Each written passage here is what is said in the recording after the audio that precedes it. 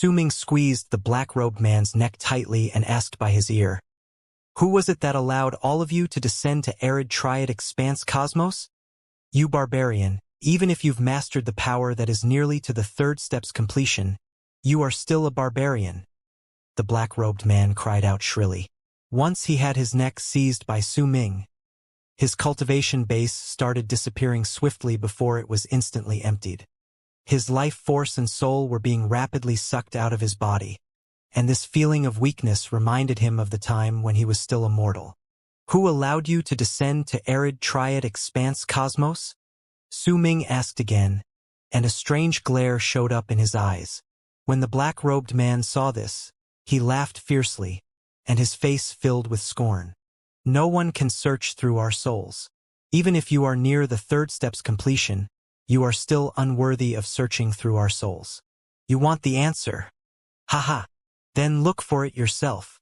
As the black-robed man laughed, Su Ming suddenly smiled faintly. The third eye at the center of his brows opened, and the instant that strange and bewitching eye showed up, he said softly, "Thank you." At the instant Su Ming said these two words, the third eye at the center of his brows shone with a mystifying and enchanting light. When he looked over, the black-robed man's eyes were instantly magnified endlessly. With a loud whoosh, they were magnified an unknown amount of times, and Su Ming saw a figure at the depths of the pupils. The eyes were windows to a person's soul. A person's personality and soul could be seen through them. This was not any sort of divine ability. In fact, even some of the old mortals who had gone through many ups and downs in their lives could do such a thing. Su Ming could do this even better. With his third eye, he could see the black-robed man's soul straight through his eyes. There was absolutely no need for him to perform a soul seek. Even if the black-robed man had a seal to protect his memories, Su Ming did not forcefully perform a soul seek or fight against the seal with brute force. He only observed with another method. Because of it, he did not trigger any of the protections placed on the black-robed man's memories in his soul. He had repeated the same question twice previously, not for the man to answer, but to have it serve as a lead. Those words were just that, a lead. Su Ming needed it so that the answer would appear in the black-robed man's head subconsciously. He would then use his third eye to see through the other's eyes and find the answers he sought in his soul. He saw a middle-aged figure. It was dressed in a long blue robe. He had a head of long black hair, and his robe was incredibly lavish. There was a strange pattern sewn on it, and it looked like it symbolized yin and yang. The man was incredibly handsome, but there was a boundless, ancient air spreading out from him. A power that made Su Ming's heart tremble manifested around him as well. The instant Su Ming saw the vision in the black-robed man's eyes, the figure, which should have only been an afterimage in the man's memories, suddenly shone with a blinding light. The afterimage seemed to also suddenly possess intelligence, for it looked at Su Ming in one swift motion before letting out a soft gasp of surprise. "I can't believe that the primitive and barbaric arid triad would have a cultivator such as you. You actually managed to form a connection with me, Xingji Dao, in this manner? Interesting. Since you're already here, then you might as well stay." A glint appeared in the eyes of the man in blue. There was a faint smile on his face, but a vortex appeared in his eyes. It instantly went on to try and absorb Su Ming, as if he wanted to dig deep into his soul through his gaze and drag it over. But at that moment, the seed of life extermination in Su Ming's soul resisted violently. As a loud rumble resounded, a brilliant light showed up in the eyes of the man in blue robes. There was also a hint of shock and ferociousness in him. Dark Dawn's power. Suddenly, the moment the seed of life extermination fought back, the abyss gate in Su Ming's body let out a powerful force aimed to devour all things. It also lashed out madly. It sucked in a swift breath and devoured a small portion of the power that had spread out from the afterimage belonging to the man in blue. With this, it also cut off Su Ming's connection with him. Aura of Abyss, You are one of Arid Triad's abyss builders. A low growl that caused Su Ming's soul to shudder came from what remained after the connection was broken. The remnant of the man's presence was far stronger than all the powerful warriors Su Ming had met in his life. In fact, it was even stronger than Sui Chun Zi. Boom! Su Ming shut his third eye, and his gaze disappeared from the black-robed man's eyes. Everything that happened just then might have seemed to have taken a long time, but in truth it was over in the blink of an eye. The strength of that person called Xing Ji Dao shocked Su Ming, but he also gained an even deeper understanding towards the 180 expanse cosmoses belonging to Saint Defire. What did you do to me? The black-robed man whose neck had been seized by Su Ming shuddered. He could sense the drastic change in his body just then. It might have only lasted for a short period of time, but it left his heart in a state of shock.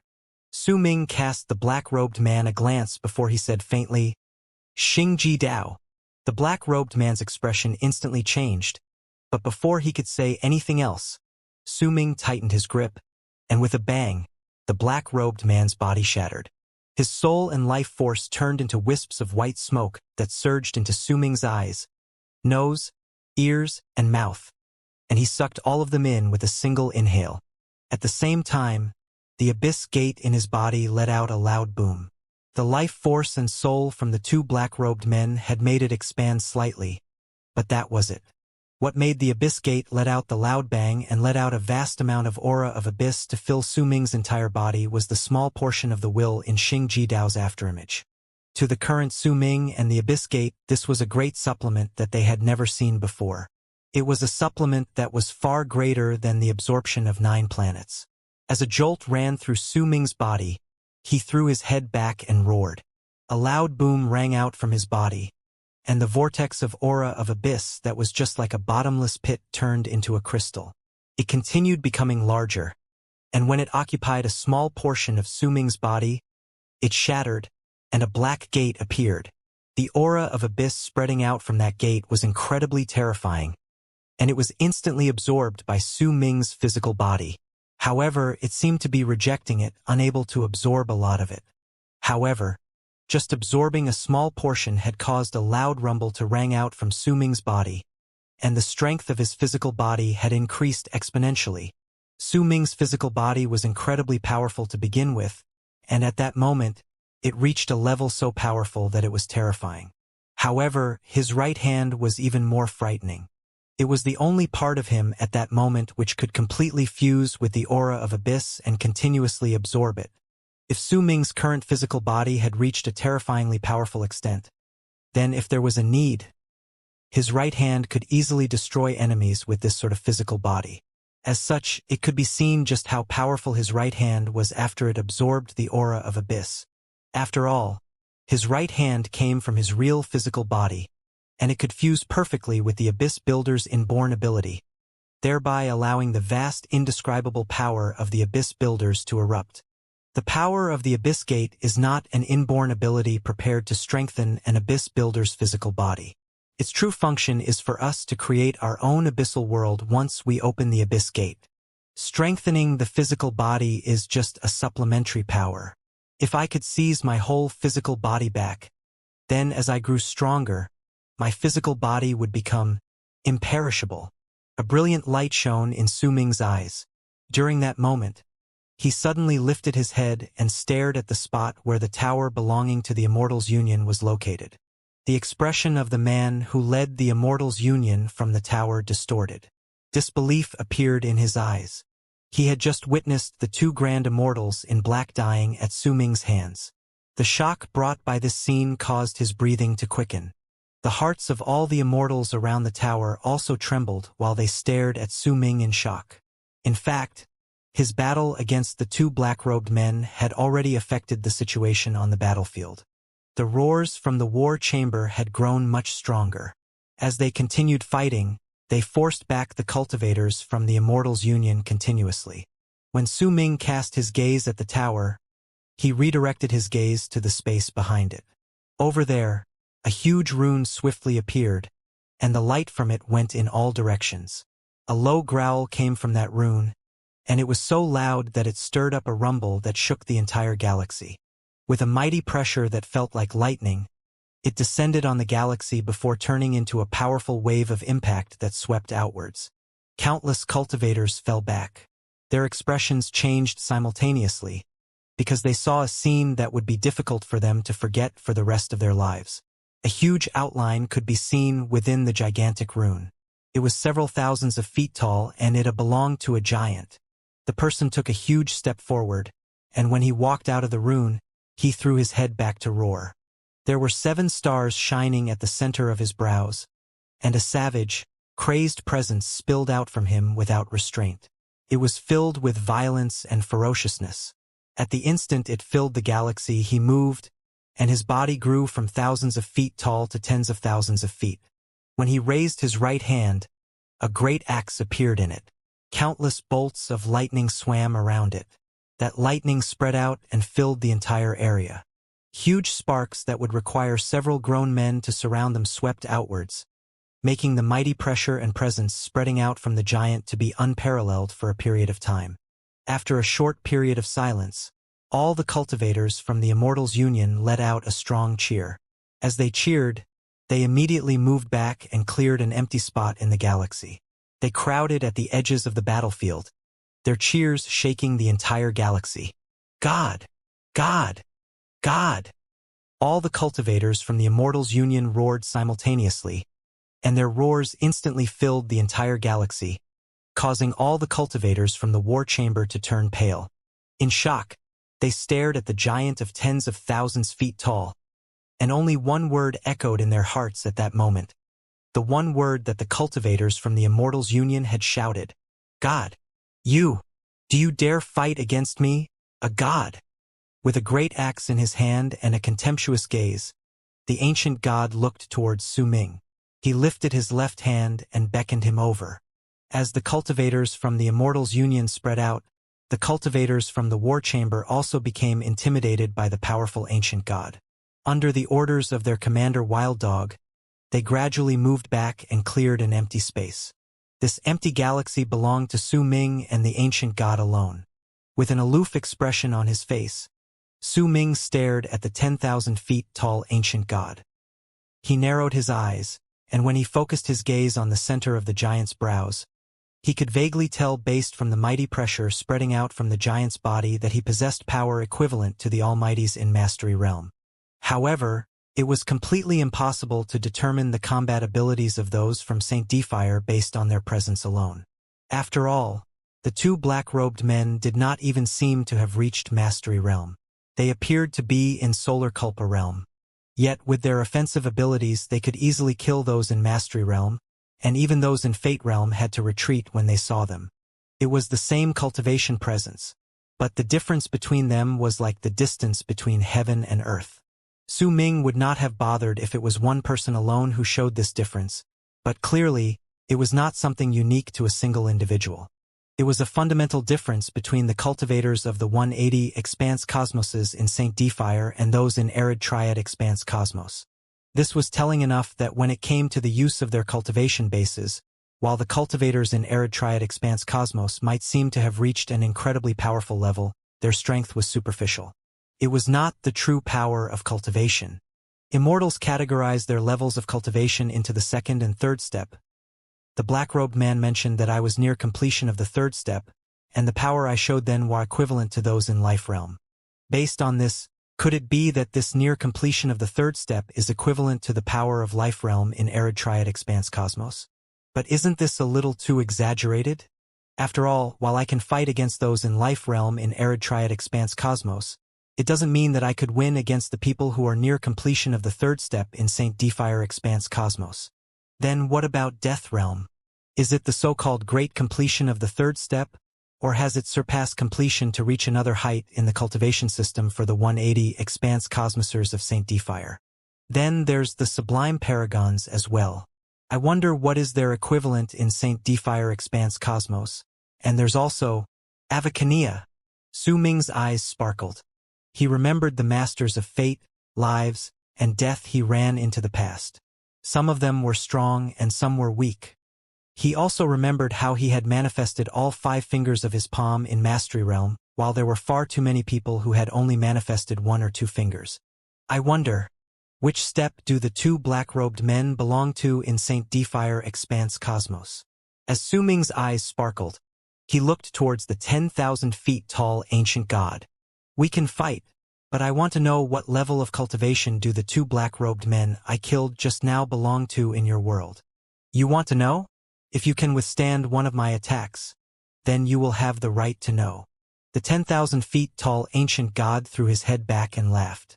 He took a swift step forward and instantly arrived in front of Su Ming. Then he raised his left hand, and in the simplest manner he threw a punch. A brilliant light shone in Su Ming's eyes, but he did not use his right hand, which was the strongest part of his body. Instead, he brought his left hand up and threw a punch forward.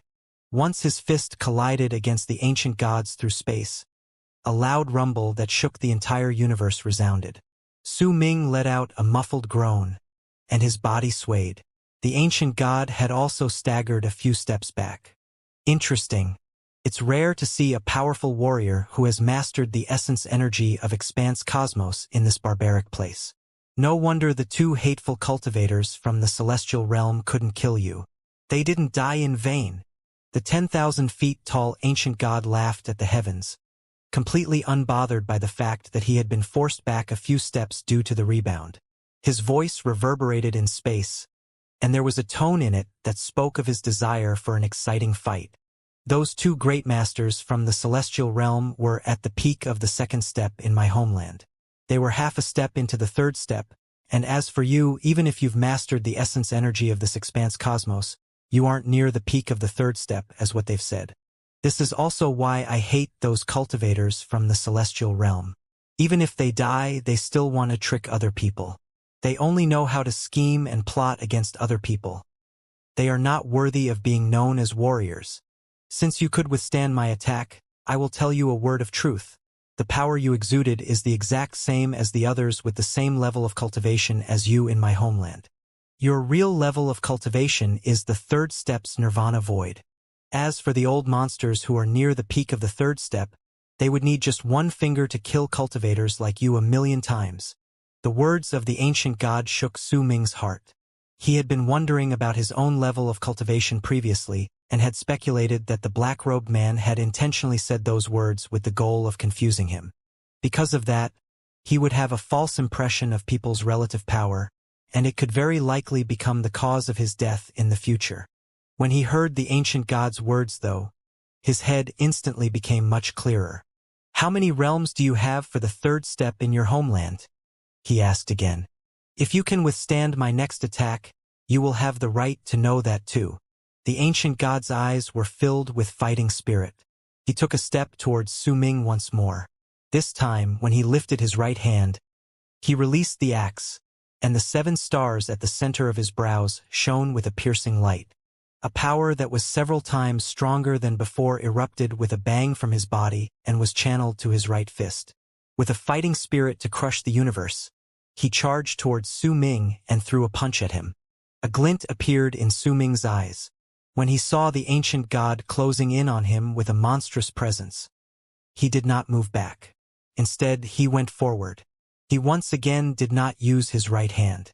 He stuck with his left hand, but he did not counter with a punch this time, as he had done previously. Instead, the instant the ancient god's right fist closed in on him, he turned around and used his back to fight back against the attack. At the same time, he struck his chest with his left hand. Boom! A deafening boom surged into the heavens, shaking the hearts of all the cultivators who witnessed this scene. All of them retreated with their expressions changing drastically. Su Ming moved. When he turned around, his expression was the same as before. Not a single change could be detected. However, a jolt ran through the ancient god's body. He coughed up a mouthful of blood and was forced back. Only when he was pushed thousands of feet back did he lift his head. A ferocious expression appeared on his face, but a hint of shock was hidden under it. The essence of tremors. "You still haven't answered my question," Su Ming said flatly.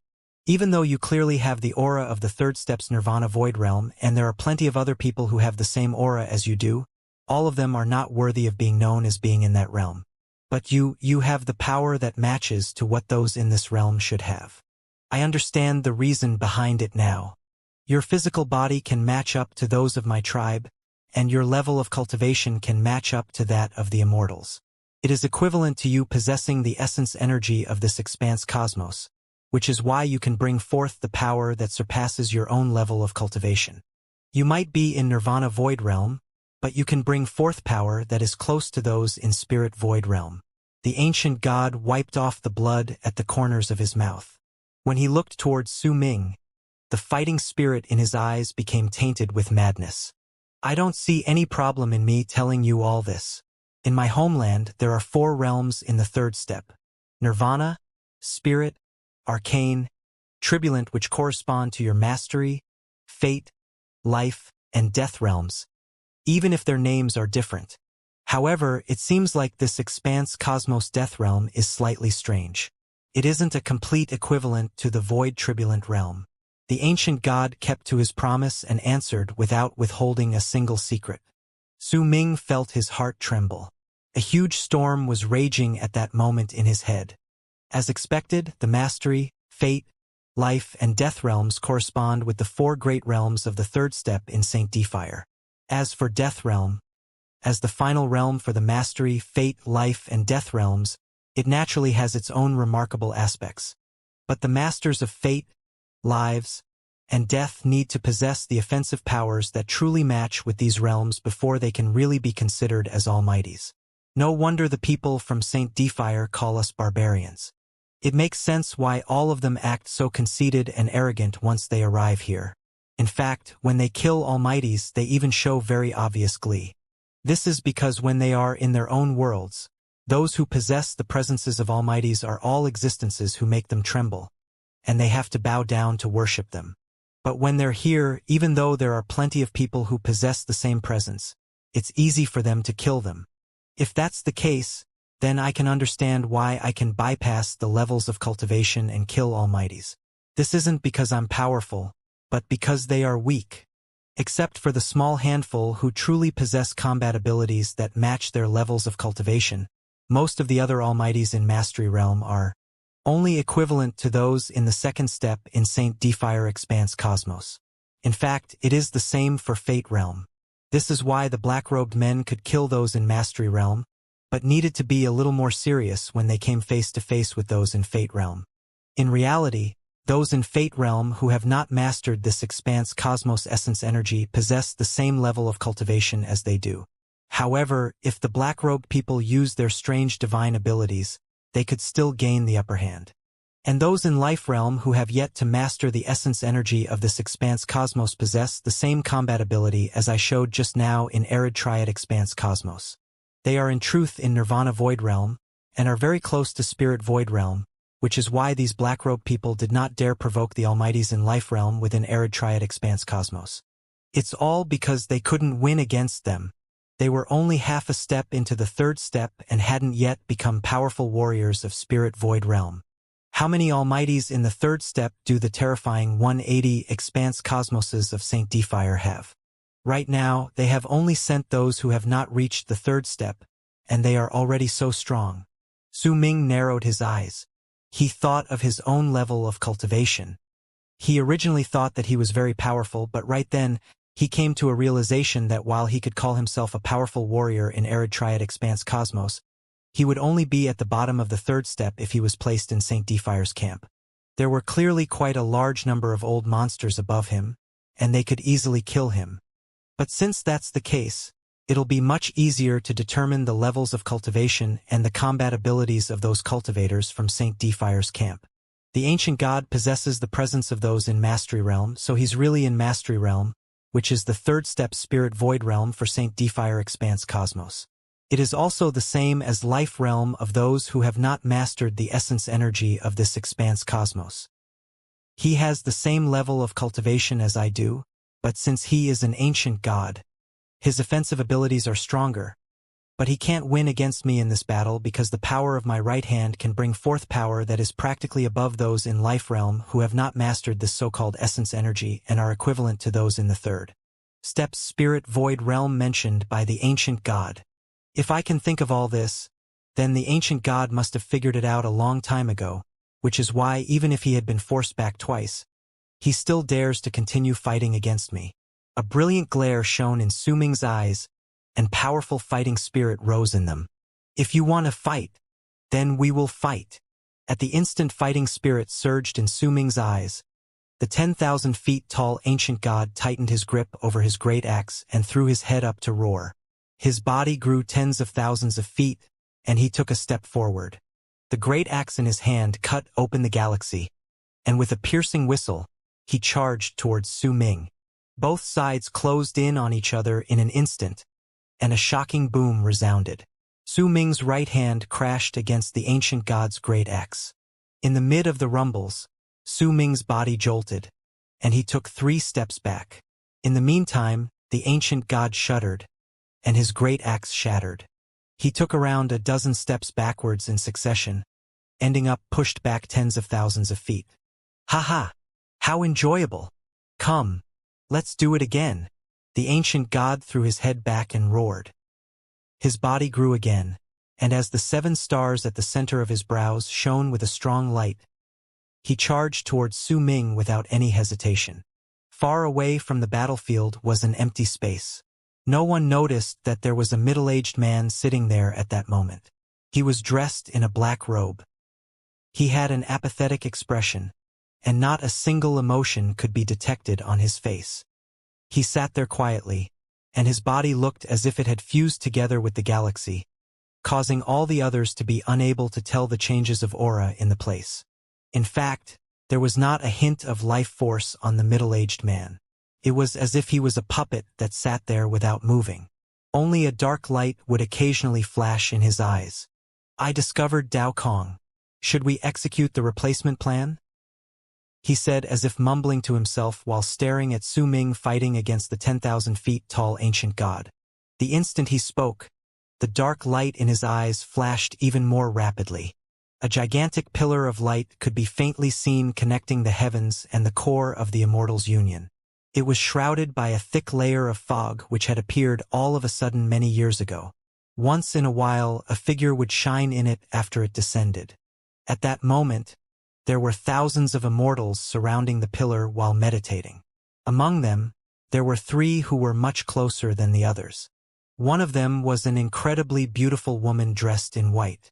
She had an aloof expression, but once upon a time, she had spoke gentle, loving words to Su Ming with the intention of confusing him with that same expression. She was Bai Feng, the sacred lady of Phoenix sect. Standing beside her was a black-robed man. His aura drifted about and surrounded him like wisps of smoke. It looked as if he did not fit into the universe, but he had still forced his way in and stayed. His appearance was similar to the other black-robed people that Su Ming had met, but his level of cultivation surpassed them by a lot. He also had a mighty pressure which the other black-robed men did not possess. It had naturally formed after remaining in a high position for a long time. There was another person beside him, which was an old man. He had a head full of white hair and was dressed in a long gray robe. He might have appeared old, but if Su Ming was there, he would have definitely been able to tell at first glance that he looked incredibly similar to the Dition. However, by then, he had aged by a lot. He was no longer dressed in an emperor's robe, and neither did he have a crown on his head. However, when he stood there, he had an even greater and mightier pressure than the one spreading out from the black-robed man. He had a dignified face, and his gaze was so profound that the universe seemed to be contained in it. At that moment, there were 6 scenes within the gigantic pillar of light before them. 3 of them contained Dao Hua, Dao Lin, and Su Ming. As for the other 3, they showed 3 middle-aged men. They had unfamiliar faces, but based on the power spreading out from their bodies, all of them were incredibly powerful. Aside from Su Ming, the other 5 were currently with the armies of cultivators from Morning Dao sect and were all engaged in a chaotic battle against the cultivators from the Immortal's Union. Only Su Ming was fighting against the ancient god. 3 dynasts who are known publicly to the world, and 3 hidden dynasts hiding in the shadows. Are these the 6 dynasts of Morning Dao sect? The black-robed man spoke in a raspy voice. He sounded as if he was laughing, but it was filled with derision. Besides him, all the others are trash. The black-robed man raised his withered right hand and pointed at the pillar of light. Immediately, the scene belonging to Su Ming became clear and was shown to all of them. Once we control these 6 dynasts, it'll be the same as controlling the entire Morning Dao sect. Even if they are fakes released by Morning Dao sect, it doesn't matter. At worst, we will only fail, Bai Ling said aloofly. Morning Dao sect. Su Xian, he's the one that stirs up great curiosity within me. What exactly is his goal? Is it his son's corpse? To turn the entire true Morning Dao world into a territory of the Abyss Builders? Or is he trying to stir up the war between Saint Defire and Dark Dawn? The black-robed man shook his head. It's none of them. If he wanted the corpse, he could have taken it away many years ago before I descended. Turning this true world into the territory of the Abyss Builders is not practical. As for stirring up the war, I'm very curious. If he's trying to stir it up, why did he make arrangements to destroy Dark Dawn's relocation path so that only Saint Defire can descend right now? My old friend, forgive me for forgetting your name. I hope you don't mind if I call you Sublime Paragon Tion.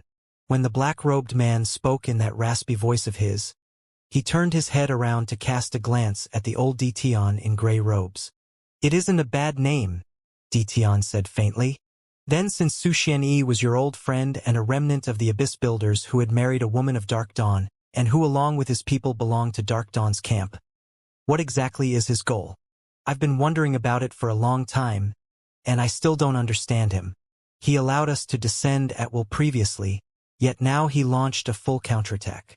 The black-robed man frowned. And is that Dynast Dao Kong who seized control over the fifth kiln Su Xianyi's descendant? The predecessor of Dao Ocean told me that he isn't. As for what Su Xianyi thinks, he's a lunatic. I might have fought against him for most of my life, but it's still difficult for me to speculate what a lunatic thinks. In the end, though, it's all to make the Abyss Builders raise to power. Tion could only shake his head. Since the predecessor of Dao Ocean said this, then that Dao Kong is a fake that Su Xianyi sent out to make us pay attention to him while he protects his real son. No wonder then that everything that Dao Kong did in Morning Dao sects provoked so much discussion. The black-robed man shook his head. Are Su Xianyi's thoughts on the matter really that important? If Saint Defire sends down a great heavenly sovereign, everything will be solved. Bai Feng said flatly. Arid Triad Expanse Cosmos Barrier isn't that easily broken. We've been invading and making preparations for many years, but the strongest people we can send are still only Almighties in Void Turbulent Realm. But if you can occupy the entire true world, you will greatly reduce the difficulty for those from Saint Defire descending into the land. In fact, the three paragons of Saint Defire, those three supreme existences, are also quite interested in descending to this place. The black-robed man smiled faintly. All right, since it's decided that Dao Kong isn't Su Xianyi's son and not an Abyss Builder, we will replace him along with everyone else, but our main focus will still be on him. I'm very interested in this person. The black-robed man swung his arm, and Su Ming's picture in the pillar of light became a mere illusion again. The physical body of Su Xianyi's son is lacking an arm right now. I've already gathered all of the materials you asked of me for our promise. When will you help me change my life? If I can become an Abyss Builder, Saint Defire's plans will go even more smoothly. Tion lifted his head and stared at the black-robed man while speaking calmly. It's a pity that the person I first chose was Sang. He was even more compatible with that physical body. But as a former Sublime Paragon, you have the right. The one descending 3 months later will be an Almighty of Saint Defire. His name is Xingji Dao, and he has the same status as I do. We are both great masters of the Celestial Realm's 8 paramount Daos. He will bring the supreme treasure that the 3 paragons of Saint Defire had been merging for tens of thousands of years, and with the preparations you made previously, we will have a 5/10 of a chance to succeed in helping you change your life so you would become an Abyss Builder. But you must also be prepared to fail, the black-robed man said faintly. With a single move, he walked into the pillar of light, and once he sat down, he remained still and unmoving. Bai Feng's eyes shone. She lifted her pale hand and formed a seal to point at the pillar of light. Immediately, the 6 pictures within it shone with a dazzling light. When they surrounded the black-robed man, the eyes of a cultivator from Morning Dao secked in the picture with Dao Hua shone before he collapsed to turn into a layer of fog that spread through the area. It caused chaos, and Dao Hua shuddered. A strange glare appeared in his eyes. Similar scenes appeared in the other pictures as well. Dao Lin and the three hidden dynasts faced all sorts of accidents in succession, and it was difficult for other people to notice that someone else seemed to have replaced them, because they instantly returned to normal. No one in their surroundings knew that they were no longer themselves. The unexpected change was so quick that they had been replaced in a manner akin to possession, and the flourishing lotuses on their bodies didn't even have time to activate their protection. The only picture in which nothing had happened was where Su Ming was fighting against the ancient god. When it had come to the black-robed man, he hesitated for a moment. If an ancient god dies in battle, there will definitely be immortal paragons who will communicate with the ancient paragons in St. Defire.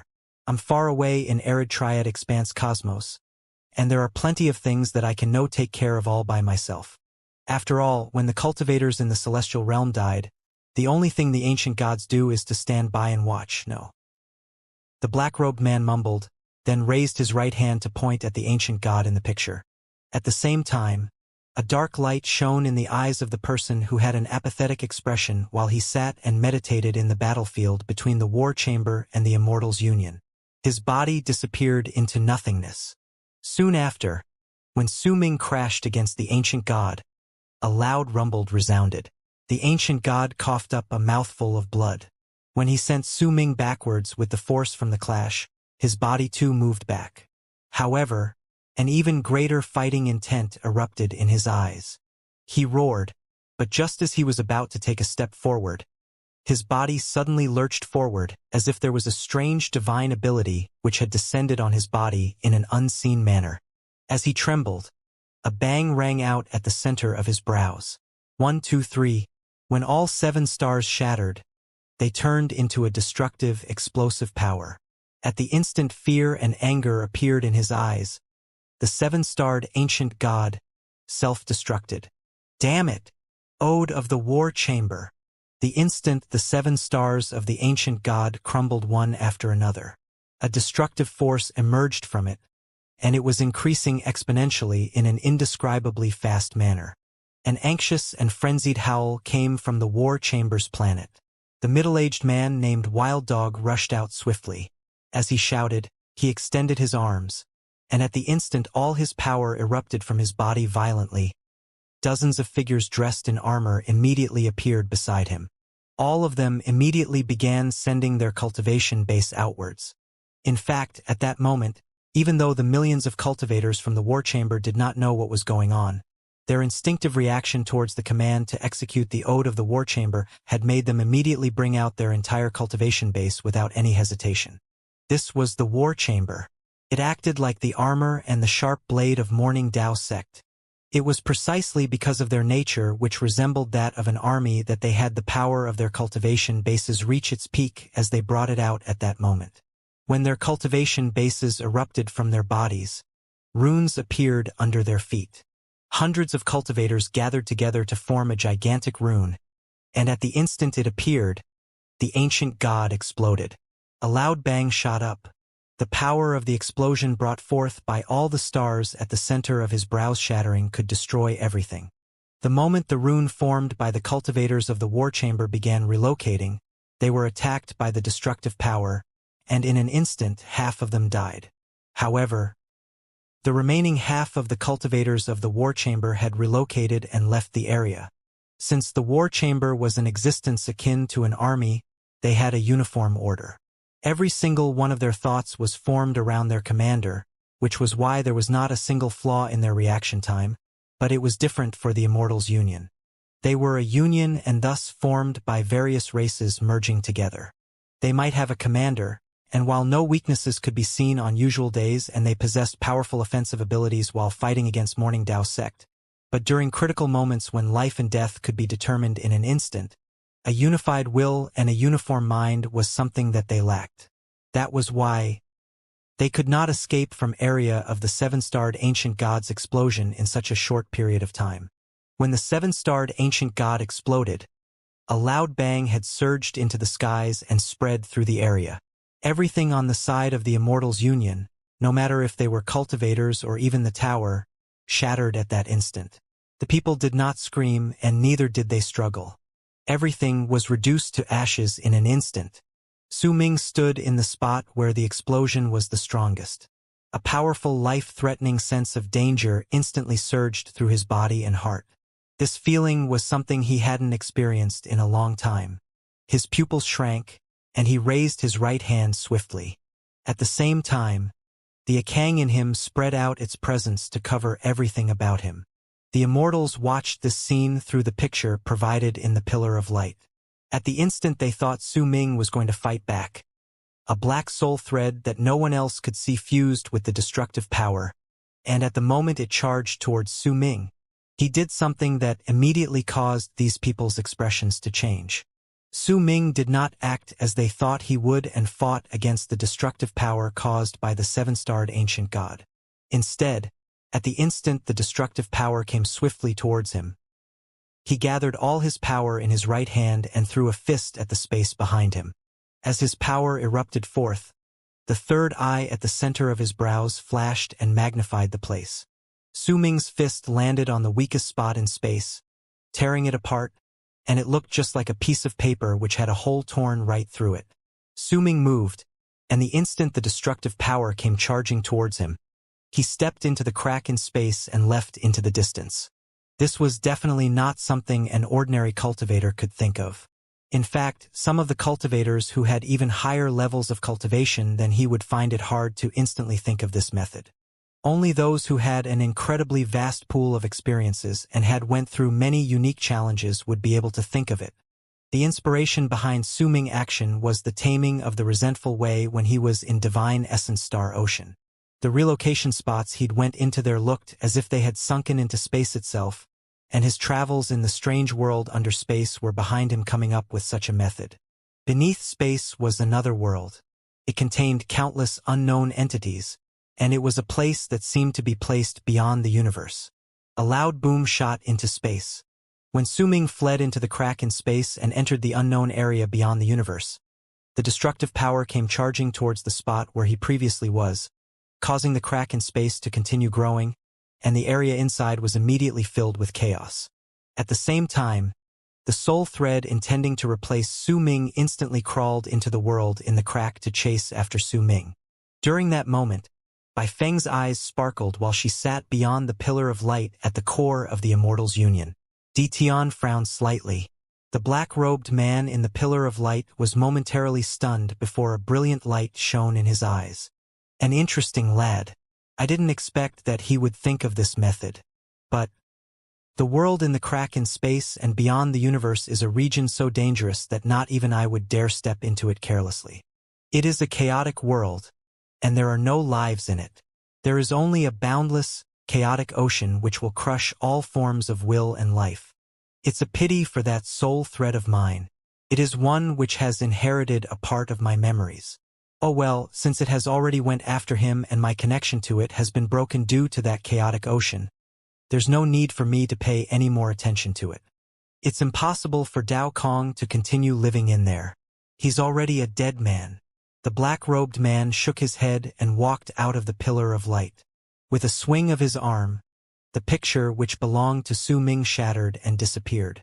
The spot where the war chamber and the cultivators in the Immortals' Union previously fought was empty. Not a single person was left behind. All those from the Immortals' Union had died, and half of the war chamber had been relocated. There was only a swiftly contracting crack in space.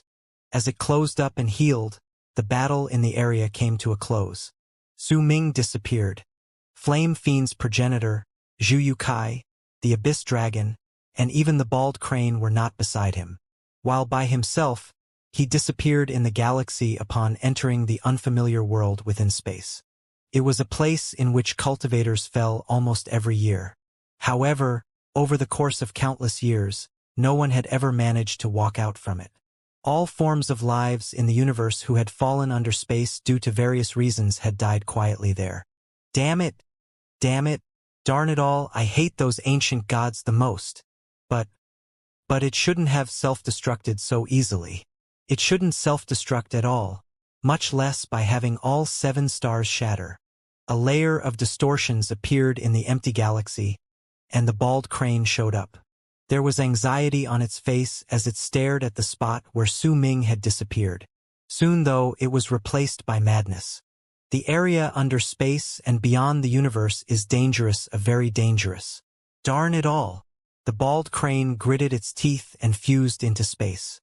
With its divine abilities, it could enter the strange world under space and beyond the universe even without any cracks in space. Damn it! Why is my life so difficult?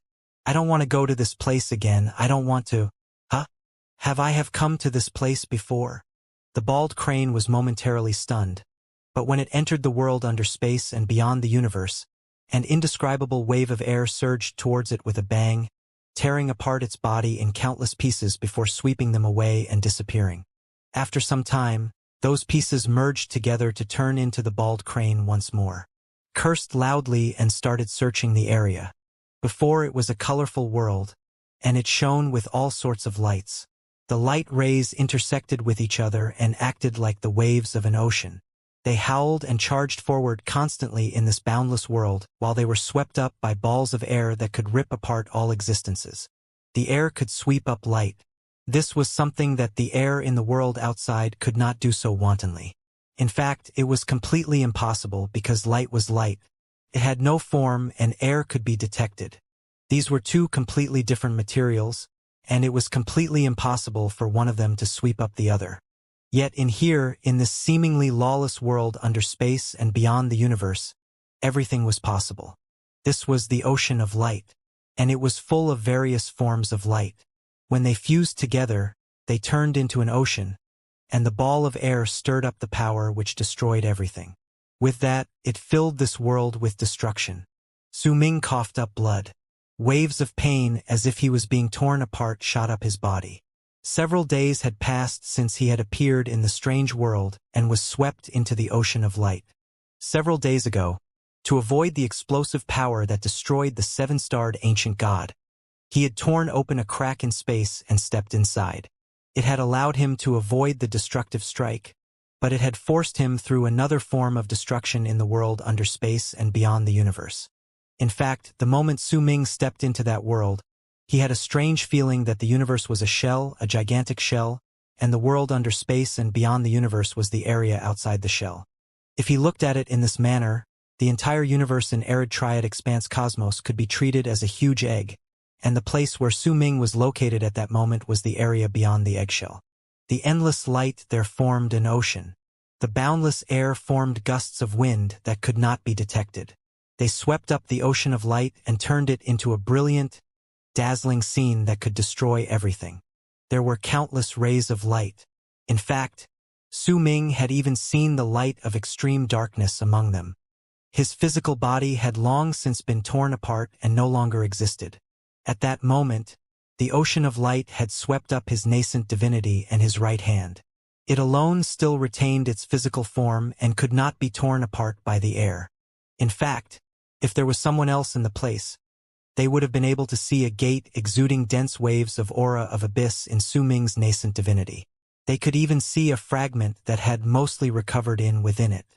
There were countless runic symbols flashing on that fragment, and it was the seed of life extermination. The ocean of light swept Su Ming up. In the mid of the intense pain caused by having his physical body shredded, Su Ming was continuously swept about in the boundless world under space and beyond the universe. The destruction of his physical body and the destruction of his nascent divinity brought an intense pain that almost numbed Su Ming. If it was not because of the abyss gate in his body continuously releasing the aura of abyss to nourish and heal his nascent divinity, his body and soul would have been destroyed a long time ago. It was quiet around him. The ocean of light moved about without any sound. There was only light, endless light. In the silence, Su Ming continuously sensed the existence of the abyss gate and the seed of life extermination in his body. He could only use this method to divert his attention, because while there were strong and weak lights around him, even the weakest one could cause damage his nascent divinity. Thankfully, the pain did not come to him occasionally but was a constant presence. It numbed him. Since he was in extreme pain which had no comparison all the time, he forgot how it felt to not be in pain. This made it so that he no longer registered pain. But Su Ming did not give up. He still retained a clear mind, because he believed that the bald crane would come save him. He believed in this firmly. The bald crane had an unknown origin, and because of it, it could move through space to come to this place. Back then, there had been no other method for Su Ming to avoid the attack from the seven-starred ancient god. Even though his physical body was incredibly powerful, it would still have been impossible for him to fight against the explosive power that came from the seven-starred ancient god when all 7 of his stars as well as his body, life, brands, and even his soul were destroyed. Perhaps the 5th kiln could allow him to withstand that blow, but summoning it required time, and the ancient god's self-destruction was extremely sudden. There was simply not enough time for Su Ming to make too many preparations. In fact, even the power to reverse time could not be used because during that moment, the explosive power from the ancient god's self-destruction was too great. Su Ming might not have executed his ability, but at that instant, he'd known clearly that it was impossible for him to reverse time. He could either have his body and soul destroyed by that explosion or step into the dangerous world under space, and Su Ming chose the latter. At that moment, he floated in the ocean of light and was swept forward by the waves. He had no idea how much time had passed or how far he had traveled. To keep his mind clear and so that he would not be in a continuous state of unconsciousness, he kept his full attention on the abyss gate and the seed of life extermination. Besides these 2 things, he had nothing else to pay attention to. This was not the first time he examined the seed of life extermination, but it was definitely the first time that he observed, experienced, and sensed it with such rapt attention. He noticed that the fragment Xiaohong had given him in the past, the seed of life extermination which had fused with his nascent divinity many years ago so that they could no longer be differentiated from each other, had been nourished by his soul and everything that he had experienced over the course of the numerous years he had lived. Through it all, it had grown a lot at its edges. It looked like a statue which had grown to almost half of its full size. With just a little more, it would be half of a statue. It could be vaguely seen that the statue was an ancient ship. However, for some unknown reason, as Su Ming continued observing the seed of life extermination, he suddenly had a very strange feeling. This feeling came from the recovery speed of the seed of life extermination. It seemed to have become much slower compared to the first time he had observed it. He would usually spend quite a lot of time observing the seed of life extermination, but at that moment, he had a feeling that the seed of life extermination could not reach a complete state. Judging by its recovery speed, soon half of the statue would be recovered, and then it would no longer continue growing. It was as if, even if it had already fused perfectly with Su Ming's nascent divinity, it would reach its limit once it grew to half of its full state. This was the first time this guess appeared in Su Ming's head. It caused him to fall silent and sink into contemplation. Could it be that there's something lacking so the seed of life extermination can't continue to grow? Su Ming could not find the answer. As he stayed in pensive silence, he cast all his attention on the seed of life extermination again. While he observed this thing which seemed to be living in his nascent divinity as a parasitical existence, he suddenly saw veins stretching from the seed of life extermination into his nascent divinity. Those veins only appeared for an instant before disappearing. However, their sudden existence just then had caused Su Ming's heart to tremble. This was the first time he'd seen such a bizarre scene. The veins were like a net when they spread out from the seed of life extermination. They might have appeared only for an instant, but a chill went down Su Ming's spine. His first thought was that it was a spider. The seed of life extermination was like a spider. It formed countless venous paths that stretched into his nascent divinity to form a huge net. Su Ming forgot the intense pain from his nascent divinity being continuously torn apart and disregarded the feeling of the abyss gate ceaselessly healing it. All of his attention was placed on the seed of life extermination. Something's not right. But no matter how Su Ming continued observing it, he could no longer see the veins. It was as if everything which he'd seen moments ago were just an illusion.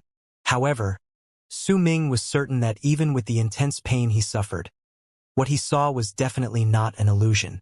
After all, he was the progenitor of controlling all illusions. He had that much confidence in himself. Then for what reason could I see it before but can't see it now? Su Ming's eyes sparkled. Suddenly, they focused, and he slowly turned his head around to look at the colorful lights around him. As the colors intersected with each other, they formed countless rays of differing varieties. It's light. That's right. It's the light here. When a certain type of light shines on my body, it can show me things I would usually be unable to see. With a trembling heart, Su Ming immediately recalled what sort of light had appeared around him when the veins had showed up.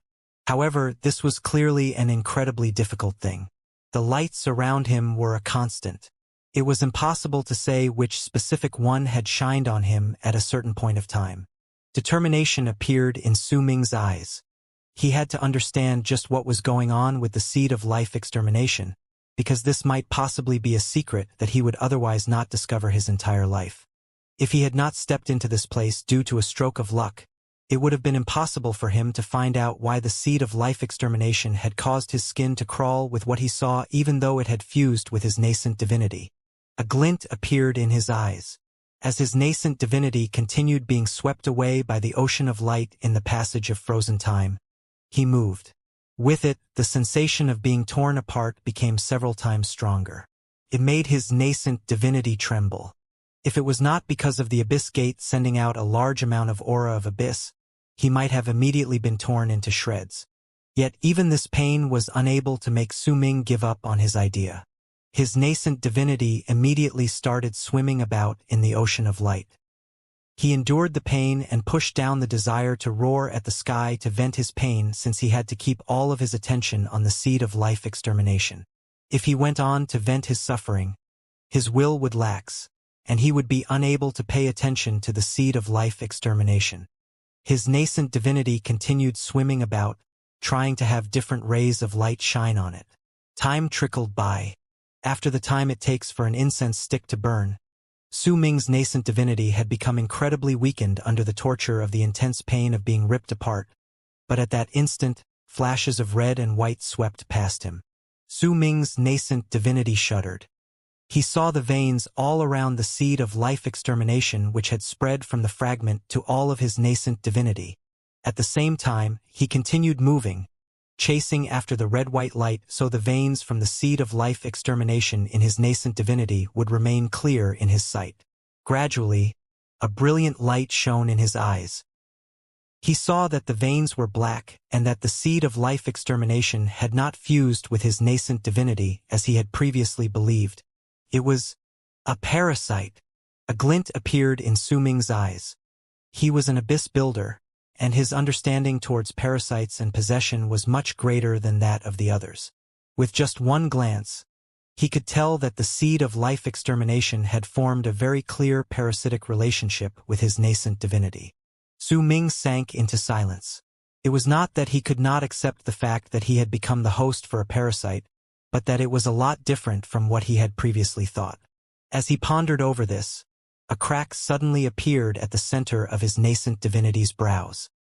His third eye pushed through, and when it stared at those veins, they were instantly enlarged endlessly in Su Ming's vision. When they were enlarged by an unknown amount of times, he saw a scene which caused a hint of ferociousness and disbelief to appear on his face. He saw countless centipede-like threads on each vein once they had been enlarged endlessly. They had fused with his nascent divinity and were continuously tearing away pieces of it. Once they managed to take one, they would begin devouring it madly. Devouring the blood of those from St. Defier might have aided the seed of life extermination's recovery and growth, but the greater reason for it was the amount of nourishment it had taken from Su Ming's nascent divinity. The destruction of the nascent divinity could not be seen with the naked eye and could not be discovered with divine senses, but the damage was done constantly. In fact, Su Ming could immediately tell with his level of cultivation that if this process continued for another 500 years, then even if he raised his level of cultivation, his nascent divinity would have irreparable damage. If a whole 1,000 years went by, then no matter what sort of level of cultivation Su Ming possessed, he would still be unable to prevent his nascent divinity's death. Since seed of life extermination was a parasitic existence which suffered no backlash from his nascent divinity, it was a one-sided process of the fragment devouring him. In truth, it had responded to Su Ming's call to save him every single time because It was a parasite protecting its host. It had yet to complete its growth, which was why it had to protect its host's life. Anguish appeared on Su Ming's face, and he no longer chased after the red-white light. The veins in his nascent divinity about the seed of life extermination soon disappeared and everything returned to normal. If he had not experienced the come to this place, then it was likely that he would have only come to know at the moment of his death that the one who snatched away his nascent divinity and destroyed him was the seed of life extermination. Perhaps even he doesn't know about this, Su Ming mumbled. Perhaps this is just a misunderstanding. Perhaps these are just guesses and this is how the seed of life extermination grows. Once it becomes complete, everything will change. It must be. Su Ming fell silent, and he suppressed the anguish and doubts in his heart. As he remained silent, the pain from his nascent divinity continued attacking his senses. Su Ming was forced to shift his attention to his nascent divinity again. This time, he did not look at the seed of life extermination, but intentionally ignored it. He did not want to continue thinking too deeply about this problem, so he chose to observe the only other thing he could. The Abyss Gate, which had devoured a large amount of Su Ming's life force, countless cultivators, and even planets had began nourishing Su Ming in the world with the ocean of light, thereby allowing his nascent divinity to become an imperishable existence. Su Ming stared at the Abyss Gate formed by crystallization. It gave off a feeling that it was very feeble, that it could be crushed with the slightest squeeze. It was just like a door which belonged to a poor man's house in the mortal world. There was a huge difference between it and the doors of those with illustrious statuses or the royal family. It was not a difference in growth, but a difference in foundation. Su Ming stared at his rather shoddy Abyss Gate quietly. As time passed, he averted his gaze and stared at the ocean of light around him. He could not move his body, because the moment he did so, intense pain which was thousands of times stronger than before would course through his body. He had also noticed that the aura of abyss spreading out from his Abyss Gate was gradually lessening. Once it stopped, his nascent divinity would stop healing. At that time, what would await him would be his nascent divinity being instantly crushed. And if he moved, he would just speed up the release rate of his aura of abyss and shorten the time till his death. Perhaps, I will really need to stay here for eternity. Baldy, you're late. Su Ming believed that the bald crane would come, but perhaps it had gone off to another direction in the vast ocean of light. But even at that moment, Su Ming did not fear death. He only felt slightly regretful. He regretted that he did not manage to save Wuxia, find his senior brothers, and fulfill his wish of creating a home for himself. These regrets turned into a sigh. As he lay in the ocean of light, he overlooked the amount of aura of abyss spreading out from his body and ignored the signs of death because he suddenly realized that the light around him was actually very beautiful. This sort of beautiful sight could not be seen in the universe. It could only be seen in this place, and it was an indescribable beauty formed by an innumerable number of light rays. He paid no heed to what would happen after he died and just watched the lights, admiring the beauty which would become the last thing he saw in his life when his nascent divinity vanished. As he continued watching, Su Ming forgot his current condition. He felt as if he had become a part of the endless light and as if they had fused together. He swam about in the world without restraint.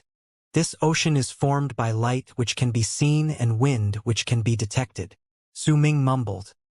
He ignored his imminent death and immersed himself in the strange feeling. While within it, he felt like he had returned to the past, when he was in the land of berserkers and gained his epiphany to clear his mind in the 9th summit. During it, he had understood how to clear his mind with drawing and what it meant to have changes of heart. This time, as he watched the light, he was immersed in a situation akin to gaining an epiphany. However, he was not in a trance as he went through a change of heart. Instead, he was in a trance because of the ocean of light's magnificence and beauty. Perhaps only when a person was about to die yet completely forgot its shadow looming over their heads would they be able to observe the beauty of this light so wholeheartedly. Maybe because Su Ming knew that he would not be able to watch it for much longer, he valued what little time he had. Time trickled by. As the ocean of light moved about, Su Ming was swept even further away, and he saw more light rays. There was no end to them, and his body was surrounded by light. He did not notice, though, that the aura of abyss spreading out from his body had become thinner, and that it seemed like before long there would be no more aura of abyss left to nourish his body. And his nascent divinity was being torn apart even more violently while he was swept about in the ocean of light. What a strange light! Once it fuses with the wind, it forms an ocean, and it possesses the power that can destroy everything. As Su Ming mumbled under his breath, he saw a flash of black among the many lights. He was familiar with it, for it was the light of extreme darkness. Then, how was the light formed? Su Ming had forgotten that he currently existed only as a nascent divinity and was immersed in the strange condition. He stared at the endless light around him with the question in his mind. He wanted to know the answer, to learn how the light appeared and understand why there were countless variations of it, how it formed the ocean, and how it possessed such an astonishing power which could destroy everything in the world. Before he came into contact with the light of extreme darkness, Su Ming had not believed that light was a form of energy. It was something which could be seen and was indispensable in the galaxy. However, the light of extreme darkness he encountered in Morning Dao Sect's striking lands had overturned his thoughts. He gradually came to accept that light was a form of energy. While he disregarded the problem of his upcoming death, Su Ming had a feeling like he had turned into light. The brightness of the light of extreme darkness among the countless rays of light seemed to have taken away all what remained of his will in the nascent divinity, causing Su Ming to feel as if he had become a part of the light beyond the universe. He felt like the light of extreme darkness, and he swam about all sorts of other lights. As he continued thinking, he felt like the rays of light were continuously being magnified. He had done it to the limit of his third eye, and what he saw was no longer light. Instead, there was nothingness surrounding two huge runic symbols. They were not drawn by man, but seemed to have been born naturally beyond the universe. They also only looked like runic symbols but were not. Their complexity was definitely not something that cultivators could create or copy. Su Ming saw the two symbols crash against each other before fusing together. The fusion rate was perfect, and once they become one, he saw that their complexity had increased even more. It was as if the runic symbols Su Ming had seen just then were just a brand of a lowest grade, and once they fused together, they rapidly rose to a higher level. As the runic symbol evolved from a lower to a higher form of existence, threads of power that Su Ming could not see but could feel and which terrified him rushed out from the void. They fused into the runic symbols like they were the nourishment the symbols needed during their process of moving from a lower to a higher form of existence. When the transformation of the runic symbol reached its peak and its absorption of the power seemed to have reached a boundless state, Su Ming suddenly saw that the runic symbol, now so complicated that it was impossible to describe it with words, experienced a reversion. It no longer continued improving, but instead started changing from a higher to a lower form of existence. During the transformation, there was no longer any power from the void fusing into the runic symbol. When it changed from a higher to a lower form of existence, an indescribable, terrifying power was released from within it. As it was released, light appeared. When Su Ming saw this, his heart started trembling furiously. He had a vague feeling that he seemed to have understood something, but the simplicity in this complexity was always a hair's breadth away from giving him an epiphany. He lacked something to connect all of it to himself. Breathing! It's breathing! Su Ming's mind trembled. During that instant, he found the connection. It was breathing. The feeling he had from the scene he'd just watched was similar to one of his own breathing. First was inhalation. This action was the runic symbols absorbing a large amount of power from the space around it to transform into a higher form of existence. When it reached the peak, it exhaled, and it was the same as releasing the power from the void which it had absorbed. Then, light would be formed. At the instant Su Ming came to understand this, a loud roar rang out in his mind. His abyss gate no longer released the aura of abyss, and his nascent divinity was about to be torn apart by the ocean of light. Yet during that moment, Su Ming closed his eyes and sucked in a deep breath of the light. His nascent divinity came to a swift halt, and the instant Su Ming exhaled, his nascent divinity swiftly started recovering. Strong rays of light also swiftly spread out from it. His nascent divinity shuddered. His eyes flew open, and understanding appeared in them. There isn't any wind here. The light formed this ocean because it is a type of energy, and it looked like it was being moved because it was being released. This released light is thus strong enough to destroy everything. Light, this is light. The light from Su Ming's nascent divinity reached 100,000 feet. He moved slightly in the ocean of light and fused completely with the light around him. Dazzling light shone in his eyes. He sucked in a deep breath, and loud rumbles immediately spread out from his nascent divinity. 2 faint balls of light appeared within him, and in them were the 2 complicated runic symbols Su Ming had seen earlier. As he breathed in, they fused together in his body. Immediately after, a large amount of power from the void turned into the air that he sucked in, causing the fusion of the runic symbols in his body to jump from a lower to a higher form of existence before they swiftly reversed and released a powerful light. Su Ming's breathing became more rapid. The light from the runic symbols in his body became stronger as they ceaselessly moved from a lower to higher form of existence before reversing. The light spread out to 1,000, 10,000, 100,000 feet. After a short span of a dozen breaths, Su Ming threw his head back and roared. The light in his body had already reached hundreds of thousands of feet in all directions. During that instant, Su Ming was the ocean of light. The light he released had already become an ocean. From within it, all the other rays of light were chased away, and only Su Ming's light remained. It was the light of extreme darkness. This art is what appears after Mountain Shifter, and it will be known as Ocean Remover. At the instant Su Ming's voice reverberated in the air, he leapt up. From the distance, it looked as if an ocean of light had risen, and with a vast presence, it shook the whole world. When Su Ming rose to the heavens with the ocean of light, he pushed down fiercely. The space roared, and a rarely seen sight of a loud roar breaking the silence in the world in the ocean of light could be seen. Light of extreme darkness. Right now, I am the light of extreme darkness. I wonder if I can be considered to have reached the fulfillment of the light of extreme darkness. A glint appeared in Su Ming's eyes. His body turned into endless light and formed the ocean of light. When booming sounds spread out in all directions and the light disappeared, all the light of extreme darkness swiftly shrank to form a single figure.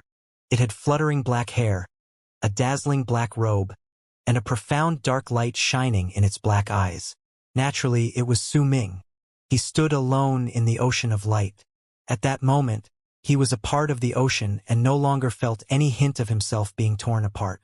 Instead, he had a feeling like he had the power to move the universe with just a flip of his hand. I haven't reached fulfillment yet. As the saying goes, birds of a feather flock together. If I had reached fulfillment, then when I sent out this light of extreme darkness, the light of extreme darkness born from the ocean of light would have come to me as well. Light of extreme darkness.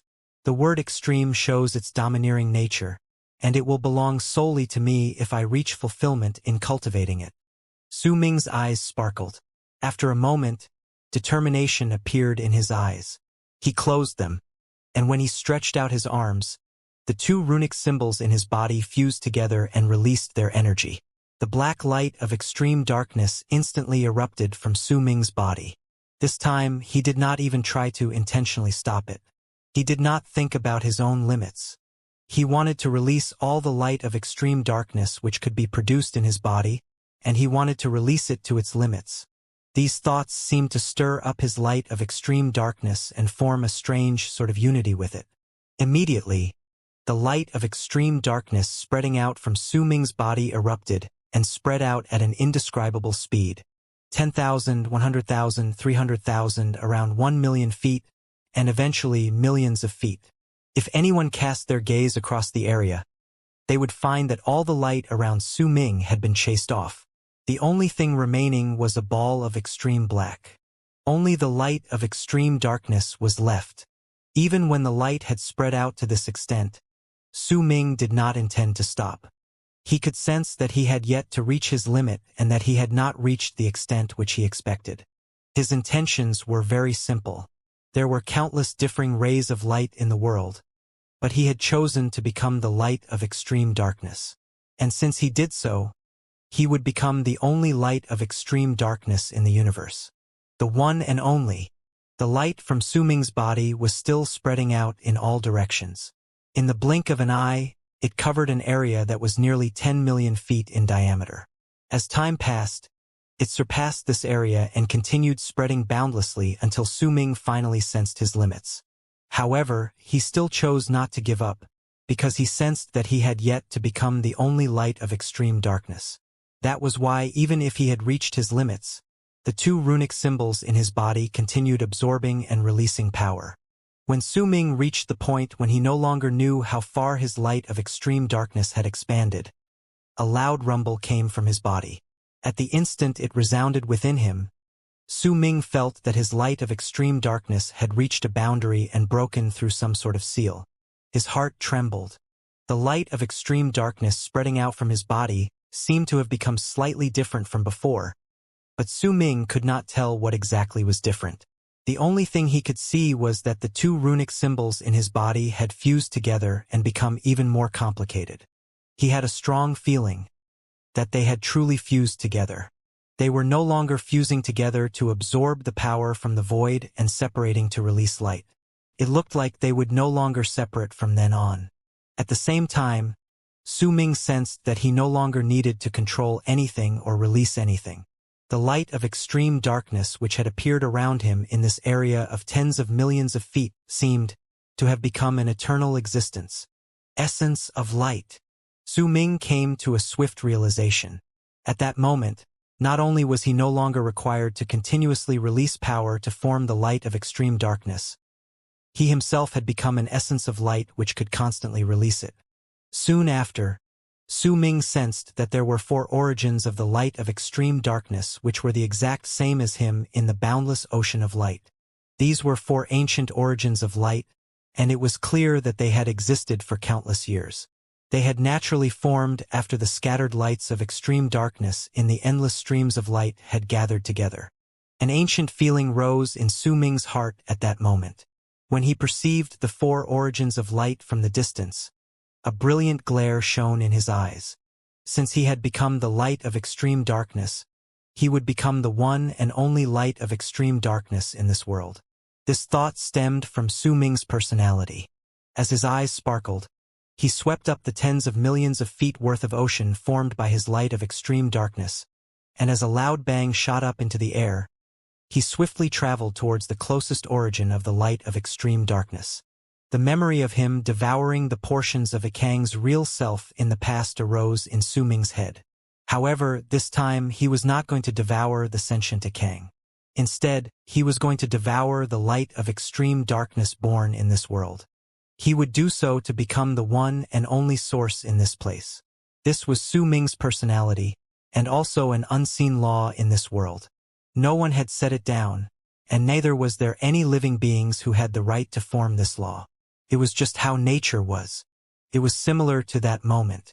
The boundless lights in the ocean of light shone with a dazzling brilliance, but they were not sentient. This meant that once one of them became a sentient being, the other similar forms of light would be made to merge with it.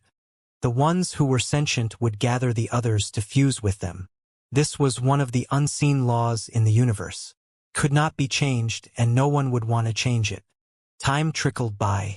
With his speed after he turned into the light of extreme darkness, Su Ming reached a vast mass of black seawater several days later. It was an ocean formed by black light, and it was born from the origin of the light of extreme darkness, which was the exact same entity as he. The process of Su Ming devouring it began the moment he saw it. The black light of extreme darkness fused with him, and there was not a single bit of struggle from it. In just a few breaths, a long howl reverberated in the ocean of light. At that instant, both origins of light fused completely. A gigantic ball of light exuding light which could spread to 100 million feet appeared in the ocean of light. As that huge ball of the light of extreme darkness appeared and Su Ming's howl reverberated in the ocean of light, his heart trembled again, and the feeling as if some sort of seal had been broken rose in his heart. At that instant, The other 3 balls of the light of extreme darkness which he had perceived from the distance earlier collapsed simultaneously to turn into countless lights of extreme darkness that charged towards him at an extreme speed from all directions. Their act of drawing closer to him made it seem like Su Ming had become the progenitor of the light of extreme darkness, and all of the lights of extreme darkness born in this ocean of light longed to fuse with him. They charged forward, and within several days, they continuously approached him. The ball of light which was Su Ming continued expanding from its previous 100 million feet. Every single time he fused with a ray of the light of extreme darkness, the ball of light would become slightly larger. Once he had fused with all the lights of extreme darkness within his perception, his heart roared, and the ocean of light within a circular area of 300 million feet turned black. Yet it was also at that moment that 6 other huge origins of light appeared in Su Ming's perception. They were all larger than Su Ming, and they were so far away from him that even if he turned into the light of extreme darkness and charged forward at full speed, he would still need hundreds of years to reach them. The ocean of light was simply too big. There was no end to it. In fact, Su Ming had a very strong feeling that even if he fused with the 6 origins of light, he would still sense even larger origins of the light of extreme darkness in the endless ocean of light. Cultivating light is like cultivating Tao. There is no end to light, and there is no end to Tao, Su Ming mumbled. He seemed to have come to understand something from the light of extreme darkness, but when he pondered over it, he felt as if he had not understood anything. In silence, he gave up on continuing to fuse with the other lights of extreme darkness. It was not because he could not do it, but because it would require too much time, and as of then, time was incredibly precious to him. It's about time that I leave, but before I do, I still need one more light. All the lights of extreme darkness around Su Ming vanished, and he changed into the figure with the black attire. While standing in the ocean of light, he looked like he was the master of the area. Mumbling under his breath, he took a step forward. He walked among all the colorful lights until he found the light with dashes of red and white intersecting with each other, the one which allowed him to see the veins from the seed of life extermination on his nascent divinity. He swung his arm and took a strand of it into his own body. Once he placed it in his nascent divinity, he prepared to leave the ocean of light. Suddenly, though, his expression changed and he turned into the light of extreme darkness. The ocean of light of 300 million feet appeared in his heart. Su Ming saw the bald crane carefully swimming through the ocean of light in the distance. It would occasionally scream and at other times curse. It looked like the damage to it from the rays of light varied. Some of them would hurt worse, while the others would only injure it lightly. It was evading all the ones which would deal heavy damage while moving forward through the ocean of light. At the same time, Su Ming saw an existence which was clearly a soul thread moving in another direction. It had attached itself to a ray of light and was struggling to keep itself afloat. However, it looked like it was about to dissipate. After a moment of pensive silence, Su Ming raised his foot and took a step forward. His body vanished, and when he appeared, he was right in front of the bald crane. The moment he showed up, the bald crane screamed, "Darn it all! Just what sort of rotten luck do I have? This is an essence of light. I'm done for. I'm seriously done for. Su Ming, you thrice-cursed bastard. It's not that I don't want to save you, but I'm in trouble myself." As the bald crane screamed, it swiftly retreated with fear on its face. But the bald crane could not be blamed for not recognizing Su Ming. In its eyes, there was no Su Ming, but a figure with the light of extreme darkness spreading out from it. That light cut off all forms of presences from appearing beyond it, and all other rays of light avoided the area, not daring to get any closer. To the bald crane, this proved that it was faced with an essence of light. Su Ming smiled faintly, but the bald crane could not see it. With swing of his arm, a ball of light of extreme darkness enveloped the bald crane. He brought it through space, straight where he had sensed the soul thread. "O Lord Essence of Light, please spare me, and you can be my grandson. This is just nonsense, what am I saying? Spare me, please, take pity on me. I have a wife and children, why you..." Damn it, you stupid essence of light, you're not sentient. So there's no use for me to even bother begging for mercy. As the bald crane screamed, its body shuddered. It was enveloped by a large ball made of the light of extreme darkness. As Su Ming moved forward, the bald crane's voice continued echoing around him. Damn it! Why was there an essence of light here? I avoided all of them so carefully, and I even sensed that the closest one was very far away from me just moments ago. The region in which I was should have had no origins of light. Little boy Su, you seriously came to be the death of me. My crystals. Farewell. I'm such a pitiful crane. I haven't even collected enough of you. I only have such a small amount. I'm such a pitiful crane for not fulfilling my grand wish to buy an entire true world. While the bald crane wailed, Su Ming reached the spot where the soul thread was. He saw it at first glance. The soul thread had attached itself to a ray of milky white light which was a little strange. It was not harmful and instead nourished nascent divinities, which was why the soul thread was only dissipating. Otherwise, it would have disintegrated a long time ago. Clearly, the soul thread knew about the milky white light, which was why it had thought of such a method to prolong its life. As he stared at the soul thread, surprise appeared in Su Ming's eyes. He lifted his right hand and pointed at the milky white light. Immediately, a memory rose in his mind. It came from the milky white light. In it, Su Ming saw the soul thread appear a month ago. It had arrived at the exact same time as Su Ming. Huh? You're just an essence of light, so what are you doing? You know how to lift your hand? Ah, I understand now, you can move freely. You intentionally appeared in front of me. This is impossible. Origins of light are not sentient. How could they move? The bald crane stared at Su Ming's figure from the envelopment of the light of extreme darkness. The person before it looked incredibly bizarre, and the bald crane shouted out in surprise and disbelief. Su Ming lifted his right hand and flicked the space in front of him. Immediately, the milky white light started twisting, bouncing off the soul thread, and Su Ming caught it. You have an arm. You are sentient. Oh heavens, you are sentient. The bald crane shouted out and began rambling on. When Su Ming seized the soul thread with his right hand, he sent over a crystal with a fling of his left hand. The bald crane caught it on instinct and placed it in its beak to bit down hard. Its expression lit up the next moment. In fact, both its bald tail and butt were shaken several times. Su Ming gripped the soul thread. It struggled feebly in his hand, but under the light of extreme darkness, its struggles were futile.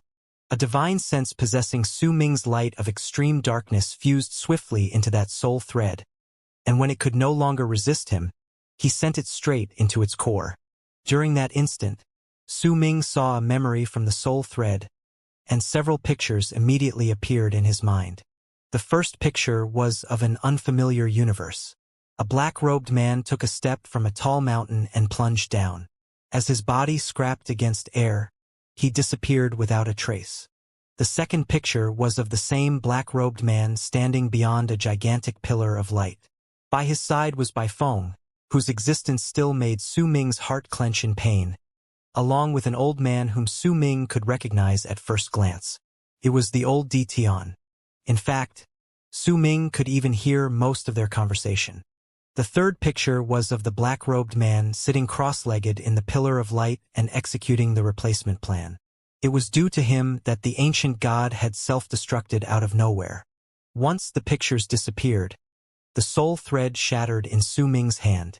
A replacement plan, this soul thread was prepared for possession. If I hadn't stepped into the world beyond the universe, then once the ancient god self-destructed, it would have crawled into my body and possessed me. A hint of contempt appeared in Su Ming's eyes. If that's the case, then the three hidden dynasts, Dao Hua and Dao Lin, should have been successfully possessed and become part of the Immortal's union. This soul thread was a portion of the black-robed man's soul. If he could do this with a portion of his soul, then it's clear just how powerful his real strength is. Sublime Paragon Di Tian.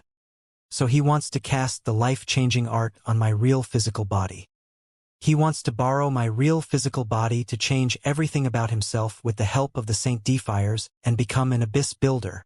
A freezing glare shone in Su Ming's eyes. 3 months, huh? I've been here for about a month. I should be able to make it back.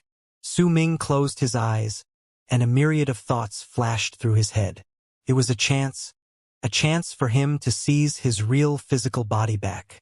While Su Ming thought, the bald crane put away the crystal and stared cautiously at him while completely enveloped by black light. It was feeling slightly anxious. At that moment, it let out a dry cough and put on an obsequious expression. O one and only sentient Lord Essence of Light in this ocean of light. Do you need a handsome, smart, all-knowing, efficient, intelligent, wise, and kind great bald crane? Let me be your follower. When the bald crane began to speak anxiously, Su Ming opened his eyes. With a smile that the bald crane could not see, he sized it up. Kind? He asked languidly. Through the light of extreme darkness, his voice held a chilling tone in the bald crane's ears. It caused its body to shudder, but its spirit was immediately lifted. That's right. I'm a kind soul. When I see people in need, I will lend a hand. When I see people dead, I will shed tears for them and bury them.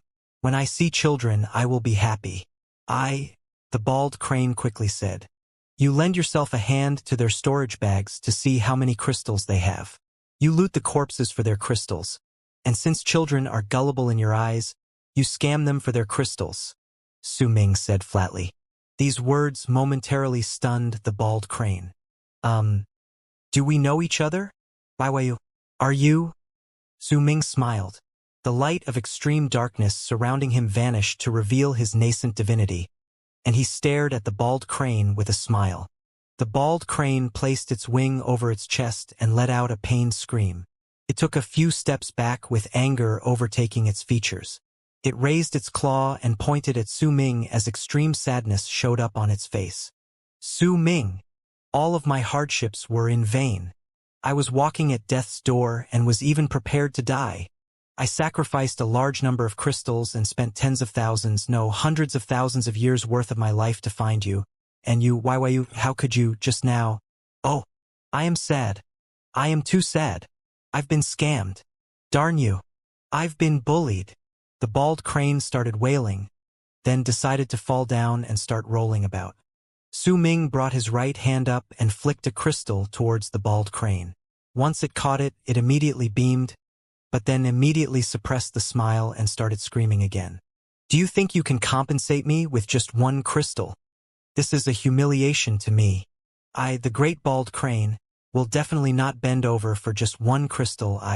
With a tinkle, another crystal fell. The bald crane watched dumbly as the crystal fell in front of it. A brilliant smile appeared on its face. This time, no matter how hard it tried, it could not suppress the excitement on its face. Especially when, with another tinkle, the third crystal landed. It was followed by the fourth crystal and the fifth. The bald crane immediately stopped rolling around and grabbed all of the crystals, then coughed dryly. All right, I forgive. With a tinkle, the sixth crystal landed. You're completely right. Darn it all, Lord Su. Everything you did was right. With another tinkle, the seventh crystal fell. Again. Should we do something like this again? The bald crane was so excited that its whole body trembled, and it made a suggestion the mere thought of which made it happy. Su Ming stared at the bald crane, and a smile appeared on his face. He had long since treated the bald crane as his friend, but it was a friend whom he could not let become too conceited, or else the things which had happened in Black Ink Planet would repeat without end. All right, we should leave now. There are important things we need to do. Su Ming raised his head to stare at the endless ocean of light, and a dark glint shone in his eyes. With a swing of his arm, he swept up the bald crane and charged into the distance. Several days later, space distorted in an area in Morning Daro sect which belonged to the Immortals Union and was near the core of their territory. It was an empty galaxy in which a ball of black light suddenly shone. When Su Ming and the bald crane walked out of the black light, it scattered away, revealing the black-haired Su Ming dressed in black robes. Standing with a profound gaze, he looked like he had been reborn. The aura he exuded might still belong to those in Mastery Realm, but he, who could now turn into the origin of the light of extreme darkness and had created the ocean remover art, had become much stronger than before. Even the world under space and beyond the universe cannot stop me from returning to this place. I am back, Su Ming mumbled. At that moment, he no longer appeared as Dao Kong, but had instead gained an unfamiliar appearance. This was because he currently did not have a physical body and only possessed a nascent divinity. Yet even if he was only a nascent divinity, he could still bring forth a power that could shock others. Do you want to seize back that real physical body of yours that you mentioned was in the Immortal's union? Darn it all, let's go. Let's go seize back your physical body. I'll go loot crystals. The bald crane spoke with excitement.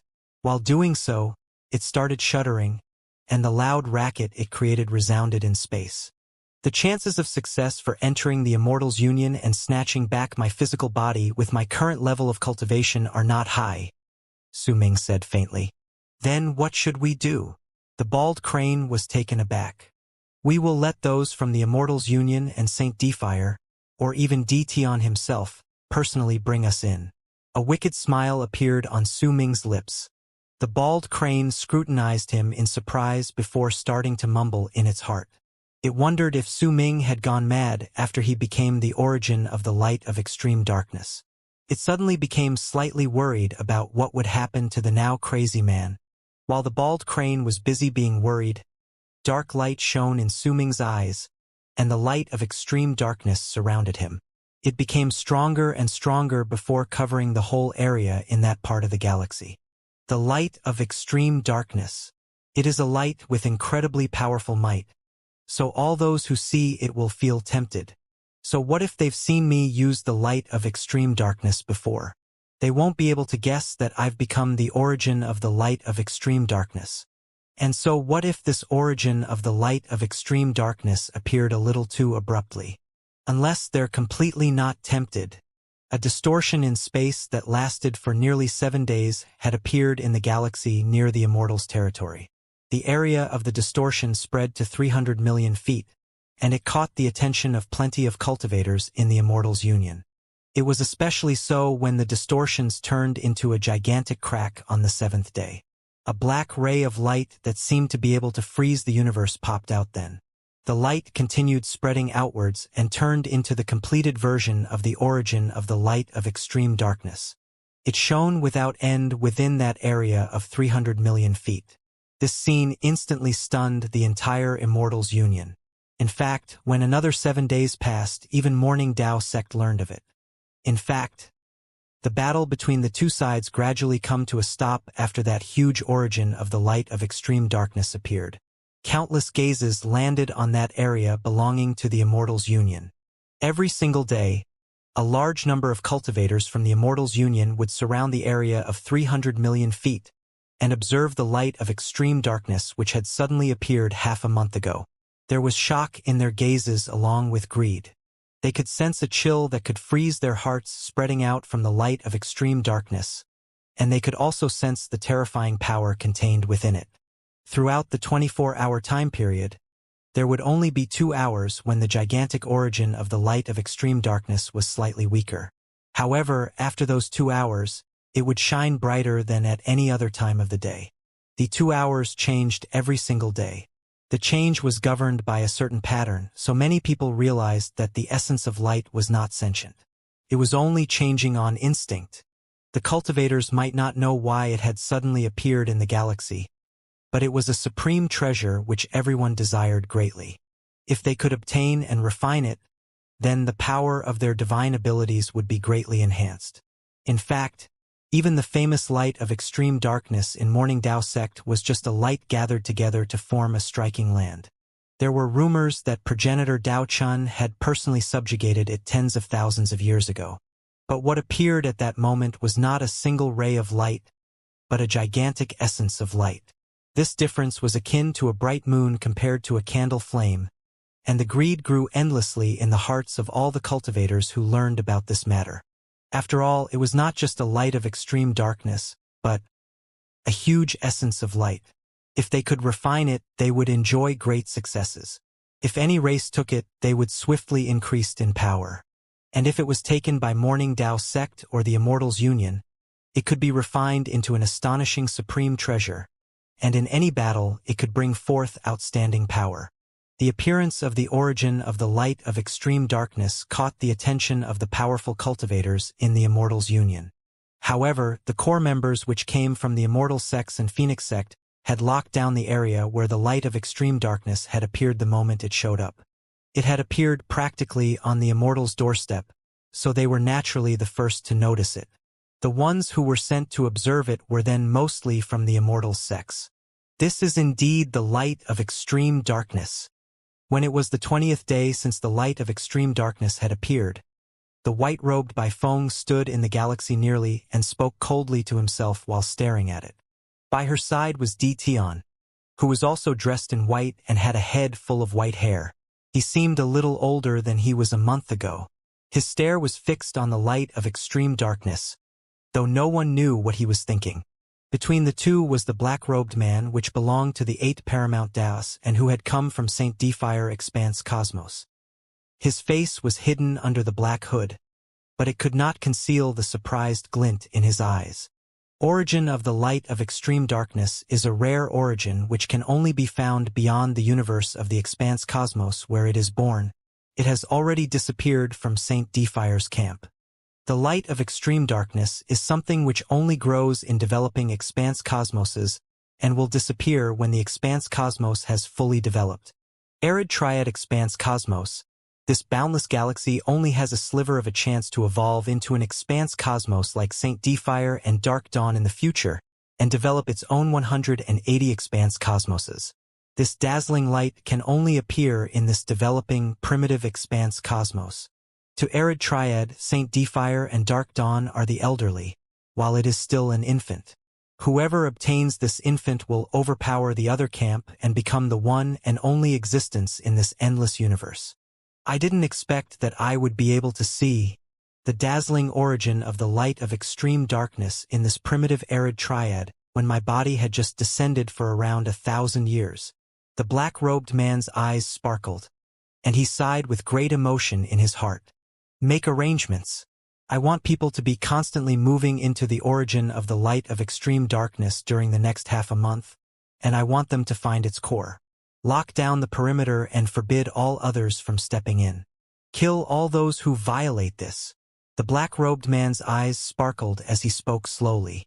Sublime Paragon Di Tian, if I can gain control over this light of extreme darkness, the chances of life-changing art succeeding will increase by another 2/10. Even if I cannot refine it within a short period of time, all I need is to leave the brand of my divine sense at its core to gain basic control over it. Di Tian's eyes swiftly focused. He cast a glance at the black-robed man before lifting his right arm. A jade slip appeared on his palm, and once he crushed it, it turned into 9 wisps of smoke that left rapidly into the distance. Soon after, all the Immortal sects executed a tight lockdown on the area. Fellow Taoist Bai Feng, you might have been recommended by your master, but there are still plenty of obstructions before you can become a cultivator of St. Defire. Your body is unable to withstand the return reversal art, but if I obtain this origin of the light of extreme darkness smoothly, then I, along with your master, will recommend you. With my status as 8 paramount Tao, I could increase your chances of becoming a cultivator of St. Defire by 2/10. Bai Feng's expression remained the same. In silence, she cast a cold glance at the origin of the light of extreme darkness. Senior, don't you think that this essence of light came too suddenly? You do know that Dao Kong had control over the light of extreme darkness before he was forced into the world beyond the universe. It's precisely because he had control over the light of extreme darkness that this origin of the light of extreme darkness appeared in this universe. There is a connection between them, though your worries are also noteworthy. Fellow Taoist Bai Feng. The black-robed man laughed loudly. Even though he said those words, he paid no heed to them. In his eyes, Dao Kong had controlled only the light of extreme darkness, while what was before his eyes was the origin of the light of extreme darkness. The difference between the two was akin to heaven and hell. But we do still need to conduct the necessary tests. As the black-robed man laughed hoarsely, he appeared near the light of extreme darkness. He rose his right hand and struck the center of his brows. Immediately, a great will rushed out with a bang and like a gust of invisible wind that charged towards the light of extreme darkness. After a moment, the black-robed man's body jolted. When he retrieved his will, his eyes under the hood shone with excitement. It is indeed the light of extreme darkness. There's no hint of any consciousness in it. There's absolutely no chance of it being fake. Still laughing, the black-robed man took a few steps back, but he did not immediately make any rash movements. He knew that there was a force in the light of extreme darkness that could gravely injure nascent divinities. However, because it was not sentient, there was a pattern to all of its changes. Once he found a path leading to its core, he could put his brand and claim it for himself. When he had sent his divine sense into it, he had immediately sensed the great power and changes within it. The separation of light when it intersected made even him not dare to force his way inside. In fact, he had even sensed a hint of danger. Yet the more dangerous it was, the more it stirred up the black-robed man's greed. He was also anxious, though. He knew that in a month's time, Xingji Dao would arrive, and if he had not obtained the light of extreme darkness by then, he would have a competitor. Then I will have the cultivators of the Immortals Union continue fighting against Morning Dao sect, so that they will not be able to spare a single bit of their attention to set their sights on the origin of the light of extreme darkness. As for your promise, I thank you, Senior, Bai Feng said coldly, then bent her knees slightly and bowed to the black-robed man. You flatter me, the black-robed man said with a smile, then turned around and vanished to return to the spot beyond the pillar of light in the Immortals' territory. When his body reappeared, the smile on his face disappeared and was replaced by a stern expression. He raised his right hand and struck the pillar of light. Immediately, the colors within it became muddled, and gradually, 7 distorted figures manifested. The 7 fingers under me fuse into the origin of the light of extreme darkness and investigate it clearly. Find out whether it is man-made and whether it really is not sentient as the rumors say. I will give you 10 days. You must finish your search by then, the black-robed man said flatly. Immediately, the 7 distorted figures flashed in the pillar of light and turned into 7 black-robed men who bent their backs and bowed to him before disappearing as one. Immortals Union went into full operation.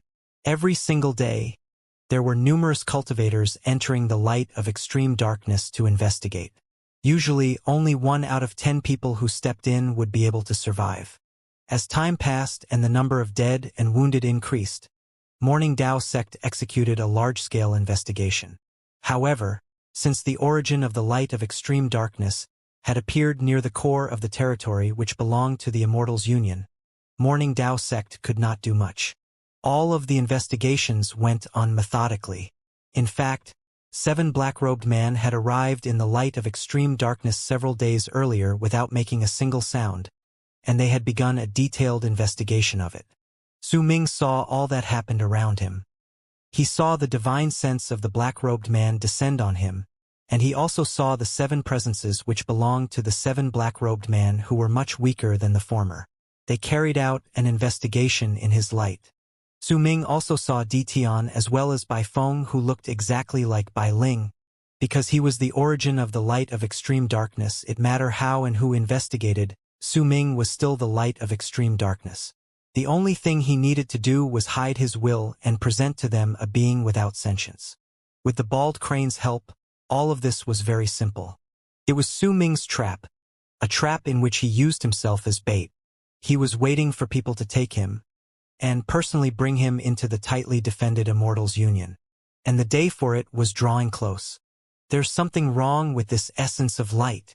When another 7 or 8 days passed, Bai Feng stood beyond the light of extreme darkness. There was an aloof expression in her eyes, but her brows were furrowed.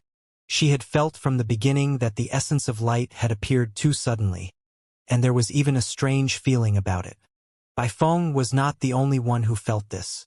It could be said that plenty of cultivators were hesitant, but before them was indeed the light of extreme darkness. Because of that, even if they were hesitant and uncertain, that was all. It didn't affect their actions. Su Ming did not fine-tune his plan.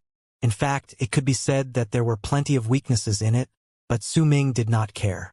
As long as he was the origin of the light of extreme darkness, it was enough. Just this alone was enough. This could be considered a straightforward plan that everyone could understand. However, it could also be said that it could not even be considered a scheme. It was a game in which Su Ming used himself as bait. During the past few days, he had seen countless cultivators come over and swim about in his light of extreme darkness while investigating it. Su Ming did not become anxious. He constantly waited for someone who was worthy enough to take the origin of the light of extreme darkness. To Su Ming, there were only 3 people who were worthy to do so in the Immortals' union. One of them was naturally the aloof by Feng beyond the essence of light, the other was Tian, and the third was the black-robed man who was one of the 8 paramount Daos. Tian planned to have his life change, while Bai Feng wished to become an immortal in Saint Fire. Both of them had their own needs, and there was also the black-robed man. This coincided with Su Ming's previous analysis. He had been waiting for the black-robed man in the first place, since he had learned from the soul thread that another powerful warrior from Saint Fire's camp was about to descend. It would be a powerful warrior who had the same status as the black-robed man. This would naturally create a competition. That was why Su Ming was certain that if the black-robed man was tempted, he would definitely come to obtain the origin of the light of extreme darkness before his companion descended. Time passed, and the war between Morning Dao sect and the Immortals' union reached its climax. Every single day, there would be intense, large-scale battles in numerous places in the true world. The number of casualties reached a terrifying number, but even so, the war did not end. It just went on even more fiercely. A few more days passed. When there was less than a month left before the other Almighty from Saint Fire's camp would descend, numerous immortal cultivators surrounded the light of extreme darkness layer by layer. They had investigated most of the interior of the light and discovered its pattern. They had also found a path leading to the core. Su Ming did steer the direction of their investigation. The only thing he did was to turn himself into the light of extreme darkness. As for the other things, if he interfered too much, it would seem too fake. On that day, the black-robed man appeared beyond the origin of the light of extreme darkness again. This time, he had clearly made enough preparations. The eyes hidden under the black hood sparkled brilliantly, and vast power spread out from his body. It was a power that was equivalent to those in Life Realm, but it was definitely not something those in Life Realm within Arid Triad Expanse Cosmos could win against. There was a huge disparity between them. Arcane Void, the third step of the cultivation system belonging to Saint Fire's camp. Su Ming sensed the presence of the power from the black-robed man, as well as the vague and slow-moving ripples coming from his divine sense. Dao Kong's body was destroyed, but as long as my nascent divinity is still around, then every single body I have will exude the presence of Dao Kong's soul. It's the same for a Kang's body, and I can do the same thing for that clone of mine which practices the art of swallowing hollow shadows whole. But this black-robed man might be suitable to become another one of my clones, a body which will allow me to obtain a status within Saint Fire's camp. If I went along with my original plan, I wouldn't need to possess him, but now, perhaps possessing him would make the process of seizing back my physical body slightly smoother. But the difficulty in this is too great. He is, after all, an almighty in arcane void realm. In silence, Su Ming slowly pushed down the thought which had suddenly sprouted in his head. He would not allow anything unexpected to happen when it came to him seizing back his physical body. Su Ming temporarily gave up on that thought. The instant the ripples from Su Ming's divine sense dissipated, the black-robed man who was already in arcane void realm standing beyond the origin of the light of extreme darkness slowly raised his foot and walked towards the essence of light with the respect of the countless immortal cultivators around him. Bai Feng was by his side. She formed a seal with her right hand and pointed at space. Immediately, the galaxy distorted, and huge eyeballs appeared. Thousands of them surrounded the area. Dark light shone in each pupil as they stared at the origin of the light of extreme darkness. The black-robed man came to a halt before he turned his head around and cast a glance at Beifeng. She bent her knees slightly, lowered her head, and bowed. "Not bad." The black-robed man laughed hoarsely, and praise appeared in his eyes.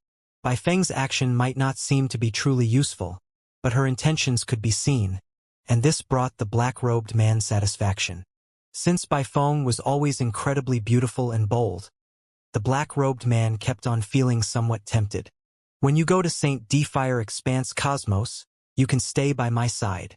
Beifeng's face might still be icy cold, but a hint of a smile appeared. There was surprised delight within it, and a barely noticeable bashfulness that was just right on her face. It caused the black-robed man to immediately admire her even more.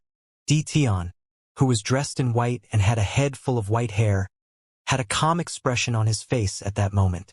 He did not need to do anything to prove anything. He might long to become an abyss builder, but he knew that St. Fire's camp longed even more to be able to control an abyss builder. And Tion, without a doubt, was the best choice. He was confident that there was no one who could surpass him in this regard, not even those from the Emperor of Abyss True World, because he was the one who thought of this plan, and he had been preparing for it for countless years.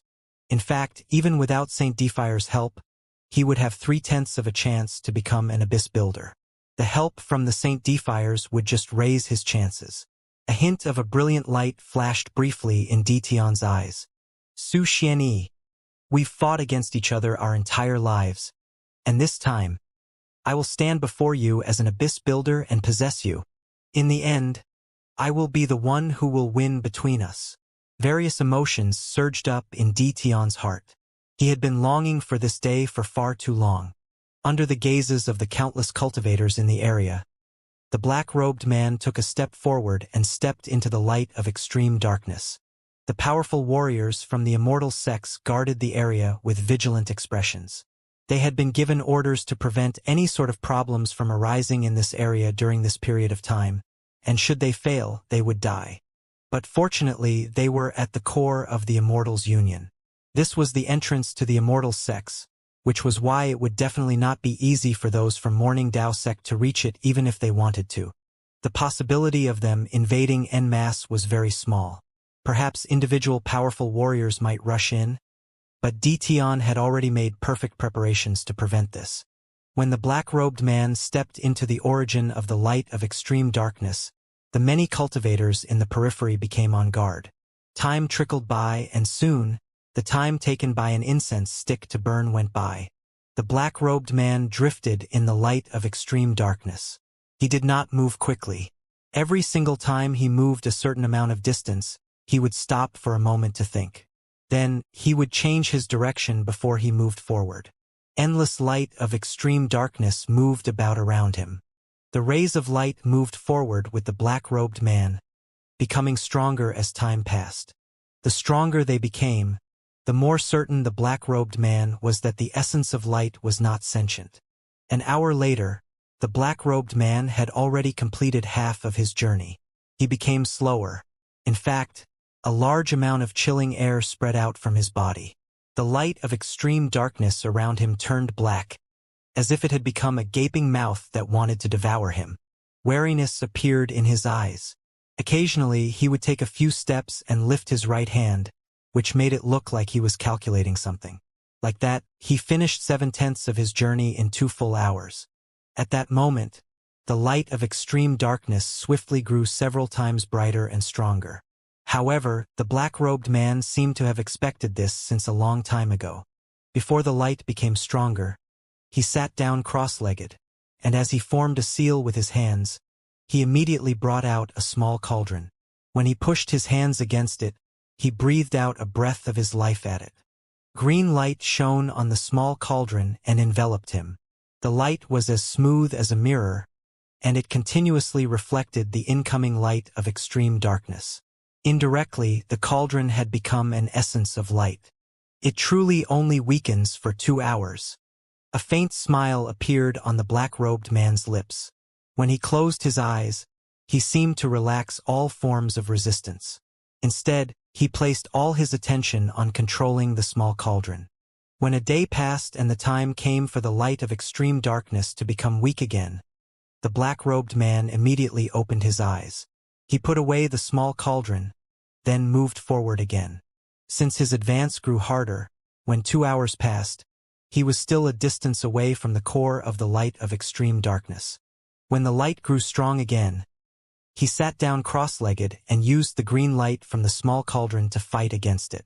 He closed his eyes and appeared to be very much at ease. He did nothing to fend against anything else. The third day, the fourth day, when the 2 hours of the light of extreme darkness weakening during the fifth day nearly ended, the black-robed man reached the core. It was a dark world, but it could be vaguely seen that there was a perfect runic symbol in the darkness not too far away. It was so complicated that it felt like it would be difficult to remember no matter how many times one looked at it, not to mention that it was barely noticeable in the darkness. This is the core of the origin of the light of extreme darkness. A glint shone in the eyes of the black-robed man, and excitement could be seen on his face. At the instant the 2 hours during which the light of extreme darkness weakened were about to end, he spread his divine sense outwards and swept it towards the runic symbol. He could sense no form of consciousness over there, but it seemed like he did not have enough time to leave his divine sense as a brand. When the span of 2 hours during which the light weakened passed, the vast power from the runic symbol erupted, forcing the black-robed man to immediately sit down and use the small cauldron to protect himself. He also closed his eyes, and beside the green light surrounding him, he didn't use anything else to protect himself. The instant the 2 hours during which the light weakened arrived on the sixth day, the black-robed man moved swiftly and charged towards the runic symbol. When he approached his body collapsed with a bang. Blood and flesh spilled everywhere, and all of them fell on the runic symbol. At the same time, a ferocious expression appeared on the black-robed man's face. With disbelief, he swiftly retreated while screaming in a piercing voice, "This is a trap! You are sentient!" Su Ming, who had been observing the black-robed man, was taken aback by the bizarre scene, because he had done absolutely nothing. The black-robed man's soul became weaker and weaker under the light of extreme darkness. As he charged forward, his piercing voice echoed in the air, as if he wanted to make sure all the people outside learned of what he had found out. Su Ming remained composed and did not move in the slightest. He only stared coldly at the black-robed man's soul doing its solo performance. Around a dozen breaths later, when the black-robed man had fled tens of thousands of feet away, he swiftly came to a halt. When he turned his head around, the panic and fear on his face disappeared, and it was replaced with a faint smile. He immediately returned to the spot of the runic symbol. Once he observed it carefully, he rushed forward, causing his soul to directly crash against the runic symbol. With a bang, it turned into countless threads that wrapped themselves tightly around the runic symbol. This black-robed man is really cautious.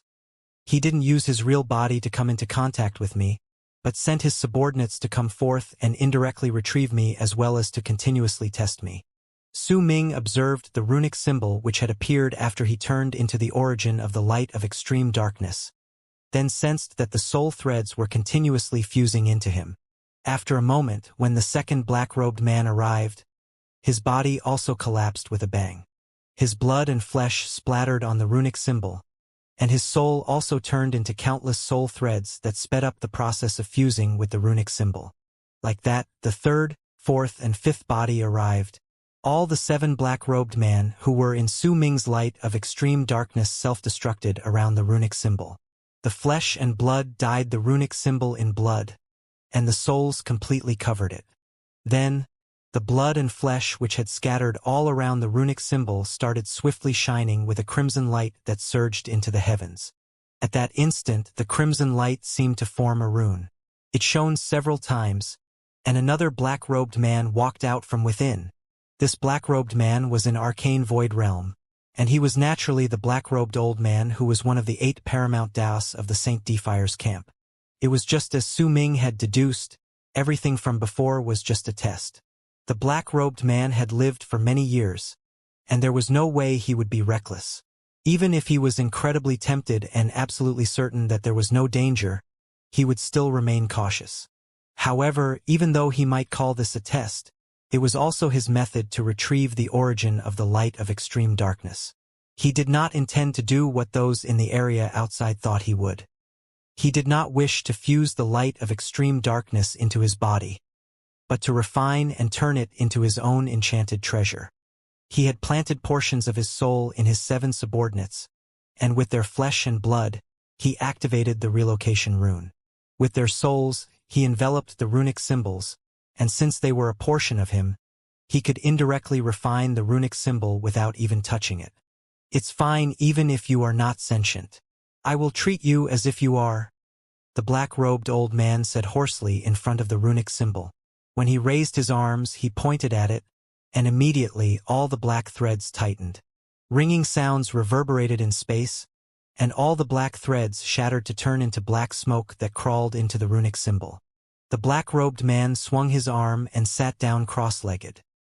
He continuously formed seals with his hands, and all sorts of seals appeared out of thin air to brand the runic symbol, which was now surrounded by black smoke.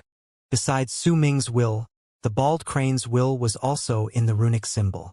At that moment, the bald crane was shivering while it used its talent as if it had gone completely mad. It was not fighting against the black-robed old man's brand, but was activating all of the tricks it had left behind beforehand, which would cause the runic symbol to go through certain changes.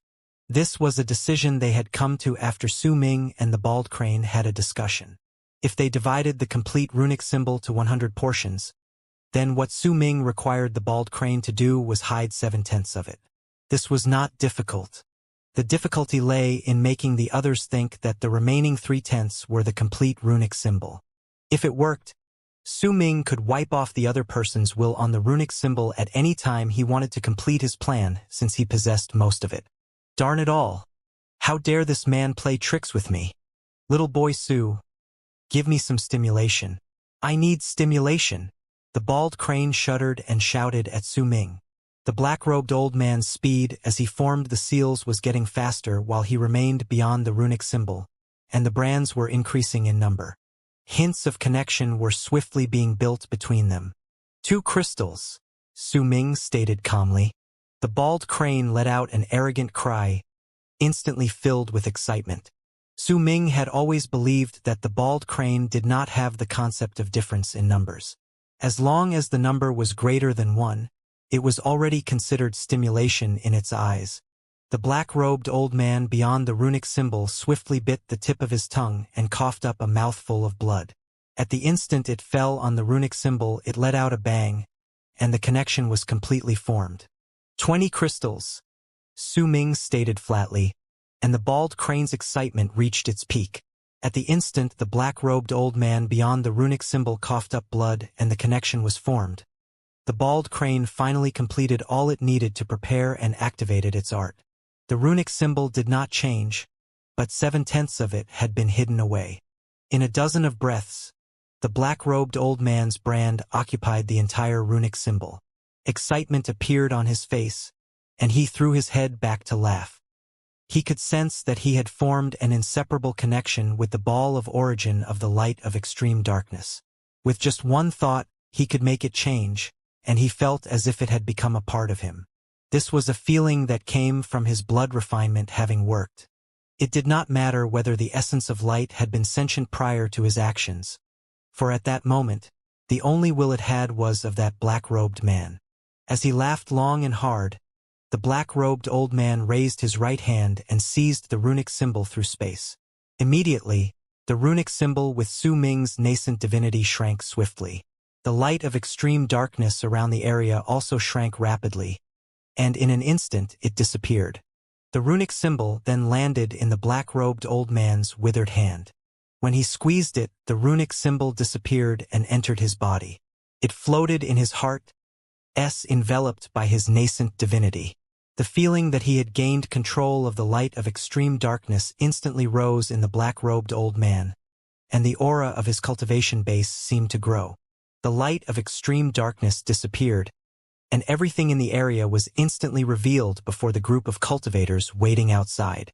They saw the black-robed old man letting out a long string of laughter, and they also saw piercing black light suddenly spreading out from his body when he turned around.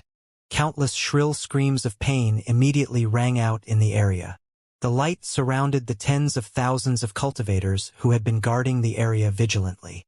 When they screamed, their bodies tumbled backwards, and they coughed up blood.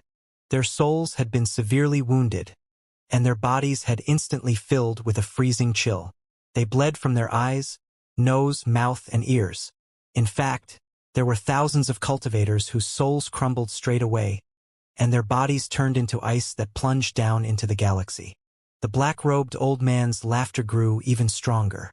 He did not care if the barbaric cultivators died. They were ants and not worthy to enter his sight. At that moment, he was incredibly at ease and very satisfied with the power of the light of extreme darkness. He made an analysis in his heart. If he spread out the light of extreme darkness with his full power and used his cultivation base to control it, he could instantly kill the hundreds of thousands of people in this place. Even in St. Defire's camp, this sort of supreme treasure was rarely seen. With his status, it would be impossible for him to obtain it, but he could get it with extreme ease in arid Triad Expanse cosmos. There was no way that he would not be excited over this. The souls of hundreds of thousands of people in the area had been injured severely, but Dition paid no attention to it. He wrapped his fist in his palm and bowed to the black-robed old man. Congratulations on obtaining the supreme treasure, fellow Taoist Zhang Jijun. A brilliant light shone in Bai Feng's eyes. A hint of a smile appeared on her indifferent face, and she bent her knees slightly to bow to the black-robed old man. Do not worry, the both of you. I will fulfill the promise I gave you earlier. The black-robed old man's laughter reverberated in the air. When he was about to open his mouth and say something else, his expression swiftly changed, and he raised his head rapidly. A hint of surprise flashed in his eyes. He came earlier than what was planned. Looks like the ancient gods possess methods to send messages back to St. Defire Expanse Cosmos. A focused glint appeared in the black-robed old man's eyes, and a cold sneer twisted his lips. Soon after, Dition's expression changed. When he turned his head back, excitement appeared in his eyes. He looked towards the pillar of light that shot towards the heavens from the Immortal's territory. The pillar of light shone brilliantly, and in just the span of a few breaths, it instantly covered an area of 100,000 feet in width. When it surged into the heavens, all the cultivators in the area were able to see it clearly. Xing Jidao's clone has descended ahead of schedule. Fellow Taoist Dition, your serendipity is high. Oh well, we shan't let you wait any longer. We will go to the physical body of that abyss builder right now and retrieve it. Once Xing Jidao descends, we will activate the art together. The black-robed old man swung his arm, and with a single move, he charged through space towards where the pillar of light was located. Dition could not hide his excitement.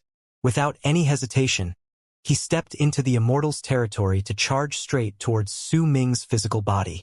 Bai Feng regained the icy cold look she had previously. She stared at the hundreds of thousands of cultivators around her, and contempt, which made it seem like she was staring at ants, showed up in her eyes. When she turned around, she hesitated for a moment before heading after the black-robed old man. The pillar of light connecting St. Defire Expanse Cosmos and True Morning Tao world shone with a piercing light. There was a powerful, mighty pressure spreading out from it with loud bangs. There were countless runic symbols surrounding the pillar of light. Each of them had a pressure that could make a person suffocate. Booming sounds spread through the entire Immortal's Union. They traveled into each corner of the land until it affected the entire True Morning Tao world. All the cultivators in True Morning Tao world sensed a mighty pressure that felt like a mountain pressing down on them at that instant. There was also a feeling that caused their hearts to tremble and even their souls to feel as if they were about to be ripped apart. Almost the instant the pillar of light rumbled and the cultivator from St. Defire's camp descended. The eyes of Su Xianyi, who was still sitting in his isolation grounds in Morning Tao sect and meditating, flew open. Intense anticipation rose within him, something that looked like it had been suppressed for countless years. At that moment, it was finally ready to erupt from his body. The first stage of my plan is about to be completed. True Morning Dao world is no longer useful. I've been preparing for this for many years. Lord Sublime Paragon, you'd best not disappoint me. My fellow Taoists from St. Defire's camp, you will all have to work hard as well. As for Su Ming, Su Xianxia fell silent. A glint shone in his eyes, and he frowned. Where did that child go? I can't find him. This is something that has never happened before. The seed of life extermination is about to become fully mature, but it seems like there is a power interfering with it. But as long as it doesn't affect the first stage of the plan, I'm fine with it. There are certain things he mustn't know before the seed of life extermination matures. A complicated look appeared on Su Xianyi's face. He sighed softly, and a hint of regret appeared in his eyes. He lowered his head and stared at the rattling drum before him, then raised his hand and touched it gently. I'm sorry, but you really do not suit Yu Xian because you really don't have the right to. I will use another method to make it up to you.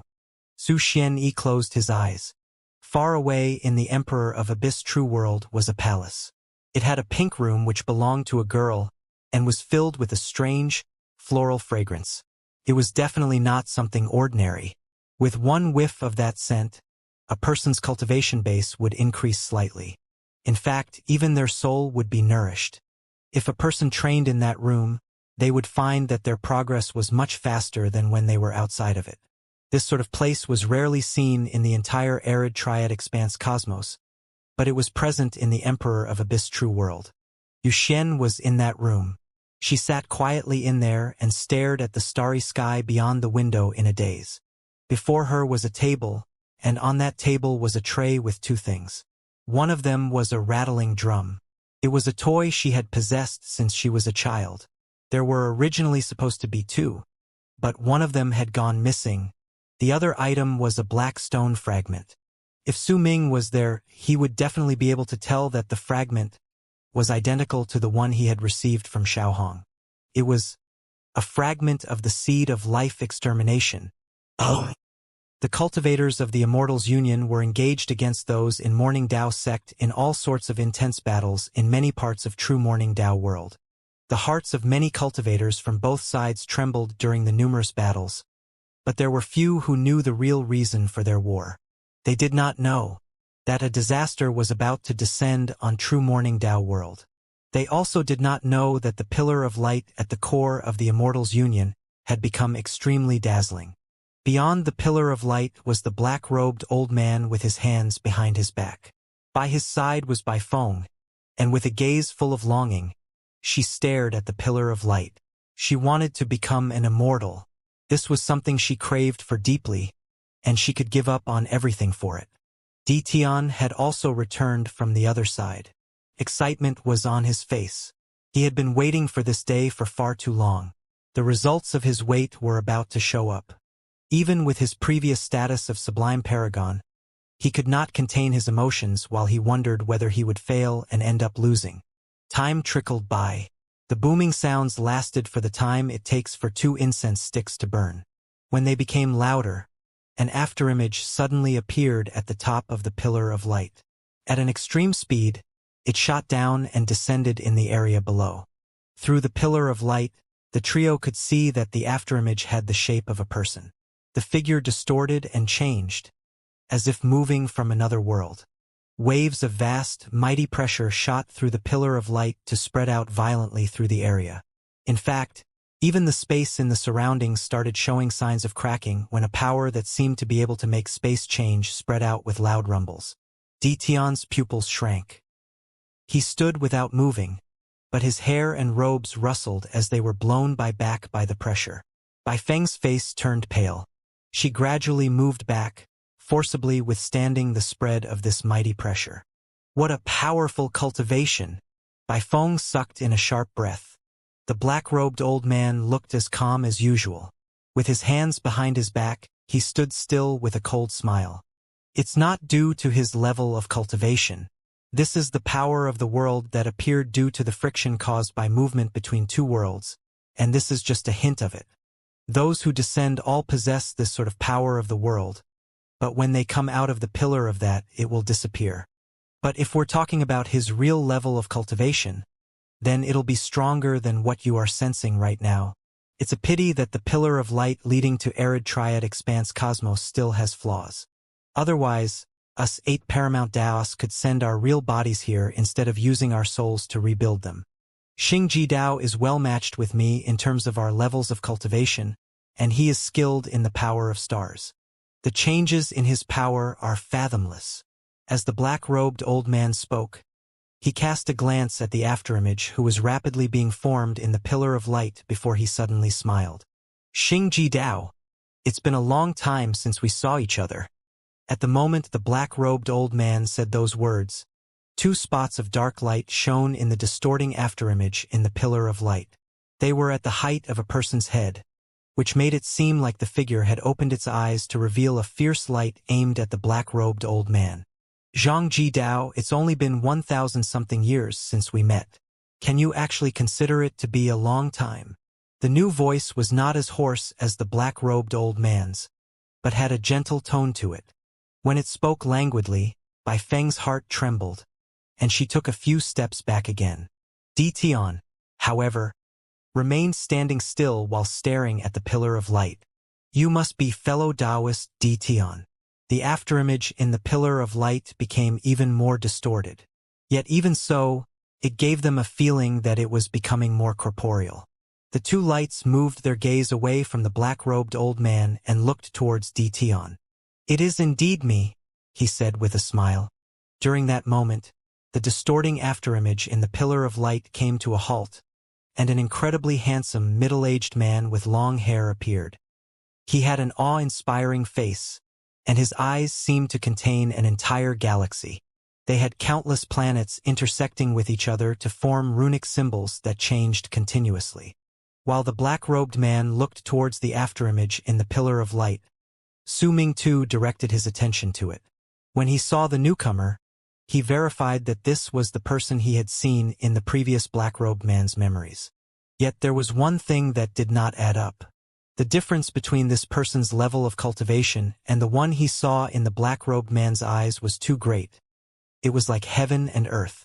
However, when Su Ming thought of the black-robed old man's words moments ago, he laughed coldly. It seemed that not even those from St. Defire could retain their complete level of cultivation when they descended. They needed to rebuild their bodies, which would be akin to clones in which a large amount of power could be sent down. It was also likely that they would require some time to slowly recover. Once the head appeared in the pillar of light, the rest of the body began to manifest as well. It was without clothes, and it looked like it was slowly growing from the top to the bottom. The man's body was so perfect, the hearts of teenage girls would let out a loud thump upon seeing it. Bai Feng stared at it without blinking. No one could tell at that moment whether she was doing it intentionally or not, but a hint of red had appeared on her icy cold face, making it even more beautiful than usually. Could this beautiful Taoist be Phoenix Sex Bai Feng? The torso had already formed in the pillar, and the man's arms were growing rapidly at that moment. He looked towards Bai Feng with a smile. I, Bai Feng, greet Senior Xing Ji Dao. Bai Feng immediately lowered her head and bent her knees slightly to bow to him. At the same time, Xing Ji Dao's limbs formed in the pillar, and a long blue robe swiftly appeared on his body. With his wide shoulders and lean body, he was very attractive to the members of the opposite sex. The middle-aged man took a step out of the pillar of light. At the instant he did so, the mighty pressure disappeared. It was just as the black-robed old man had said. The mighty pressure from before was due to the power of the world. Once it disappeared, a power that was equivalent to those in Life Realm and Arcane Void Realm in St. Defire's camp spread out from the middle-aged man's body and started fighting against the black-robed old man's in a subtle but profound manner. The black-robed old man smiled, and a ray of black light flashed on his body. Needless to say, it was the light of extreme darkness. It might only have appeared briefly, but it was enough to make Xing Ji Dao's eyes shrink. Looks like I am still a step too late. The origin of the light of extreme darkness has already been taken, but it seems like you still need to nourish it a little. Xing Dao shook his head and did not bother hiding the regret in his heart. As he spoke, a fierce glare appeared in his eyes. Everything in the primitive arid triad is still growing, and so foreign treasures that will accompany you for life may appear, the black-robed old man said faintly. Then the next time, a glint appeared in Xing Dao's eyes, and he looked towards the black-robed old man. I will let you have it. The black-robed old man smiled faintly. Xing Dao also did the same. His smile grew wider until he started laughing loudly with the black-robed old man. I finally left St. Fire Expanse Cosmos. I do like this place with no forms of oppression. We can snatch everything here. Xing Dao stared at his surroundings, and his expression filled with great emotion. When he raised his right hand, he seized Bai Feng. Her expression changed, but she did not show any resistance. Once Xing Dao grabbed her, he took a sniff of her body. The women among these barbarians are also suitable to be made into furnaces, but do not be afraid. I will not turn you into a furnace. You are his, and your master is mine. Xing Dao cast a glance at the composed black-robed old man and smiled faintly before letting go of Bai Feng's hand. With a pale face, she swiftly took a few steps back and instinctively stood beside the black-robed old man. Xing Dao's eyes sparkled, and he looked towards Tian. Fellow Taoist Tian, I have come here with Lord St. Fire's orders to aid you with my full power when you change your life to become an abyss builder.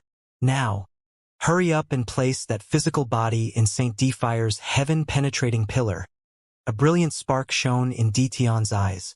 He raised his hand and swung it forward. Immediately, a huge altar appeared with a bang. Lying on it was Su Ming's real physical body. The instant the altar appeared, it charged towards the pillar of light and fused into it. It floated inside, surrounded by countless rings of light. Su Ming was hidden in the runic symbol. Even though it was in the black-robed old man's body, it did not affect Su Ming's vision. He saw what happened to Bai Feng, but there was no longer any pain in his heart, only indifference. That woman no longer had any connection to him. All her paths were chosen by herself. Pursuing the powerful was always a choice made by the weak. There was no right or wrong in it. Su Ming also saw his real physical body on the altar that fused into the pillar of light. This was the first time he was so close to it. I've come with the treasure Lord and I Shang specifically created to help you change your life. Can help you gain extra 2/10 more of a chance to succeed. With my help and Zhang Jidao's help, we'll be able to add another 10th of a chance. As for the possibility of success, you will have to calculate it yourself, but you still need to make careful preparations. There is a possibility that you will fail. If that happens, this treasure will make sure that your soul will not be destroyed, but it will mean that you will lose your right to change your life, and we will search for other people to continue testing this. Xing Dao's expression was stern when he looked at Tian. The white-haired man nodded. His eyes sparkled when he shifted his gaze to the black-robed old man. The black-robed old man let out a dry cough. With my light of extreme darkness guarding your soul, another 2/10 of a chance will be added. Nearly 8/10 of a chance to succeed. I have nearly 8/10 to succeed in changing my life. Even if their words are slightly exaggerated and I take off 2/10, there will still be 6/10 of a chance. It's enough.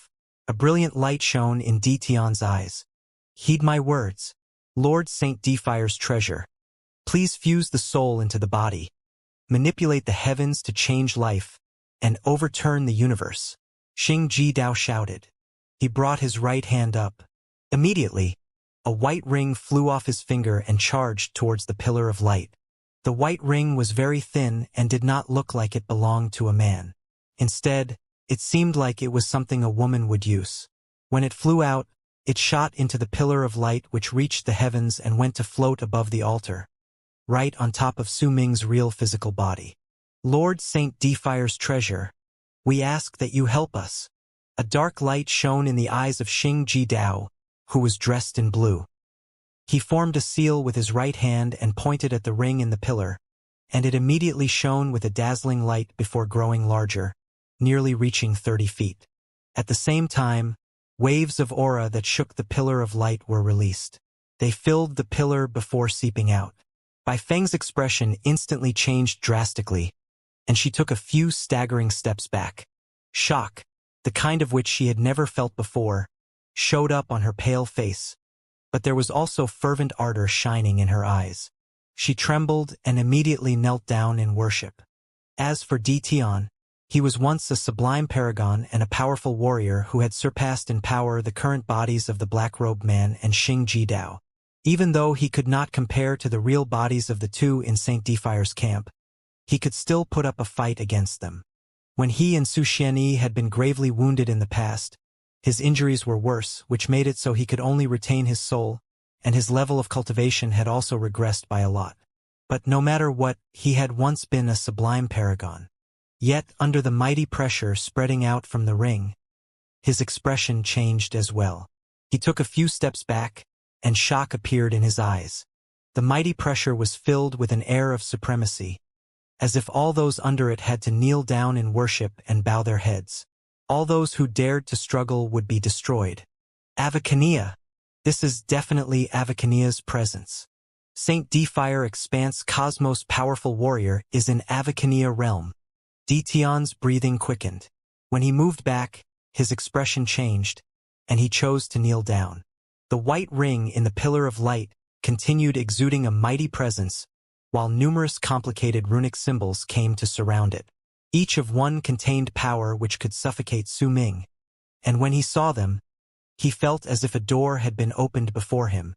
It broadened his horizons and had, during that instant, allowed him to see. A cultivator in Avicania. The presence was the strength of something in his memories. When Su Ming searched through them, a figure appeared in his head. An ancient figure standing on an ancient ship which watched all manner of lives bringing offerings to him. Old Man Extermination gave off the same feeling. This person's presence means that he's in the same realm as the Old Man Extermination. This ring came from St. Defire, so it's Lord St. Defire's treasure. Fervent ardor appeared on Xing Jidao's expression, and he immediately knelt down in the direction of the ring. The black-robed old man also swung his arm at the moment he sensed the presence spreading out from the ring and knelt down. As the presence continued spreading out, gradually, all the cultivators knelt down with shaking hearts. Slowly but surely, even all the cultivators from Morning Dao sect who were fighting against those in the Immortals Union within the territory of the Immortals Union reacted in the same manner as their enemies. Their hearts trembled, and in shock, they looked in the direction of the core of the Immortals Union. Then, they instinctively chose to kneel down and worship the presence. About a dozen breaths later, the presence spread through the entire true Morning Dao world. In fact, it even affected Morning Dao sect and shocked countless cultivators. Their bodies trembled, and with humiliation as well as despair, they were forced to kneel down in the direction of the Immortals Union. The entire Morning Dao sect descended into dead silence, with countless cultivators kneeling down in worship. Only Su Xianyi let out a low growl at the instant he sensed the presence while in his isolation grounds within Morning Dao sect, and a glint of anticipation for something long-awaited shone in his eyes. He slowly stood up under the presence. He raised his right hand and clenched his fist, then threw a punch at the air. The whole world was silent, but Su Xianyi's isolation grounds trembled furiously, like it was about to crumble. However, countless runic symbols immediately appeared in the air, and as they flashed rapidly, they seemed to mend the air.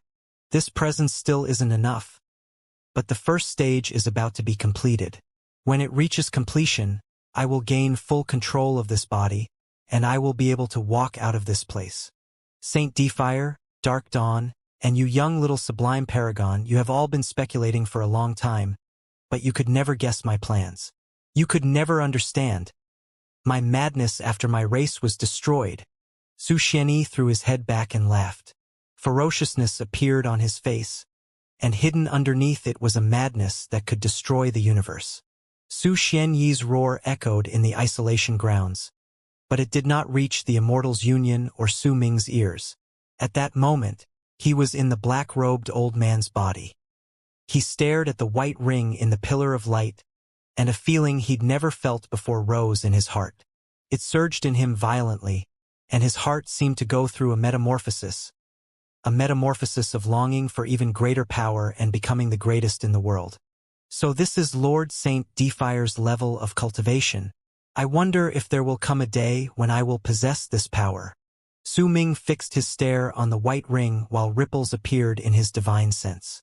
Yet he did not notice that the bald crane, who had also hidden itself in the black-robed man's body, had started trembling ceaselessly when it saw the white ring.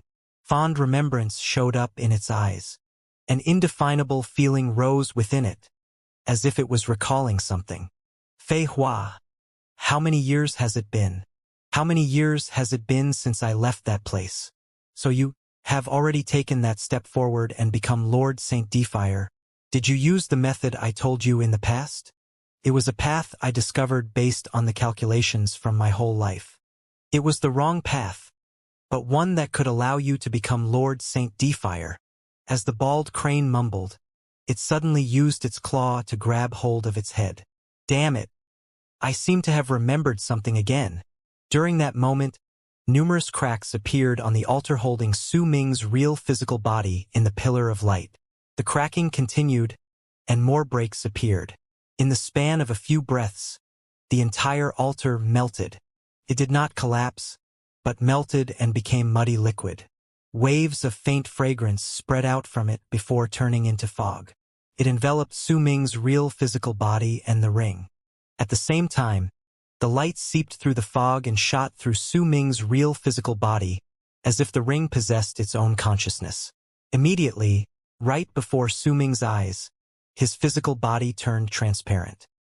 He could see venous paths in his physical body, and there were vortices packed densely together within them. It looked like the venous paths formed a gigantic, complicated runic symbol and a lock. To the others, the runic symbol was complicated and profound, but Su Ming felt like he had seen life upon taking a look at it. The runic symbol formed by the venous paths was the brand of life which belonged to the Abyss Builders, and the lock was clearly something that kept the bloodline safe. Paragon Zhang Ji Dao, the blue-robed Xing Ji Dao said. Right away, the black-robed old man raised his arms. When he formed a seal, he instantly charged towards the pillar of light with Xing Ji Dao. Once they shot inside, they sat right beside the white ring. The two of them sucked in a deep breath at the same time before spreading out all of their cultivation bases to fuse into the white ring. Clearly, neither of them was worthy enough to control the ring alone, so the both of them had to act at the same time. Even so, they were still faced with great difficulty. Su Ming's divine sense rippled. While in the black-robed old man's body, he sensed the black-robed old man's cultivation base tumbling about before it charged towards the white ring. A glint appeared in Su Ming's eyes. He had a strong urge to split a part of his divine sense to follow after that cultivation base. The urge was incredibly strong, so strong that even if Su Ming wanted to suppress it, he felt a great reluctance to do so. This is Saint Defire's treasure. This sort of treasure. Su Ming's divine sense rippled violently before he sent out a bit of it towards the white ring along with the black-robed man's cultivation base. The bald crane had no idea of how important this matter was during the entire process. Once Su Ming promised it crystals, it immediately stopped thinking about all the jumbled-up memories in its mind. Instead, with its full power, it worked to transform Su Ming's divine sense so that it would appear the exact same as the black-robed old man's cultivation base.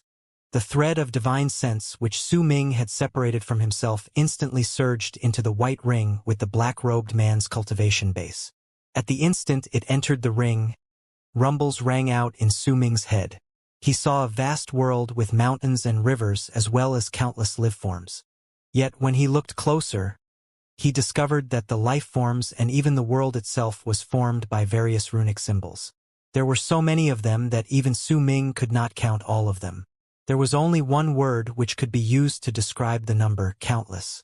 At the instant Su Ming saw the world, he noticed that the white ring was not activated by Xing Ji Dao and the black-robed man. Their levels of cultivation were just like a drop in an ocean compared to the supreme treasure. However, the injection of their cultivation bases into the ring seemed to have unlocked some sort of seal within it. The action disassembled all the existences formed by runic symbols amid loud rumbles, and they turned into countless runic symbols that danced in the air. Su Ming watched it full of shock. He had a strong feeling that there was a path hidden within the runic symbols which he could not understand. Once he managed it, his cultivation base would increase by leaps and bounds.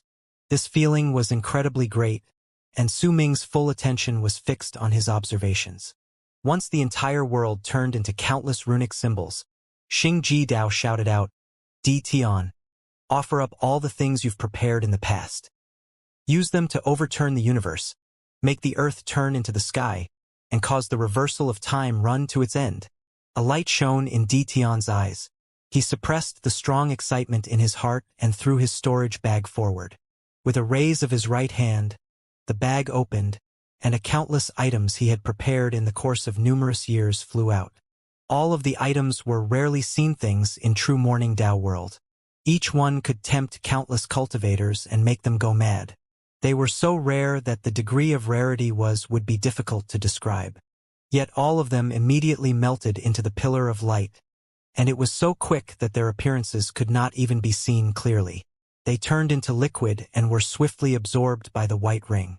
Di Tian had prepared them for tens of thousands of years. Yet in just about a dozen breaths, all of them turned into liquid and were completely absorbed by the white ring. Soon after, a piercing white light spread out from the white ring. In a flash, that light spread out in all directions and covered an area of 800 million feet, and then this area in the galaxy disappeared.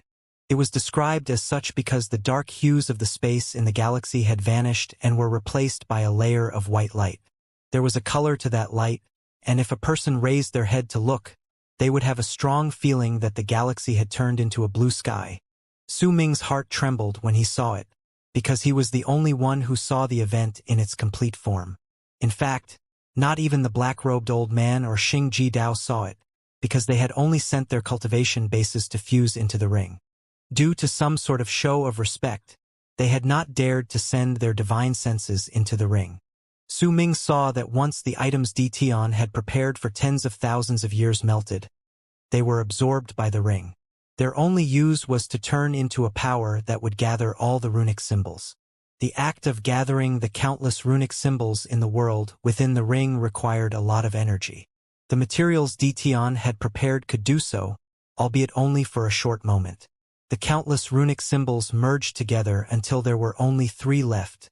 The complexity of the 3 runic symbols caused Su Ming's divine sense to crumble the moment he saw them. He could not withstand them, but even though his divine sense had crumbled, he had a strong feeling that all the runic symbols in the world within the ring were formed by the 3 runic symbols continuously merging with each other. At the instant the divine sense was destroyed, Su Ming saw one of the 3 divine senses had sent out the white light to form the blue sky, which stretched out to a circular area of 800 million feet beyond the pillar. The entire sky was in truth just a runic symbol. Su Ming's heart trembled. He might have had one sliver of his divine sense destroyed, but without any hesitation, he split up another portion and used the black-robed man's cultivation base to charge straight towards the white ring. It was a serendipity, a fortuitous event. It was a great serendipitous event that a normal person would find hard to experience under normal circumstances. Even though Su Ming had come for his real physical body, he would absolutely not give up on this chance. He might not understand the 3 runic symbols for the moment, but he still wanted to look at them. His instincts were telling him that they were connected to the Avakania realm. When Su Ming's divine sense entered the white ring again, he saw light spill out from the 2nd runic symbol. Its color was black. At the instant it spread out, it immediately changed the area beneath the blue sky into black earth. Even though the color was black, it was different from the black hue of space. It was truly earth. Within the area of 800 million feet in the galaxy was a blue sky and dark earth. The place had been changed into a world. Such a divine ability dazed all the cultivators in the area. But their absent-mindedness did not last for too long. When the light from the 3rd runic symbol spread out, all the people who saw it immediately felt like the world had been overturned. The blue sky turned into the earth, and the earth changed into the blue sky. Nobody changed position, but the feeling of the world being overturned immediately made all the cultivators nauseous. and their faces went pale. The world had been overturned. The power to make the world within 800 million feet overturn fell back the next instant. All of it surged back into the pillar at the center and gathered on Su Ming's real physical body. Boom! Su Ming's real physical body might still have been transparent, but the Venus paths and the runic symbols were trembling and distorting faintly. If they could have been compared to a lock of life previously, then at that moment that lock was reversing under the power that overturned the world. That lock opened. Tian watched this from beyond the pillar of light with excitement. He understood the Abyss Builders very well, and he could tell at that moment that the lock on the blood within the Abyss Builder's physical body had been opened. During that moment, the runic symbol which had turned into the earth changed into the runic symbol of the sky. The invisible runic symbol which overturned the world also seemed to have flashed at the same time. Immediately, booming sounds shook the entire true Morning Tao world. Su Ming immediately sensed that the three runic symbols were continuously circling each other. Based on some sort of pattern, a power of time which was similar to that of the Abyss Builders spread out from them with a bang. At the instant the power of time appeared, it spread in all directions. It flowed swiftly, making time flow in reverse, and the effect was clearly seen on Tian as well as by Feng. Sometimes, they would appear old, and their presences would instantly gain an even more ancient air. At other times, Tian would look young, and by Feng even more so. These changes lasted for about a dozen breaths before swiftly coming to a stop. Time no longer moved, and neither did it flow in reverse. It had stopped completely. At that instant, the power immediately shrank and gathered on Su Ming's real physical body within the pillar of light. This resulted in everything in the area beyond the pillar to return to normal. Only Su Ming's real physical body was cut off from the time in the area outside, frozen in a state in which time was not moving for it. At the instant time stopped, Xing Jidao's exhausted traveled outwards. Tian, change your life now. Tian threw his head back and roared before he sat down cross-legged. He struck his forehead with his right hand, and immediately, his body started aging with a bang before he was instantly destroyed. However, at the instant his body was destroyed, his nascent divinity flew out, and he started burning in midair. This burning lasted for the span of 2 breaths before he reached his limit. As his nascent divinity burned, a golden soul appeared. Tian had absorbed the power of his physical body, so his nascent divinity would increase in power exponentially for a short period of time. With the power burning his nascent divinity, he also forced out his soul, which had fused with the nascent divinity. The golden hue on the soul exuded the great power of sublime paragons. He had used the burning of the physical body and nascent divinity for his soul to return to its former level of cultivation. However, this could not last long. Once the time ran out, the damage he'd suffer would be incredibly grave, but it did not matter to him. During that instant, not only did he regain his former level of cultivation, he even showed improvement. Clearly, even though his level of cultivation in the past years could not match up to his former power, he had gained a lot of epiphanies. Even the black-robed old man and Xing Jidao raised their heads and cast sideways glances at him. Their pupils narrowed slightly. At that moment, Tian's golden soul turned into a golden long arc that shot into the pillar of light connecting to the heavens. With greed in his eyes, Tian cast a glance at Su Ming's transparent physical body for which time had been frozen. It lasted for a brief moment before he moved his soul without any hesitation. In an instant, he rushed into Su Ming's real physical body. When Su Ming saw it, his response was a cold laugh. Since he could come so close and hide in the black-robed old man's body, then what Su Ming needed to do was at that moment was not to seize his body back before Tian. This was not practical. What he needed to do was simple, to make Tian fail, and it would be enough. Once Tian failed, Saint Defire would begin the process of searching for another person to go through the life-changing art. In the meantime, Su Ming, who had already attached himself to the black-robed old man, would have enough time to easily seize back his real physical body. In fact, the instant Tian's soul fused with Su Ming's real physical body, the black-robed old man helped Su Ming a little. A glint appeared in his eyes, and black light immediately shone on his body. It was the light of extreme darkness, the one the black-robed old man had promised Dition.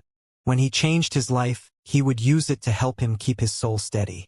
The moment the light of extreme darkness appeared, Su Ming immediately gave up on his original plan. Instead, he had his divine sense leave swiftly with the light of extreme darkness.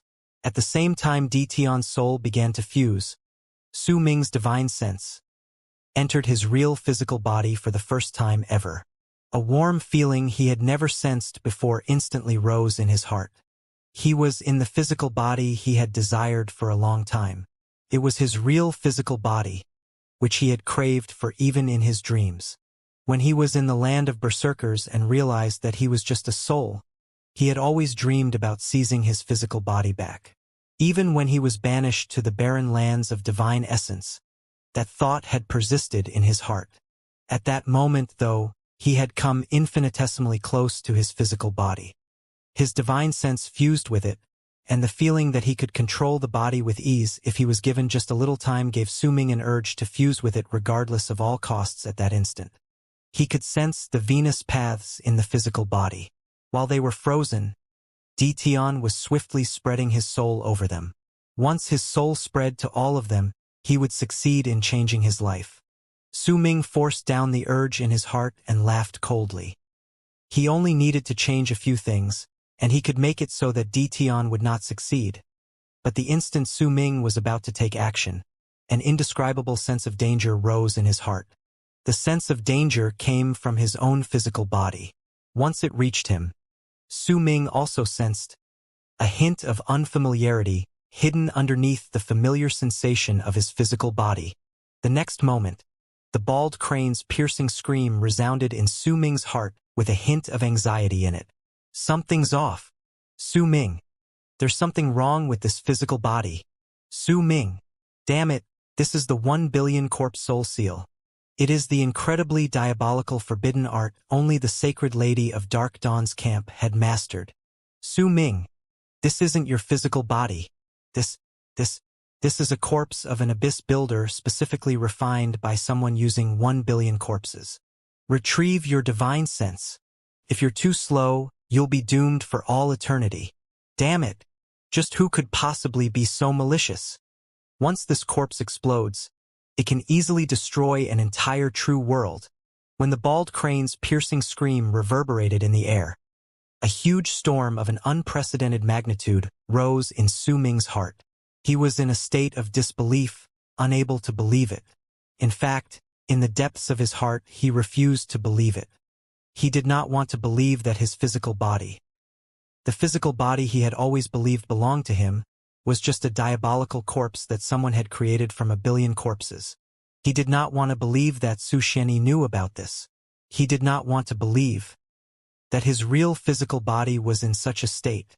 This completely overturned all the memories Su Ming had and flipped all of his knowledge over its head. Even with Su Ming's composure and intelligence, he fell into a daze at that instant. He was full of anguish that he had never experienced before. His heart ached with grief and indescribable pain. He felt as if his heart had been dug out, as if everything that he knew had been overturned at that instant. Ever since he had learned that he was just a soul and that his real physical body was in the land of immortals, he had treated his desire to retrieve his physical body as the greatest desire in his life. Yet at that moment, when he was so close to his real physical body, much closer than ever before in his life, the bald crane's words hit him like a sledgehammer. His heart trembled, and he felt like his soul and nascent divinity were about to be torn apart. Why? Why? Su Ming mumbled. Hurry up and leave. Damn it. Hurry up and leave that accursed body. It isn't your body. It's a huge trap someone had laid down. Hurry up and leave. The bald crane shrieked. In its voice was unprecedented anxiety and hysteria. However, Su Ming did not seem to have heard its words.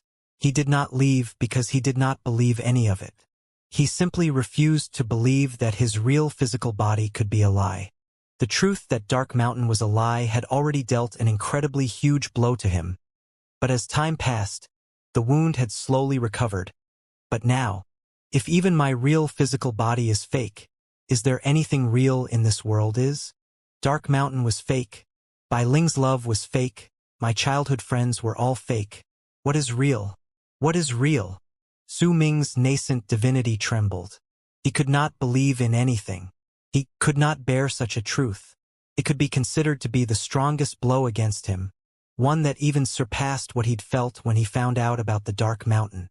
However, he had clearly felt the unfamiliar sensation hidden underneath the familiar feeling of his real physical body. It felt like it had been intentionally created and had changed his memories. Because of it, Su Ming had always believed that it was his physical body. He hadn't doubted the truth of it even once. Why? Just what is the reason behind all of this? Su Ming's nascent divinity raged, without caring about the piercing, hysterical warnings from the bald crane. He had his divine sense fuse into his real physical body without regard for anything else. He wanted to find an answer, to find something that would change what he'd just realized so that he could relax knowing that nothing was a lie and it was indeed his physical body. Or rather, Su Ming just wanted to find something which would allow him to lie to himself and willingly shroud himself in the deceit. However, when Su Ming sent his divine sense inside and touched the core of the physical body, ripples he could not suppress swiftly rose in his divine sense, because he could clearly sense that unfamiliarity hidden under the familiar feeling. Eventually, Su Ming even found the source which had brought about the familiar feeling. It came from a drop of blood at the core of the physical body. It generated a presence which filled the physical body and made Su Ming feel familiarity towards it. Su Ming laughed brokenly. With his intelligence, there was no way he would not understand what was going on. But the answer was too brutal, so brutal that even Su Ming could not bear it. At that moment, an exhaustion so great that he could not describe it with words filled his heart. He felt like his heart had already died. His life had tired him out, but that was not all. All the falsehoods had pushed his exhaustion to its peak a long time ago. If it was not because of his hope for his mother, Su Xianxia, whom he did not acknowledge but who still remained in his heart, and having to retrieve his physical body, he would have long ago closed his eyes and went to sleep. At that instant, though, the subversion of his knowledge, the crushing of his dreams, and all of the falsehoods caused Su Ming to feel as if he had begun crying in his anguish.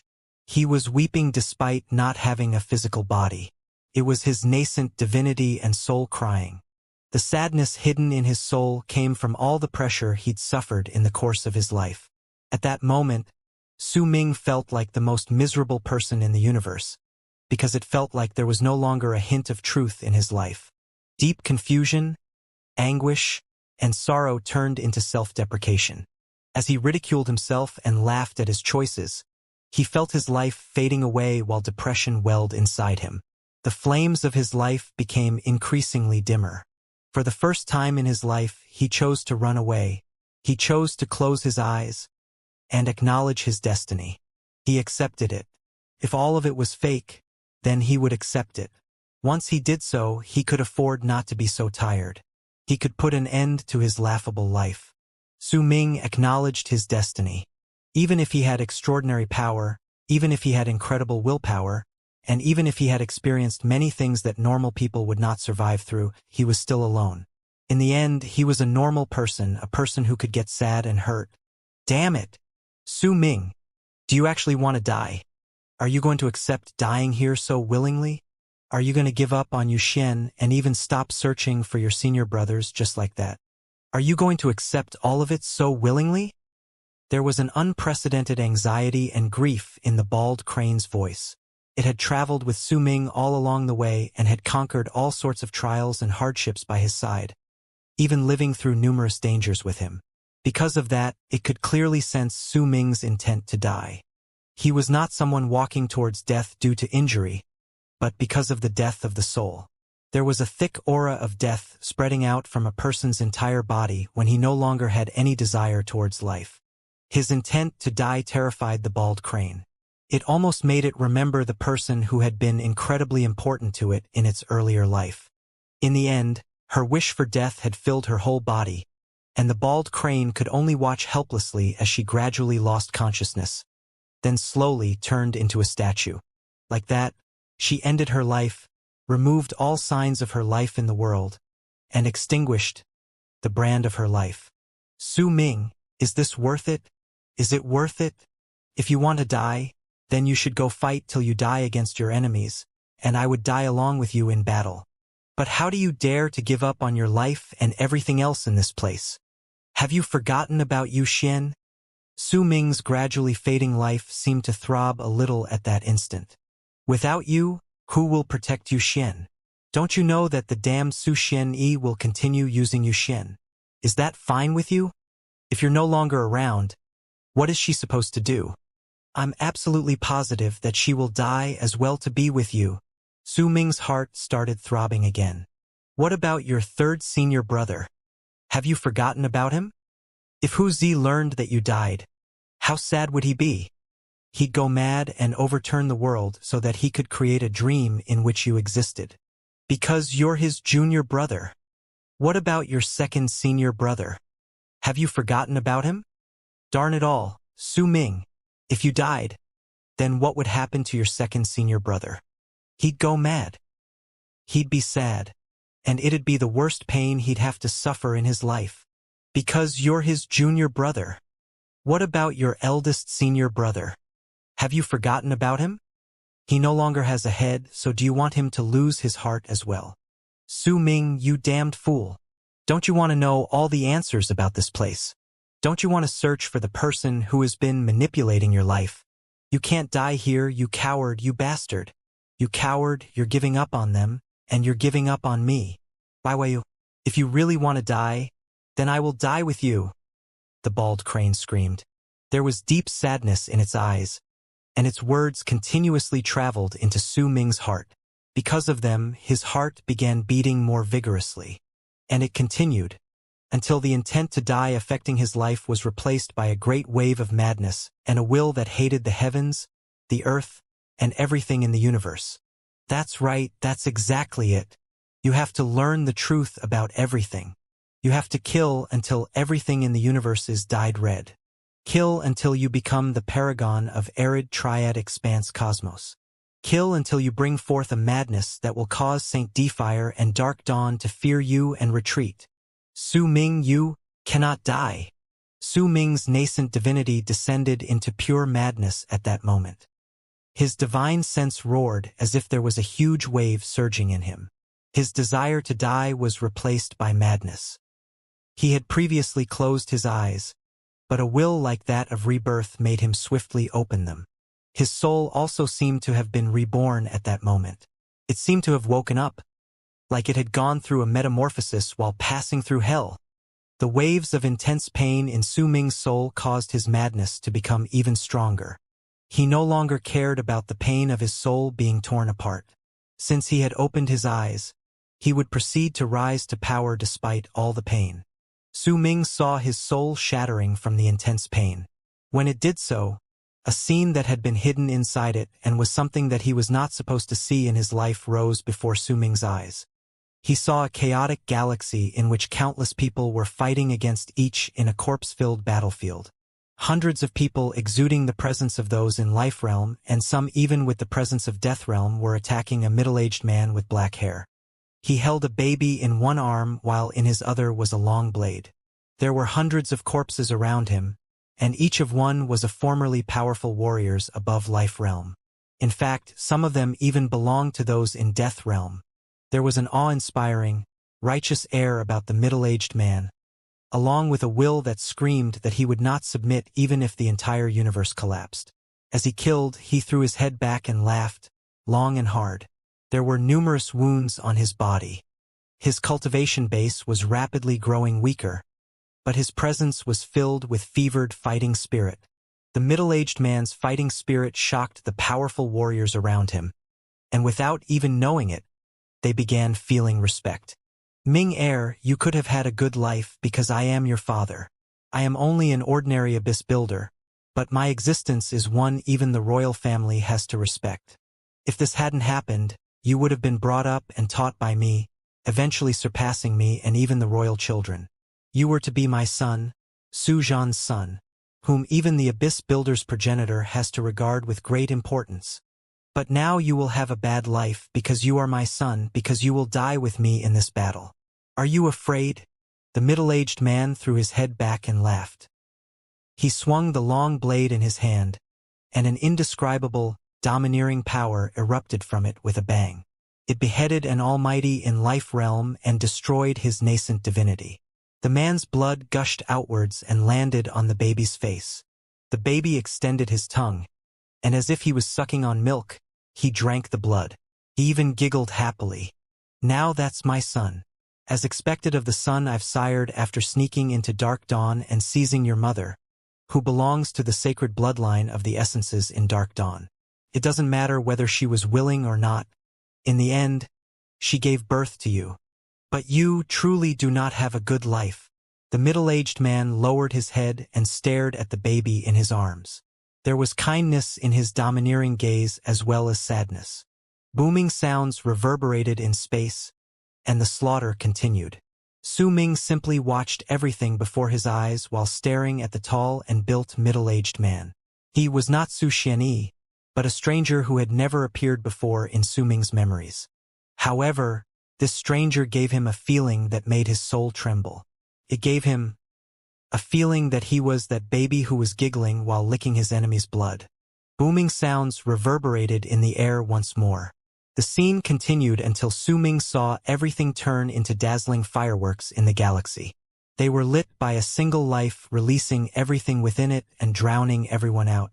Even the man and the baby in his arms turned into nothingness in the dazzling fireworks.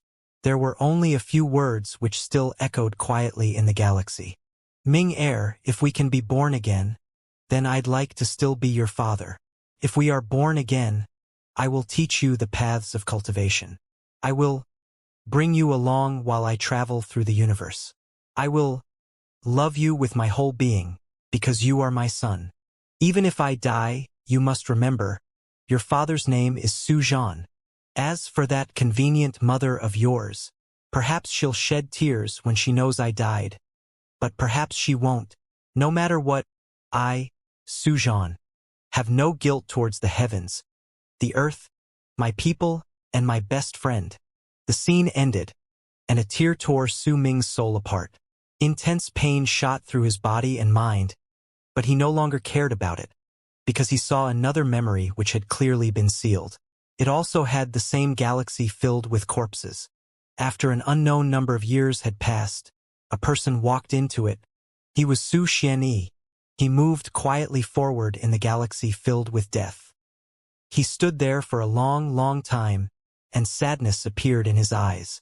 The moment he was about to turn around and leave, he let out a gasp of surprise. When he raised his hand, he seized a weak soul from the galaxy. It was a baby's soul, protected by his father when he died. Due to the mysterious qualities of his mother's race, he'd remained a broken soul still struggling to survive in the barren battlefield. Su Ming saw Su Xianyi stare at that soul for a long, long time before he mumbled, Su Zhan, you lured away our pursuers so that I could leave smoothly with my wife. You knew that I would one day come to this place, which is why you self-destructed and protected your child. Then, from now onwards, this child will be my son. Su Xianyi's voice was soft. When he turned around, he left the galaxy with all the corpses belonging to his enemies, his allies from the fifth true world, as well as a drop of blood which was pressed at the center of the baby's brows. Your father sacrificed himself to protect his race. You will sacrifice yourself to do what your father did not manage to complete. You will make our race rise to power. Are you willing to do so? Su Xian stared at the fragile soul in his hand while speaking softly. However, there was a hint of a cold madness in his words. The baby's soul seemed to sense something horrifying, and it trembled while looking on the verge of dissipating. You will be. Su Xianyi brought his right hand up, and with a hint of cruelty, he yanked the blood from the baby's soul. He then turned around and left into the distance. When another scene appeared, Su Ming saw a beautiful and gentle woman. She stared at him blankly with pain on her face. I won't agree to this. Su Zhan died in battle for our sakes. We can't. An aloof voice cut off the woman's words. This is my choice. Su Zhan died for our race, and he died a worthy death. He did not die for our people. He died so that we could leave. With his cultivation base, he could have taken his son and fled without any problems. We can't do this to his son. He was Su Zhan's son, but from now on, he will be my son. If we don't do this, then our own son will die. If we compare my blood to Su Zhan's, then it is already considered a great honor for this broken soul to have the right to help us. If Su Zhan was still alive, he would definitely agree to this as well. You're mad, Su Xianyi. You're mad. The scene disappeared, and when another appeared, the baby was held in the woman's arms while they drifted in the vast galaxy. The woman's aura was weak, and she was already on the brink of death. Tears fell from her eyes when she looked at the baby. I'm sorry. If there comes a day when you learn the truth behind everything, you can blame me, but please, spare my son. I'm truly sorry. Our entire family has wronged your father, and even more so, we have wronged you, Su Ming, my son. The scenes ended in Su Ming's mind at that point. His soul no longer ached in pain, and there was no longer any confusion in his mind. Madness made the pain irrelevant, and his previous confusion was meaningless. He only smiled. It was an expression filled with madness that longed to destroy everything. His smile was no longer one of self-deprecation, but an aloof one which would terrify anyone who saw it. Laughter echoed in his nascent divinity at that moment. It was filled with a forlorn tone as well as hate that surged into the heavens. Sorry, huh? Su Ming moved his divine sense and swept up the bald crane. By the time Tian succeeded in refining the physical body created by 1 billion corpses, Su Ming's divine sense had left and returned to the white ring and back to the black-robed old man's body. Moments later, all the veins in the physical body started shining with a dazzling light. When it opened its eyes, a brilliant light shone in them. It had already come into Tian's possession. Happiness and excitement appeared on Tian's face.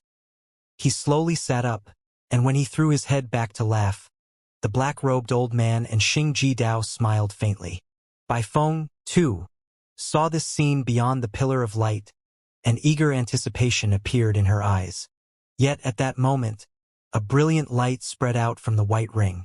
When it shone, a strong sense of danger rose in Xing Dao and the black-robed old man's hearts. Tian's laughter came to an abrupt halt.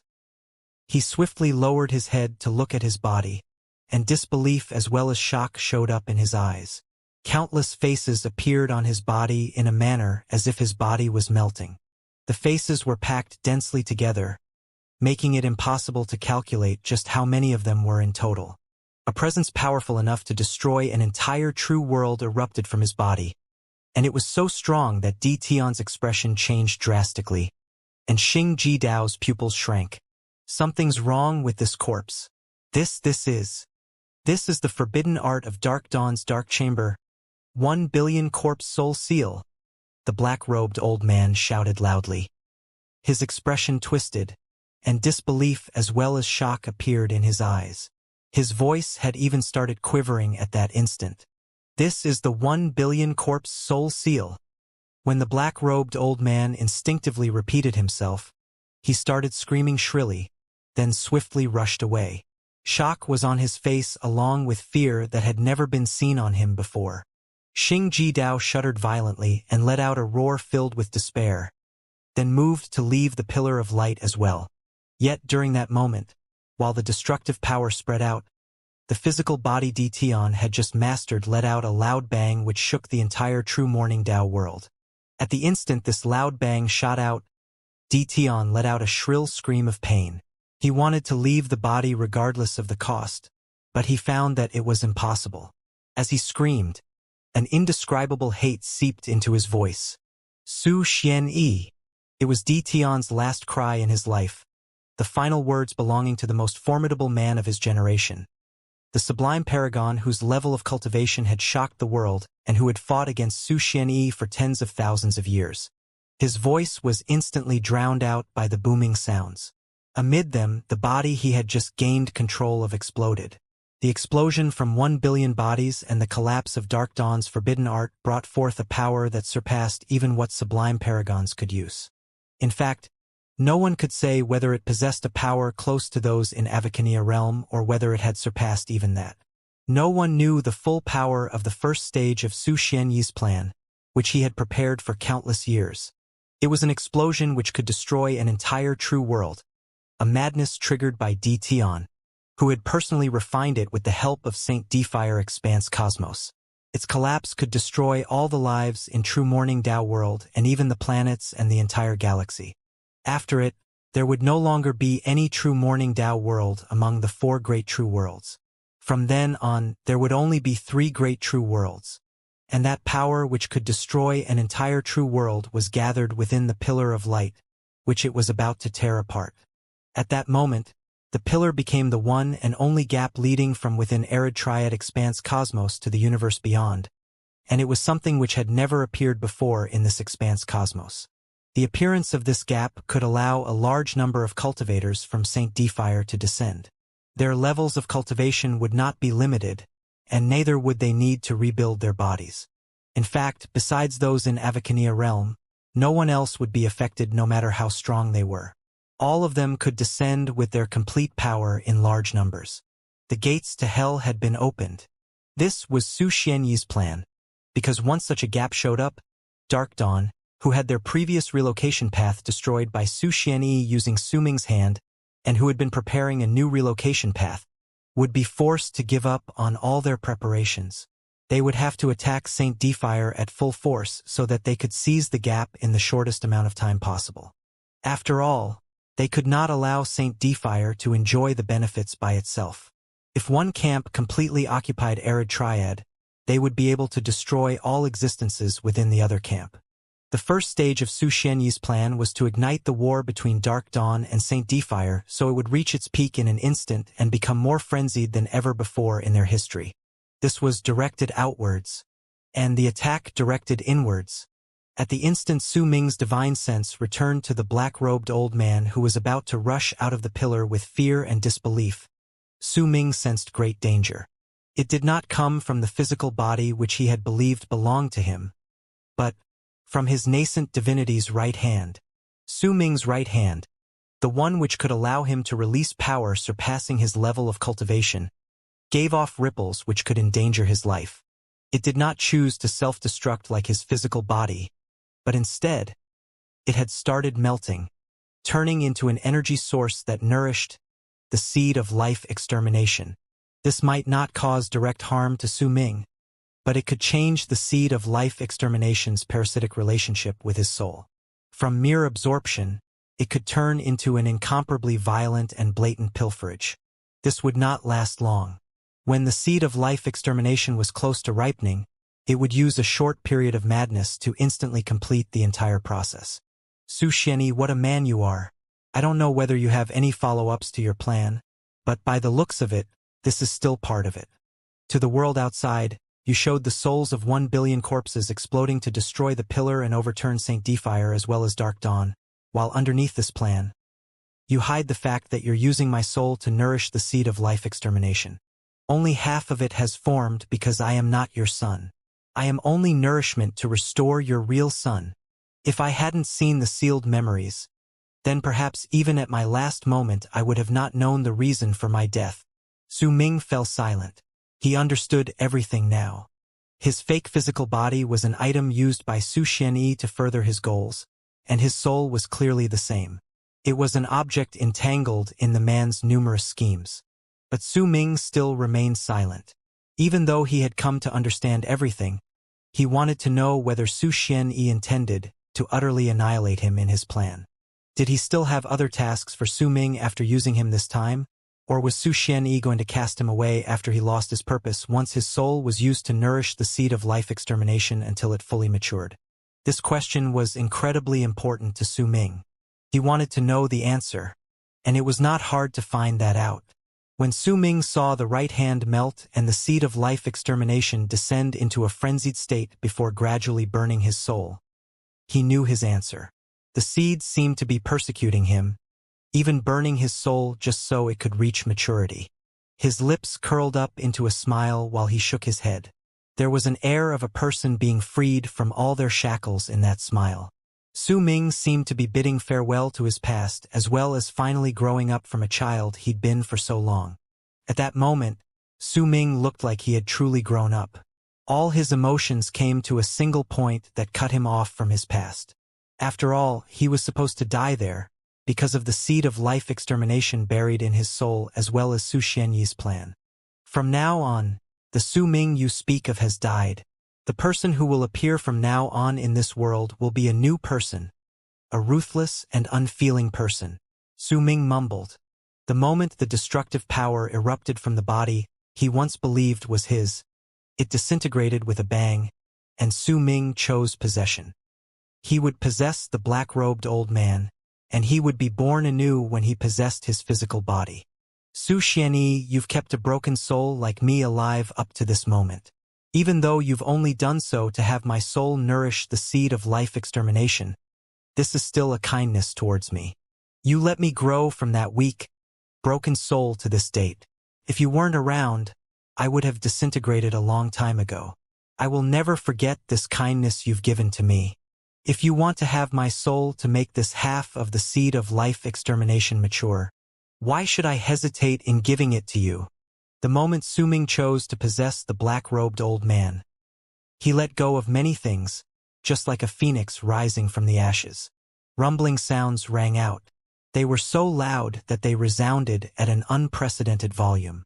That sound spread through the entire True Morning Dao world, and even went to the galaxy belonging to Saint Defire's camp through the gap where the pillar once was. As the rumbles echoed in the galaxy, Tion's will was wiped off, and a destructive force which could collapse True Morning Dao world was brought forth. The destruction did not affect the area beyond the Pillar of Light, however. Instead, it charged straight into Saint Defire's galaxy through the gap. The space in True Morning Dao world was torn apart by the destructive force, and a huge tear was formed. Countless screams of pain traveled down from the other side. Those screams were from the people controlling the heaven-penetrating pillar in Saint Defire's camp dying all at once. The moment the power which could destroy a true world erupted, the Pillar of Light shattered with a bang. Countless fragments fell back, cutting space. It tore apart the galaxy, but most of the power rose continuously into the gap, tearing it wider. Xingji Dao, one of the 8 paramount Daos of Saint Defire who had just descended and who was a powerful existence with a great level of cultivation as well as a high status in Saint Defire Expanse Cosmos, almost disintegrated once the destructive power erupted. Only his nascent divinity managed to escape.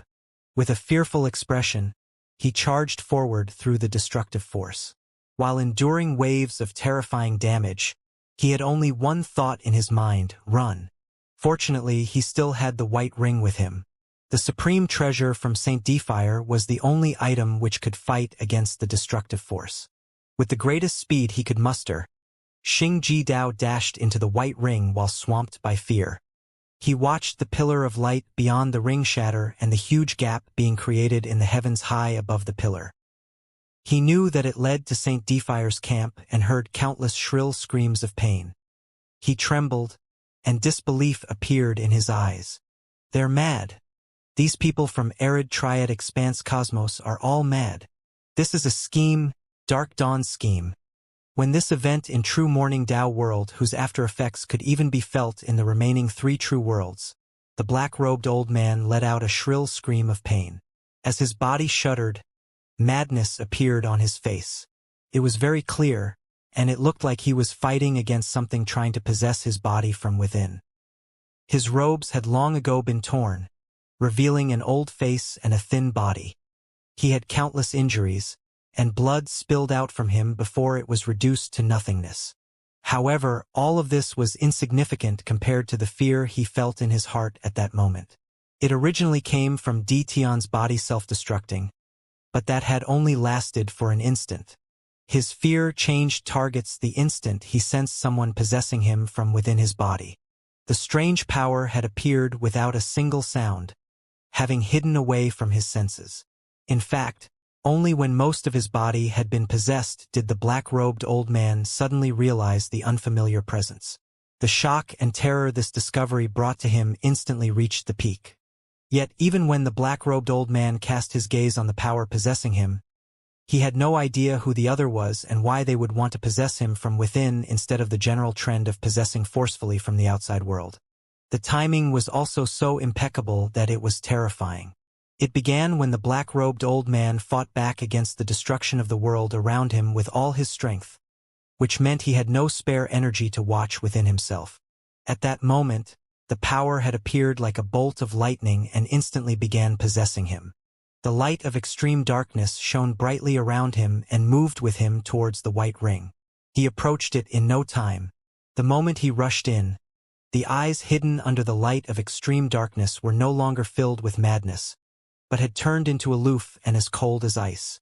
At that moment, the old man was no longer Xianxia Dao, one of Saint Defire's 8 paramount Daos, but the reborn Su Ming. The speed of his possession this time was unprecedented. After all, the current Su Ming was incredibly powerful. Besides, his soul had started burning due to the stimulation provided by the melting of his right hand.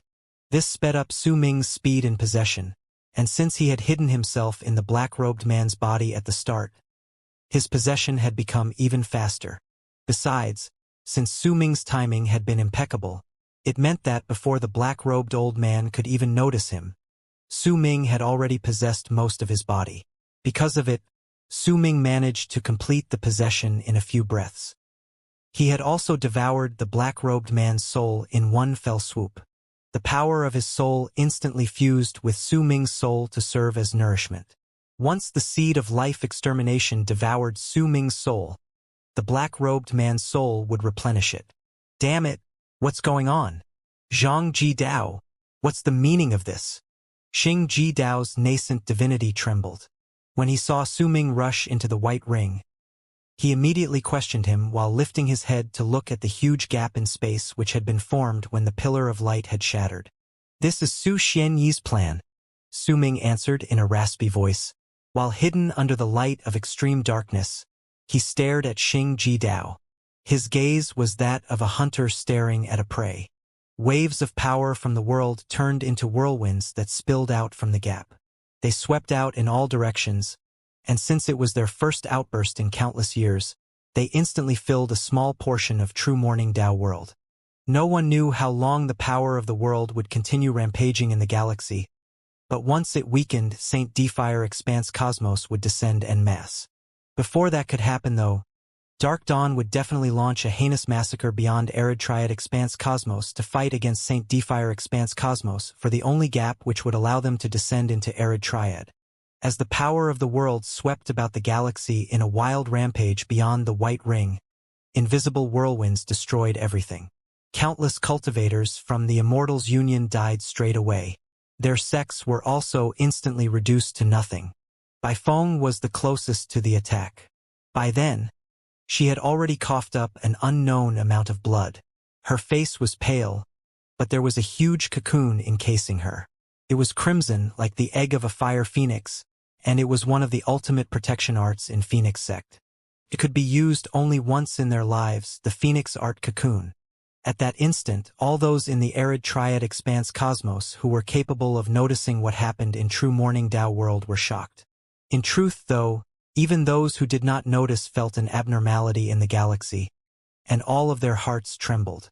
A mighty pressure descended, traumatizing them. The whirlwinds formed by the power of the world swept outwards from the spot which was once the core of the territory belonging to the Immortal's union. As it tumbled outwards, piercing whistles rushed out in all directions at an even faster speed. The place was described as the spot formerly belonging to the Immortal's union because it had now been reduced to complete ruin. Countless Immortals had died, numerous planets were shattered, and an innumerable number of sects were instantly destroyed. However, all of this had yet to reach the degree at which it would threaten to destroy an entire true world. After all, it was not the damage caused by the explosion brought by the 1 billion corpse soul seal wreaking havoc, but the power of the world between Saint Defire and Arid Triad spilling forward. Even so, it was still a great disaster to true Morning Dao world. And there was an even greater disaster waiting for them, the huge gap in Arid Triad Expanse Cosmos, which had been created by the power of the 1 billion corpse soul seal which could destroy a true world. The gap was like a newly cracked hole in a huge egg that was still some time away from hatching. The power which was being formed to give birth to a dragon of the heavens had begun flowing outwards. At the same time, due to a large amount of aura from the worlds beyond surging in, signs of erosion appeared in the space around the gap. There might have been only a few at the start, but more and more of them appeared without stop. Perhaps this process would need a certain amount of time, but in the end arid triad expanse cosmos would lose its right to become the third camp standing on equal ground with Saint Fire and Dark Dawn. If arid triad expanse cosmos had life and could feel pain, it would be experiencing an indescribably intense pain while sensing its life flowing away. Then, it would spread its pain to all the lives born in arid triad expanse cosmos. The predecessor of Tao Ocean tumbled about in mourning Tao sect while letting out a pained cry. The countless planets in the galaxies which had yet to be affected by the whirlwinds formed by the power of the world in true mourning Tao world started trembling, and countless living beings within them howled in pain. They sensed their lives flowing out of their bodies. Intense pain came with it, and they felt like their bodies and even souls had lost a precious part of them. All lives behaved in such a manner, including the cultivators. It did not matter whether they were cultivators from the Immortal's Union or disciples from Mourning Tao sect. All of them sensed the intense pain and felt their lives seeping out of their bodies. Right away, their hearts filled with indescribable terror. It was as if the universe had become different from before, like a crack had appeared in an invisible barrier which had protected them without their knowledge. True Mourning Tao world was not the only one affected. The same scene could be observed within True Sacred Een world as well. All the cultivators there felt like their spirits were about to be torn apart, and the tremors from all the planets made True Sacred Een world fall into complete chaos for a period of time. At the same time, all the powerful warriors in True Sacred Een world, especially those who were in Fate realm and above, as well as the Culpa Lord along with the Sublime Paragon, sensed all what had happened. There were 5 mountains floating in space in the galaxy. They shone in 5 different colors whose light was very piercing. At the centermost mountain was a middle-aged man. While standing quietly at the top, he raised his head to look at the endless universe. At the same time, a dreary expression appeared on his face, followed by a hint of shock. I can sense a huge gap being torn open in arid triad expanse cosmos, right where True Mourning Tao world is. The power protecting arid triad does not exist in that gap. You can sense this because you are connected to True Mourning Tao world. What you sense is what True Sacred Een world understands, a faint voice said. The air distorted, and a child in red clothes walked out to stand beside the middle-aged man. The child looked incredibly young, but there was an unimaginably ancient air to him. If anyone looked into his eyes, they would lose themselves. Lord Sublime Paragon. The middle-aged man cast the boy a glance, then wrapped his fist in his palm before bowing slightly to him. Many years ago, I sensed that the Sublime Paragon of True Mourning Tao world had become incredibly weak. He disappeared the next second, hiding himself away. Just now, I sensed his presence again, but it only lasted for an instant before it disappeared once more. At the same time, I sensed a destructive power that not even I would dare touch coming from True Mourning Tao world. It could easily destroy Sublime Paragons like me, and it could even destroy a true world. The boy stared in the direction of True Mourning Tao world while speaking calmly. His words immediately caused the middle-aged man's expression to change. This destructive power that terrifies even me did not shatter True Mourning Tao world, but instead opened a gap to arid triad expanse cosmos. A complicated expression appeared on the boy's face. In fact, even with his level of cultivation, he could not suppress the great anxiety which had appeared on his face at that moment. Send the order to all in True Sacred Een world to prepare for war and bring forth all their strongest equipment. Have the cultivators in all true worlds prepare for a great war, the kind of which we have never experienced before. War is about to start, and it will be of an intensity we have never seen before. Arid Triad Expanse Cosmos will fight against those from beyond. Be prepared to die in this battle. Even I will most likely die in this war, so it is even more like for other cultivators.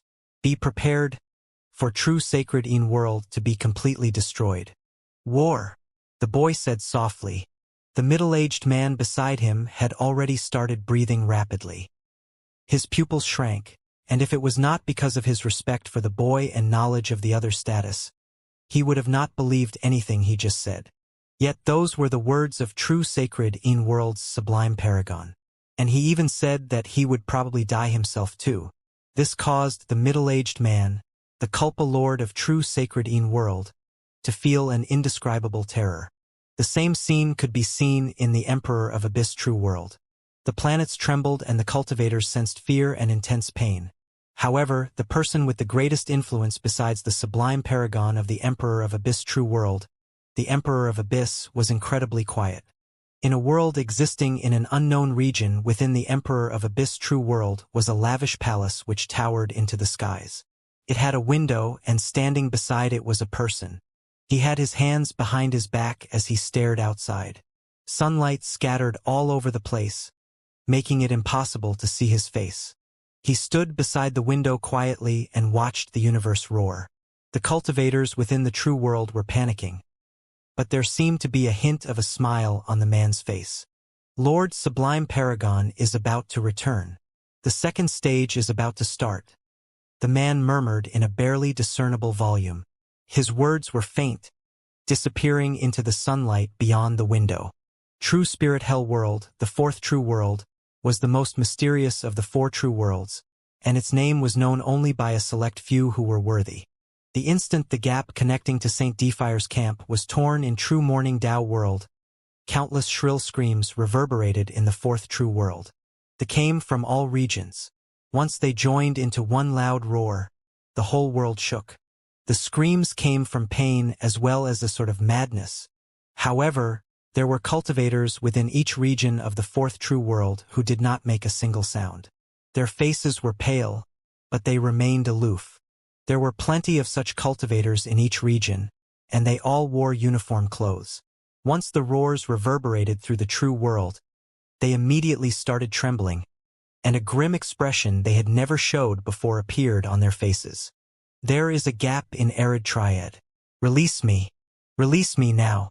I'm willing to fight for Arid Triad. Haha. A gap appeared in Arid Triad. I can sense Arid Triad expanse cosmos pain. All of you will die. All of you will die. This is the presence of the power of the world. There's also the presence of those damned cultivators from the worlds beyond. All of you of the damned later generation shall die 1,000,000 times for your crimes. Look at the expanse cosmos we gave you because we felt at ease handing it to you. Open the spirit hell and let us out. Various roars reverberated in space, and there was an incredibly mighty power contained in each voice. They were so terrifying that most of the cultivators protecting the true world coughed up blood as their hearts trembled. Seniors, please calm down. Without the orders from at least 2 sublime paragons from the other 3 true worlds sublime paragons and culpa lords, it is impossible for us to open the spirit hell and let you out. Even if a disaster which Arid Triad expanse cosmos cannot withstand has appeared, it has nothing to do with spirit hell. Seniors, please be quiet. An old, aloof voice said. It could be heard in all of the fourth true world, but his only response were even stronger roars than before. However, no matter how much the prisoners shouted, the cultivators protecting the place did not say a single word. Even the ancient voice from before did not say anything. In the meantime, the whirlwind formed by the power of the world continued sweeping outwards through true Morning Tao world. The spot where the pillar of light connecting to the heavens once existed was the spot where the whirlwind had originated. Bai Feng's cocoon was being weakened by the wind formed by the power of the world. From the looks of it, it would only be able to last for 12 more breaths before shattering. Not far from the cocoon was a white light. It came from the white ring, the supreme treasure from St. Defire Expanse Cosmos. At that moment, the ring was slowly rising into the sky. Judging by the looks of it, it was about to stand up against the power of the world and force its way back into St. Defire's camp through the gap. Zhang Ji Dao, we have to leave this accursed place as soon as possible. We have to tell the three Lord Saint Defiers that Dark Dawn has prepared such a treachery in this accursed place. You have to help me. We absolutely can't stay here. Before long, numerous cultivators from arid Triad Expanse Cosmos will be led here. The both of us must not let Lord Saint Defier's supreme treasure be snatched away. Xing Jidao roared in the White Ring. Even the eyes of his nascent divinity were bloodshot as he used his full power to control the White Ring. The eyes of the black-robed old man, who had been possessed by Su Ming, flashed briefly. He nodded and raised his arms to send his cultivation base to fuse with the White Ring. It immediately lightened Xing Jidao's burden, but the instant he relaxed his guard, he sensed great danger, and his expression changed drastically. Zhang Jidao, what are you doing? Su Ming was skilled in reading the changes in his opponent's thoughts and taking control of the weaknesses that came from their emotions. This was something which had already showed itself when he was hunting in Dark Mountain. Since then, 1,000 years had passed, and he had become even more proficient at it.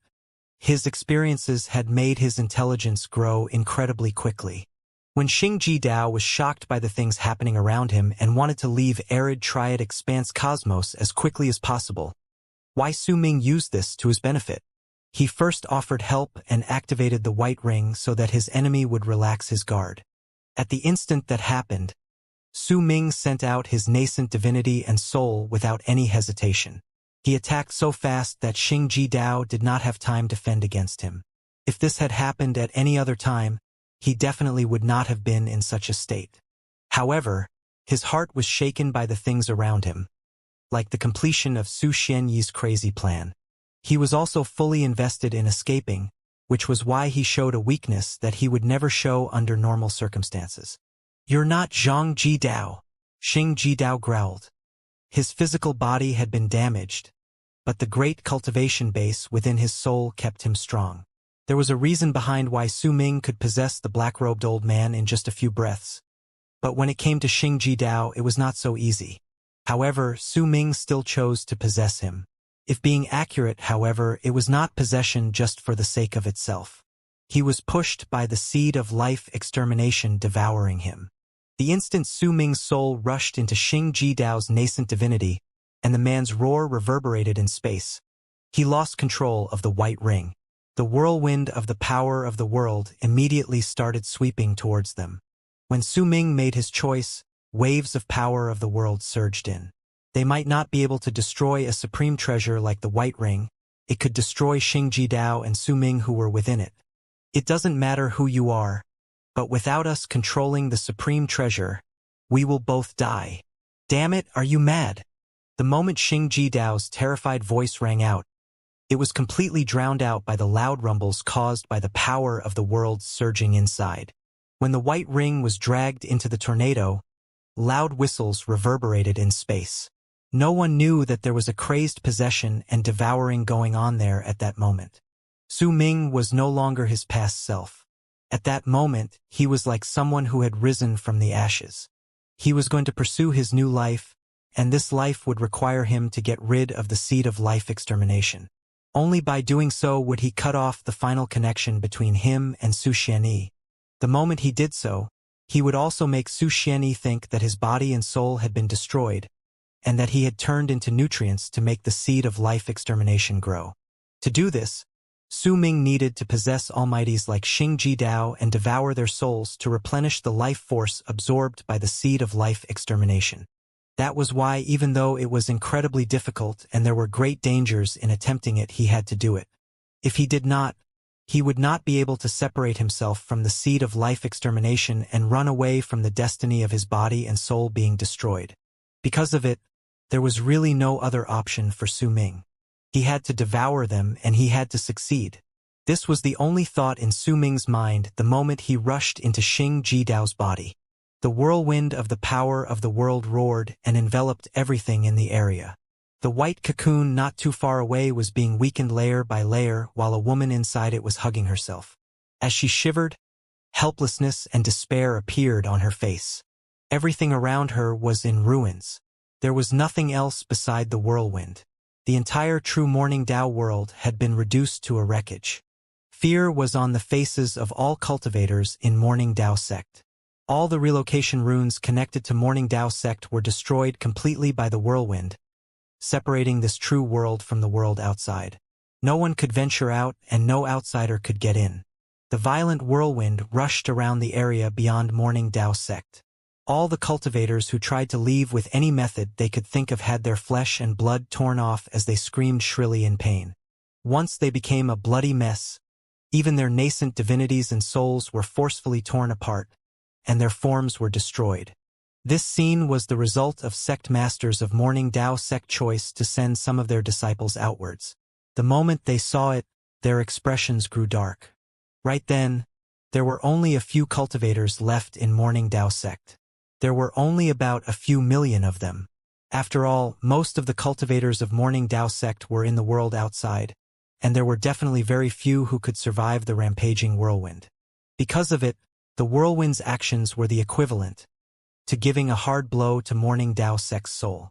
However, as long as they could survive it, then with their foundation they would definitely be able to recover. But the prerequisite to this was that they did not suffer an even greater disaster, or else there would be a great possibility that after existing for countless years, Morning Dao sect would disappear in the river of history within arid triad expanse cosmos, just like ancient Wei.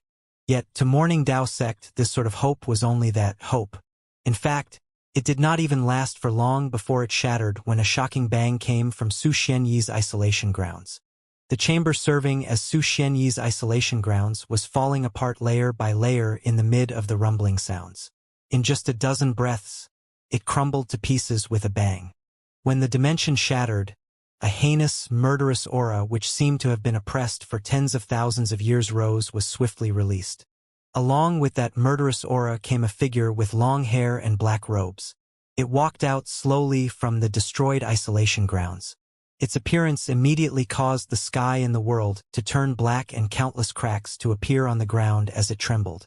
Sublime Paragon, you had your physical body explode so it would turn it into a seal that would put my body in complete lockdown. Dao Chun, you used the great soul reversal art to have your will fuse with this place so that I could not walk out of this chamber. But now, the black figure threw his head back and laughed menacingly. There was madness in that laughter, along with thirst for blood and a craziness that spoke of willingness to destroy the universe to achieve his goals. But now, Lord Sublime Paragon, your body and soul were destroyed. When you personally entered the physical body I prepared for you, your soul naturally disappeared. Dao Chen, you might have been able to fuse your will into the dimension and turn it into a seal serving as a chamber. But you didn't expect that once the whirlwind fused with the power of the world, it could reduce your seal to its weakest state, allowing me, who had fully recovered, to be able to easily break it. The black-clad figure with the heinous, murderous aura was naturally Su Xianyi. I swore an oath in the past that if I should ever be able to walk out of this seal, I would definitely bring about a bloodbath in Morning Dao sect to exact revenge for what you've done in the past. A bloodthirsty smirk appeared on Su Xianyi's lips.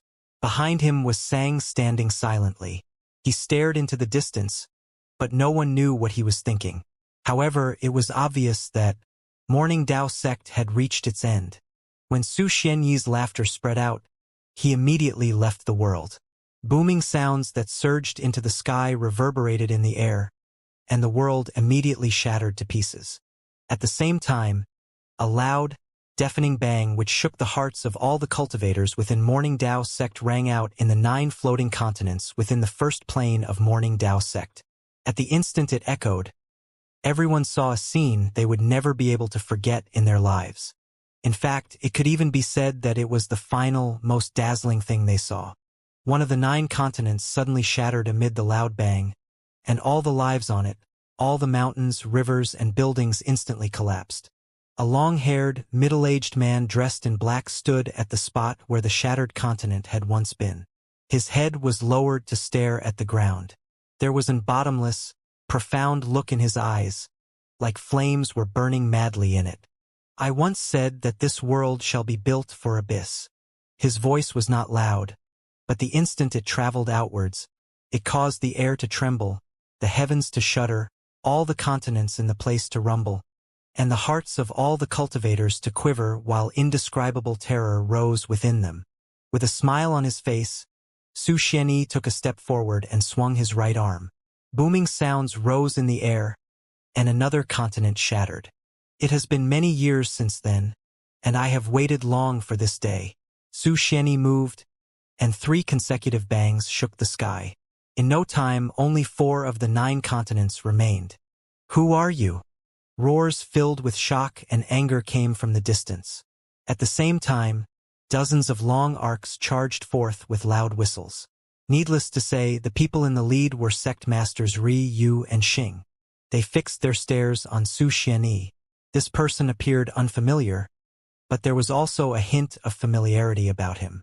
However, they simply could not remember who he was. "Who am I?" A hint of derision appeared at the corners of Su Xianyi's lips. He suddenly threw his head back and laughed before he lifted his right hand. He did not even move his body, only choosing to point at Sect Master Ri, who had been the one to speak among the 3. "This person's flesh and blood shalt be used as an offering for mine people, and his soul shalt become mine vessel." The pupils of Sect Master Ri, who had the power of those in Death Realm, immediately shrank.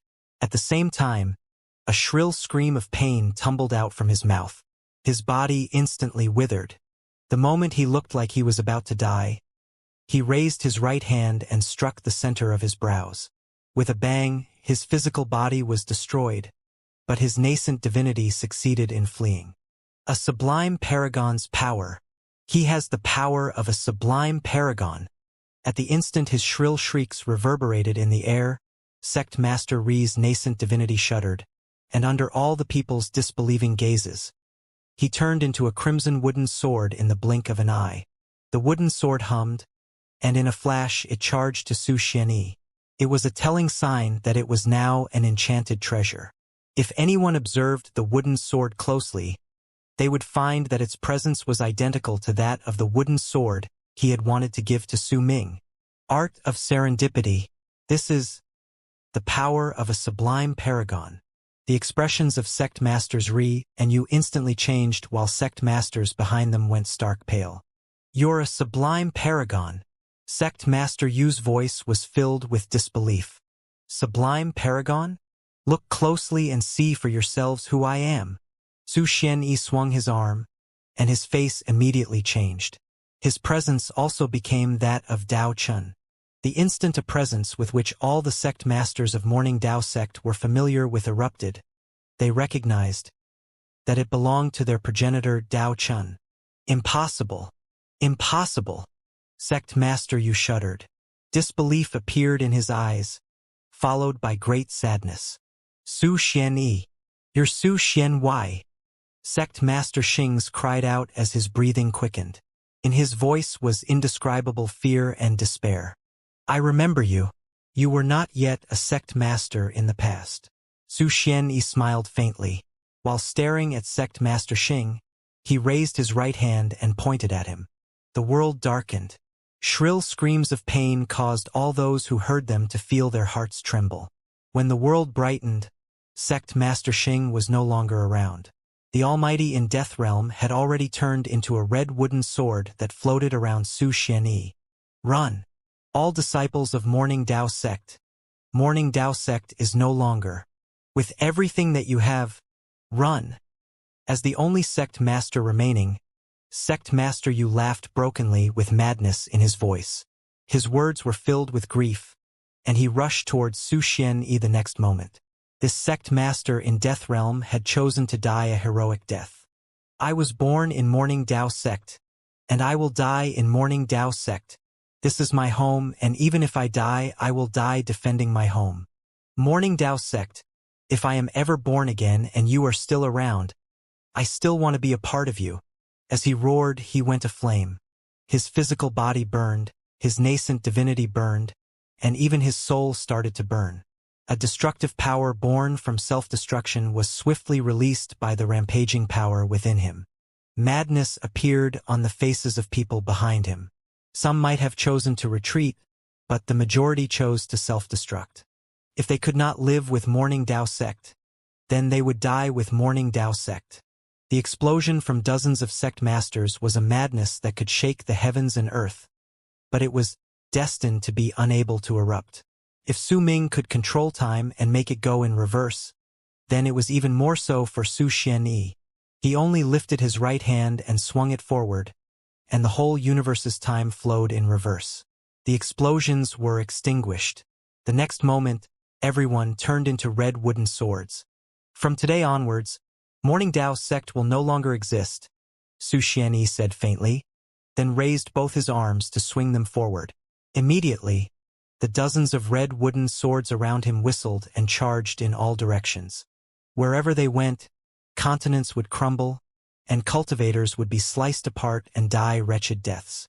Even more strange was the fact that every single time the dozens of wooden swords killed a person, a new one would appear in place of the person who had died.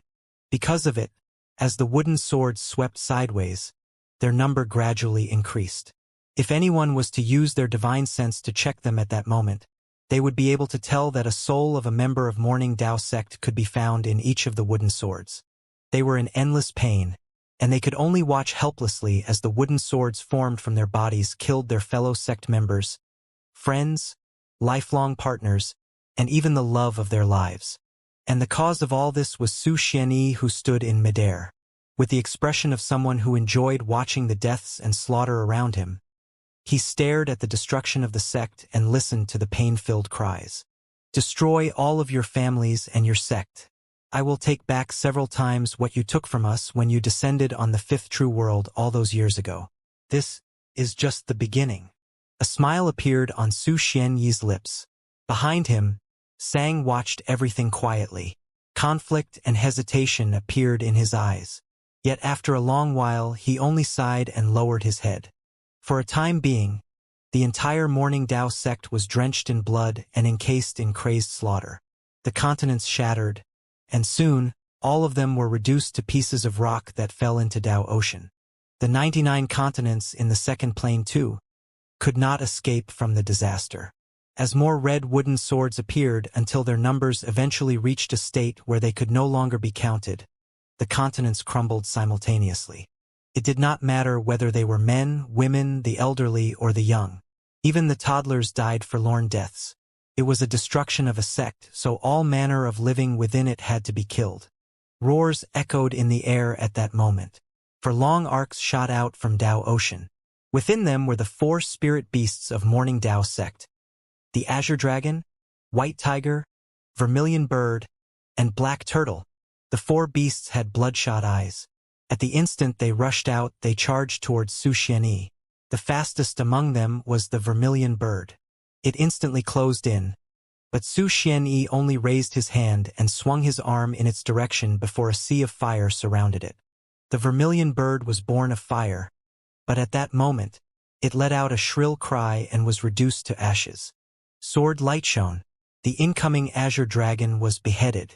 Its nascent divinity was destroyed, and only its long body fell onto a destroyed continent with a bang. Falling along with it was the White Tiger. Its body was not complete, for it had turned into countless threads of flesh and blood. Like blood rain pouring from the sky, it scattered all over the land. As for the Black Turtle, its shell was destroyed. Su Xianyi dug out its bloody heart and squashed it into a core. Then he ate it. A black turtle's core still tastes pretty good, Su Xianyi said softly, as if he was enjoying the aftertaste. Nostalgia appeared in his eyes. Booming sounds surged up into the heavens. Once the 99 continents were destroyed, the 999 continents and 9,999 continents in the third and fourth planes were shattered along with all the innocent lives on them.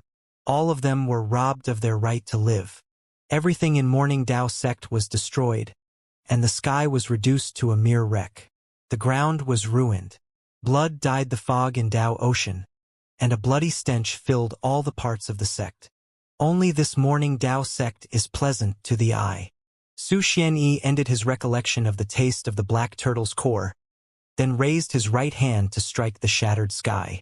Immediately, rumbling sounds rang out once more from the highest spot of the sky.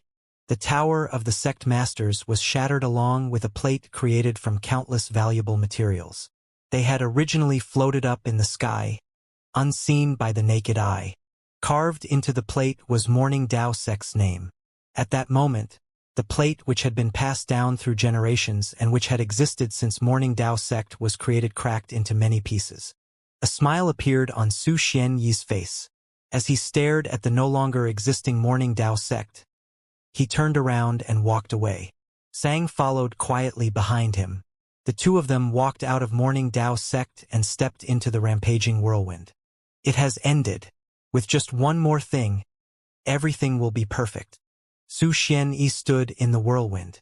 The distortions of time could be seen around him, as if he could affect a certain part of the whirlwind surrounding him. The distortions made it disappear, returning that part of the galaxy to a point many years ago when the galaxy was in a state of peace. Su Ming, my son, where are you? Su Xianyi smiled faintly. When he was about to close his eyes and search for him, Sang finally lifted his head behind him and stared at Su Xianyi's back. You promised me, he said softly. You promised me that even if you are going to use Su Ming as a host, you will not harm his life, and that this will be a great serendipitous event for him.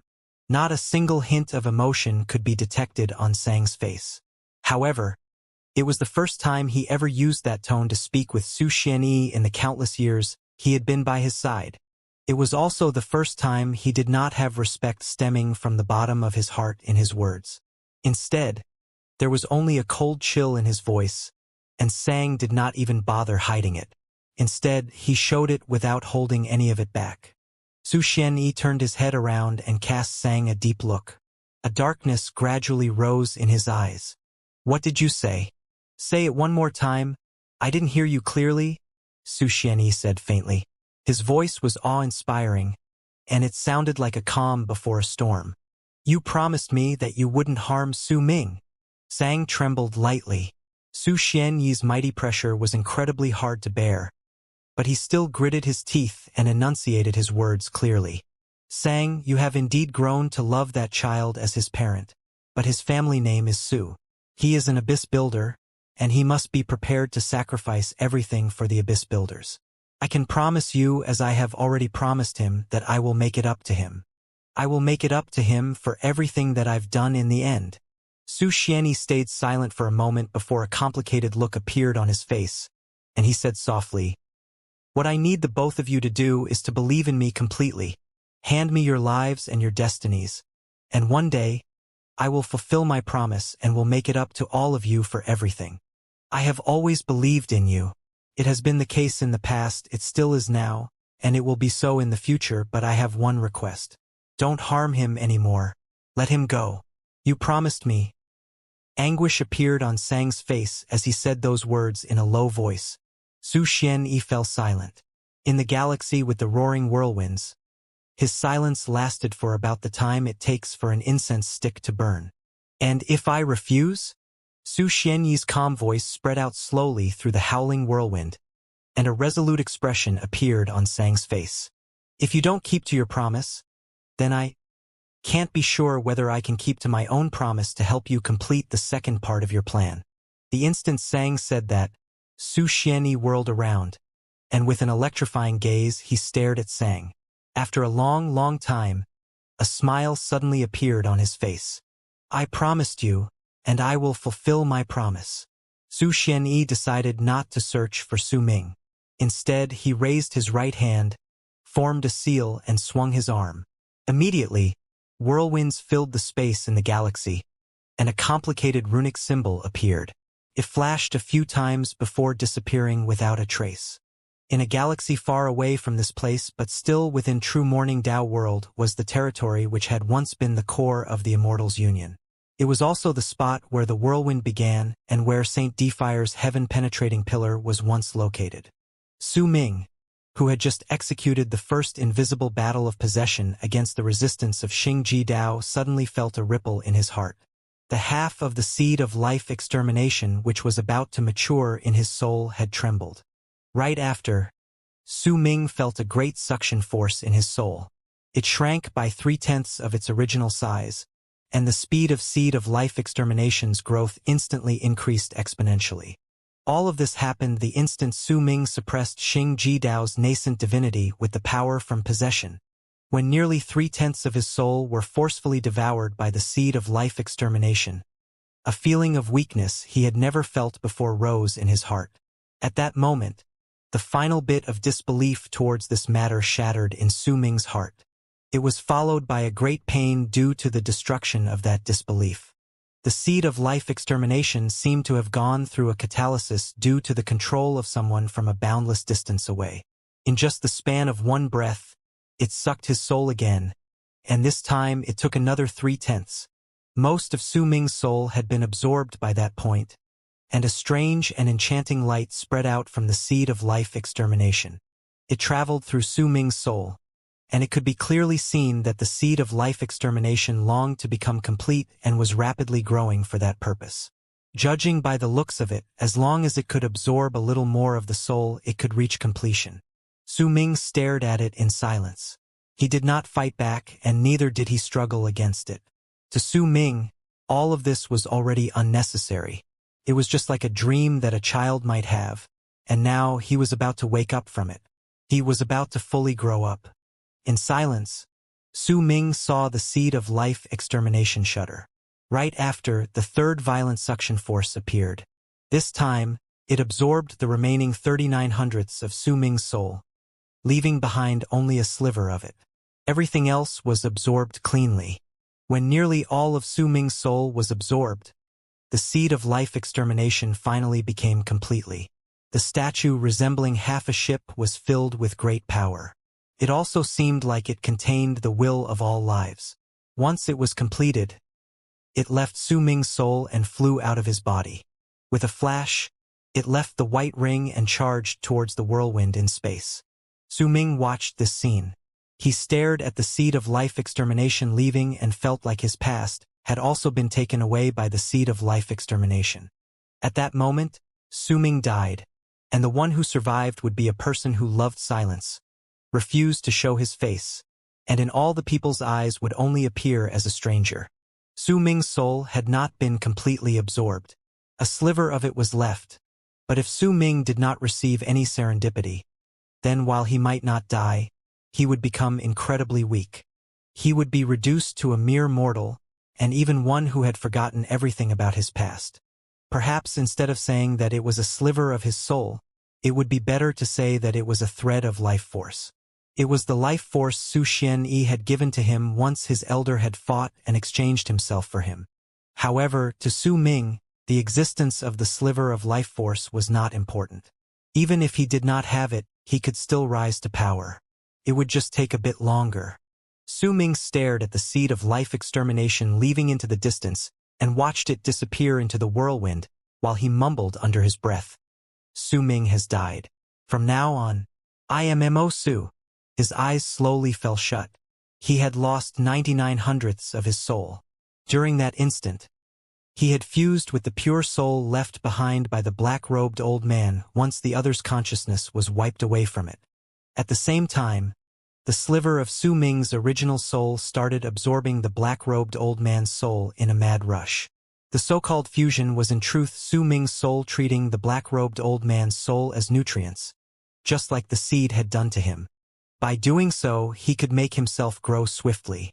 Time trickled by.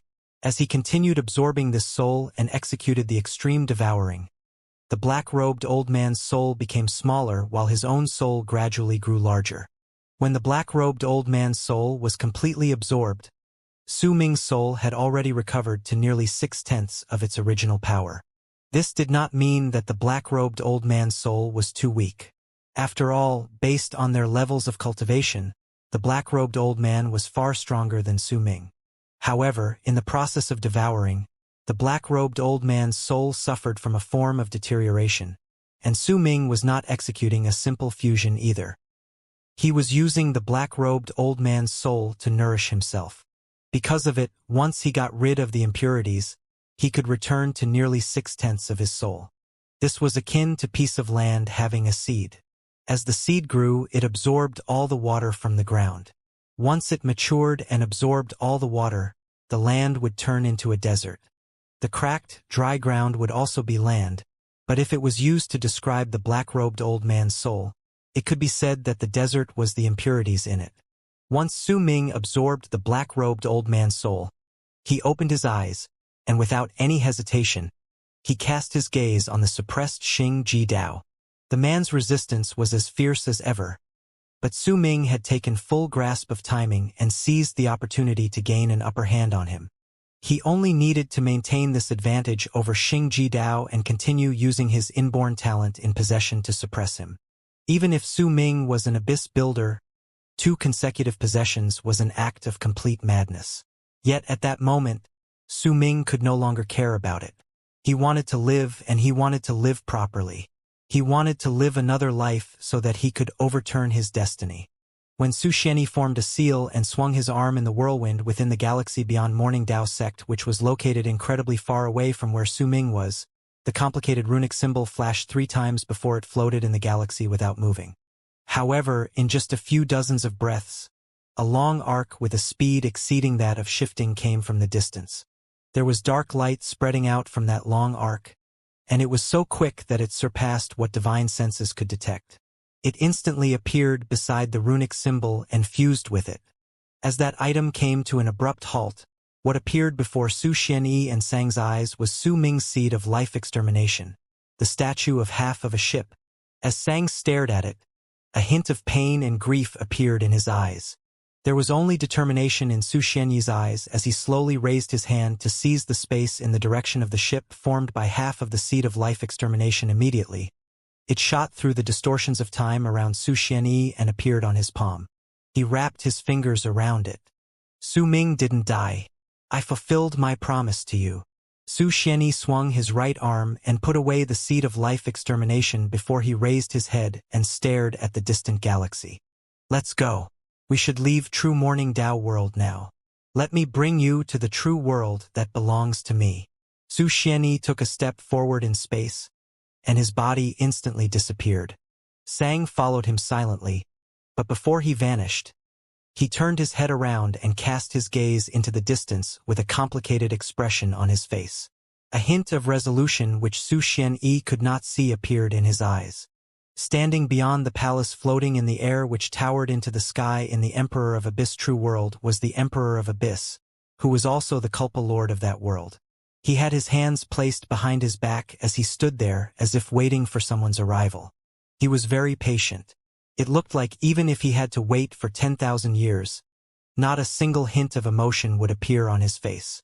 Time trickled by, and after an unknown amount of time had passed, the air in front of him suddenly distorted. In time, Su Xianyi walked out. Sang followed behind him quietly. The Emperor of the Emperor of Abyss true world did not appear at all surprised when he saw Su Xianyi and Sang. Greetings, sublime paragon. At the instant the Emperor of Abyss saw Su Xianyi, he immediately swung his arm and knelt on one knee, then bowed like a disciple greeting his master. Dao Air, there aren't any outsiders here. You don't need to do this. Raise. A smile appeared on Su Xianyi's face. Master! The middle-aged man raised his head, and respect appeared on his face. When he cast his gaze on Sang, his lips curled up into a smile, and he nodded towards him. Junior brother, it has been many years since we last met. You look as fine as ever. Oh. The door to Yu Xian's room within the Emperor of Abyss true world was pushed open silently, and Su Xianyi walked slowly into the room. Yu Xian had her back turned to the door, and she was sitting by the window as she stared at the starry sky outside. The moment Su Xianyi walked in, she shuddered, and a complicated expression appeared on her face. Su Xianyi stared at Yu Xian quietly. After a long while, he sighed softly and brought out an item from his bosom that he placed on the table. He then said softly, "You've suffered over these years, but he doesn't suit you. From now on, he will only be immortal." Su Xianyi stood silent for a moment before sighing and turning around to walk out of the room. He gently closed the door behind himself. When Su Xianyi left, Yu Xian turned her head around. Tears flowed down her face as she stared blankly at the statue of the ship formed by half of the seed of life extermination placed on the table. More and more tears streamed down her cheeks. Oh! Endless whirlwind could be seen howling everywhere in the broken true Morning Dao world. The terrifying power of the world could tear through many planets and even rip apart space. Could also easily destroy all cultivators' bodies. Countless torn limbs could be seen in various places within the gigantic true Morning Dao world. They were from the cultivators which belonged to the Immortals Union and Morning Dao sect. But no matter on which side they had fought, they were in truth all people of true Morning Dao world. Perhaps they had not managed to put the hatred they harbored against each other behind them before the disaster struck. But it could be disregarded when facing it. The hatred could even be forgotten, because surviving was their only goal. As endless numbers of cultivators from the Immortals Union died, they longed to receive help from the Immortals Union, but they did not manage to live till that moment, because the only thing waiting for them was the madness of the disaster. It was a nightmare from which no one could save them. It was especially so for the cultivators near the core of the Immortals Union. They had began laughing brokenly, because they saw the galaxy of the Immortals Union collapsing and the region being reduced to ruins. However, they were also fortunate because they knew that from then on, the Immortals Union would no longer exist, which was why they chose to escape. They chose to use every method in their disposal to survive through the disaster. Those cultivators who did not know that the galaxy of the Immortals Union had shattered still harbored the hope of returning. Yet what awaited them would be only the fear and bewilderment which would rise in their hearts once they saw the wreckage. Compared to the Immortals Union, the cultivators from Morning Dao sect were more fortunate. This did not mean that fewer of them died, but that those who survived would forever have hope, and its name was Morning Dao sect. Since all the relocation runes in Morning Dao sect had been shut down, they might never be able to return and would never be able to see what had happened. But in their minds, Morning Dao sect would always exist. This was hope. It would forever remain in the hearts of the people who survived, and perhaps it would be passed down generation by generation. 7 days after the disaster passed, not only did the whirlwind in true Morning Dao sect not disappear, it had become even stronger. No one knew how long it would last, and perhaps not even those from St. Defire's camp knew precisely when it would disappear. As long as there was power of the world surging in from the gap formed in arid triad expanse cosmos, the endless whirlwind would exist. Yet whether it was 1 year, 10 years, or even 100 years or 1,000 years, there would come a day when the power of the world would stop. The whirlwind in true Morning Dao world would also disappear at that moment. Once it was gone, arid triad expanse cosmos would come face to face with a slaughter and disaster brought by St. Defire or Dark Dawn, or even both. Compared to the whirlwind, this was the true disaster, because this would be a bloodbath which would affect the entire arid triad expanse cosmos instead of a single true world. Before this disastrous bloodbath arrived, true Morning Dao world would remain filled with whirlwinds formed by the power of the world.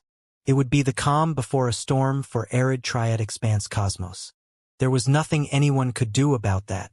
It was impossible for them to mend the gap formed by arid triad expanse cosmos.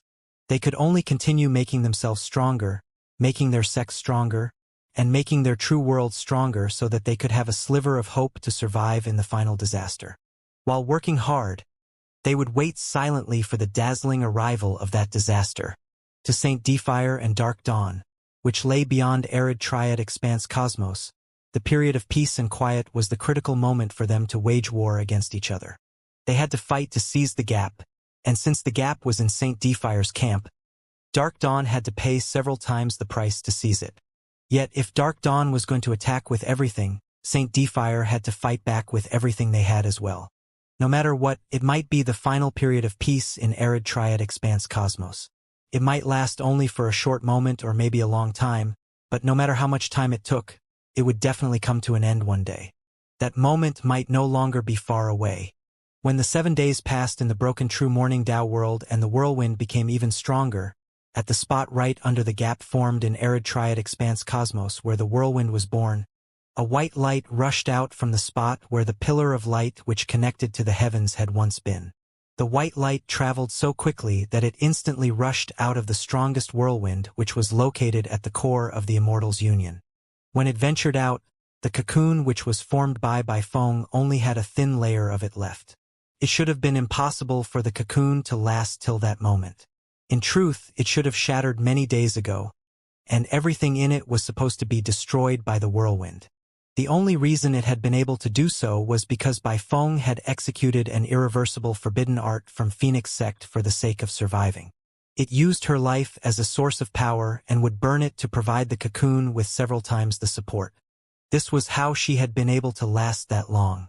However, the price she paid was incredibly devastating to her as a woman.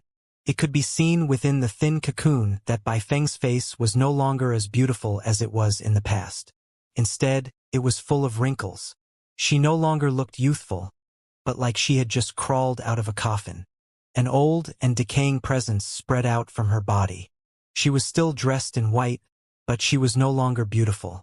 Instead, she was filled with sorrow and misery. It stemmed from her very soul. To her, the 7 days had felt like her entire life. She did not have to act like that. She could have welcomed death in a more dignified manner and choose to die beautiful if she could not survive. However, she could not accept this. She was afraid of death, and she could not accept that she had lost everything. She had always dreamed of ascending to St. Fire Expanse Cosmos, and for this dream, she could give up on everything. Yet now she was swathed in deep despair. She could only stay in the thin cocoon and wait for Su Ming's arrival. There was no longer any life left for her to burn. Even if the cocoon could continue existing, she had less than a month left to live. Just when the white light flew out from the core of the whirlwind in the distance and was about to leave, it came to a stop and changed its direction to charge towards Bai Feng. It approached the cocoon in an instant. The white light pierced Bai Feng's aged eyes. If it was 2 days ago, she would have been excited. If it was 3 days ago, Bai Feng would have been so excited that she would have cried. No matter what she would have been asked to give up, as long as the person in the white light would save her, she would promise it all away.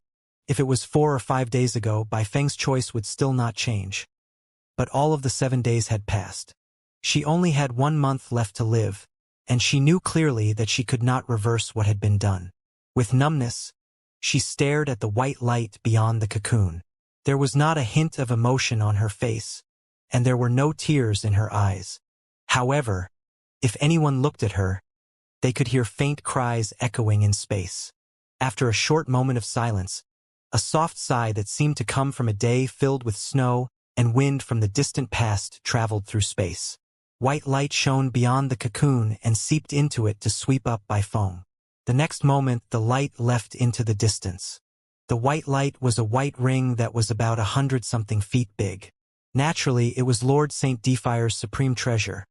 But right then, it no longer belonged to anyone from St. Fire. It belonged to Mo Su, who had bid farewell to his past and had been reborn. Only Su Ming himself knew just how hard it was to devour Xingji Dao and all that had happened within the white ring during the past 7 days.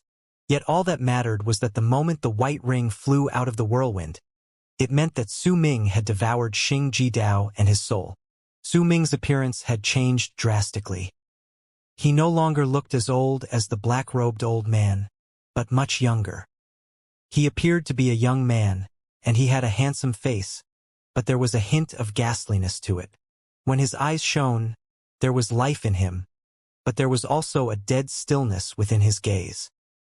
He was still dressed in black robes, but the soul in the body underneath them was stronger by nearly 3/10 to Su Ming's previous soul. His level of cultivation had also increased exponentially. The level of its increase was even more shocking than that of his soul. However, if anyone compared all of these to the white ring, they would not say that those were serendipities because the real serendipity was the white ring.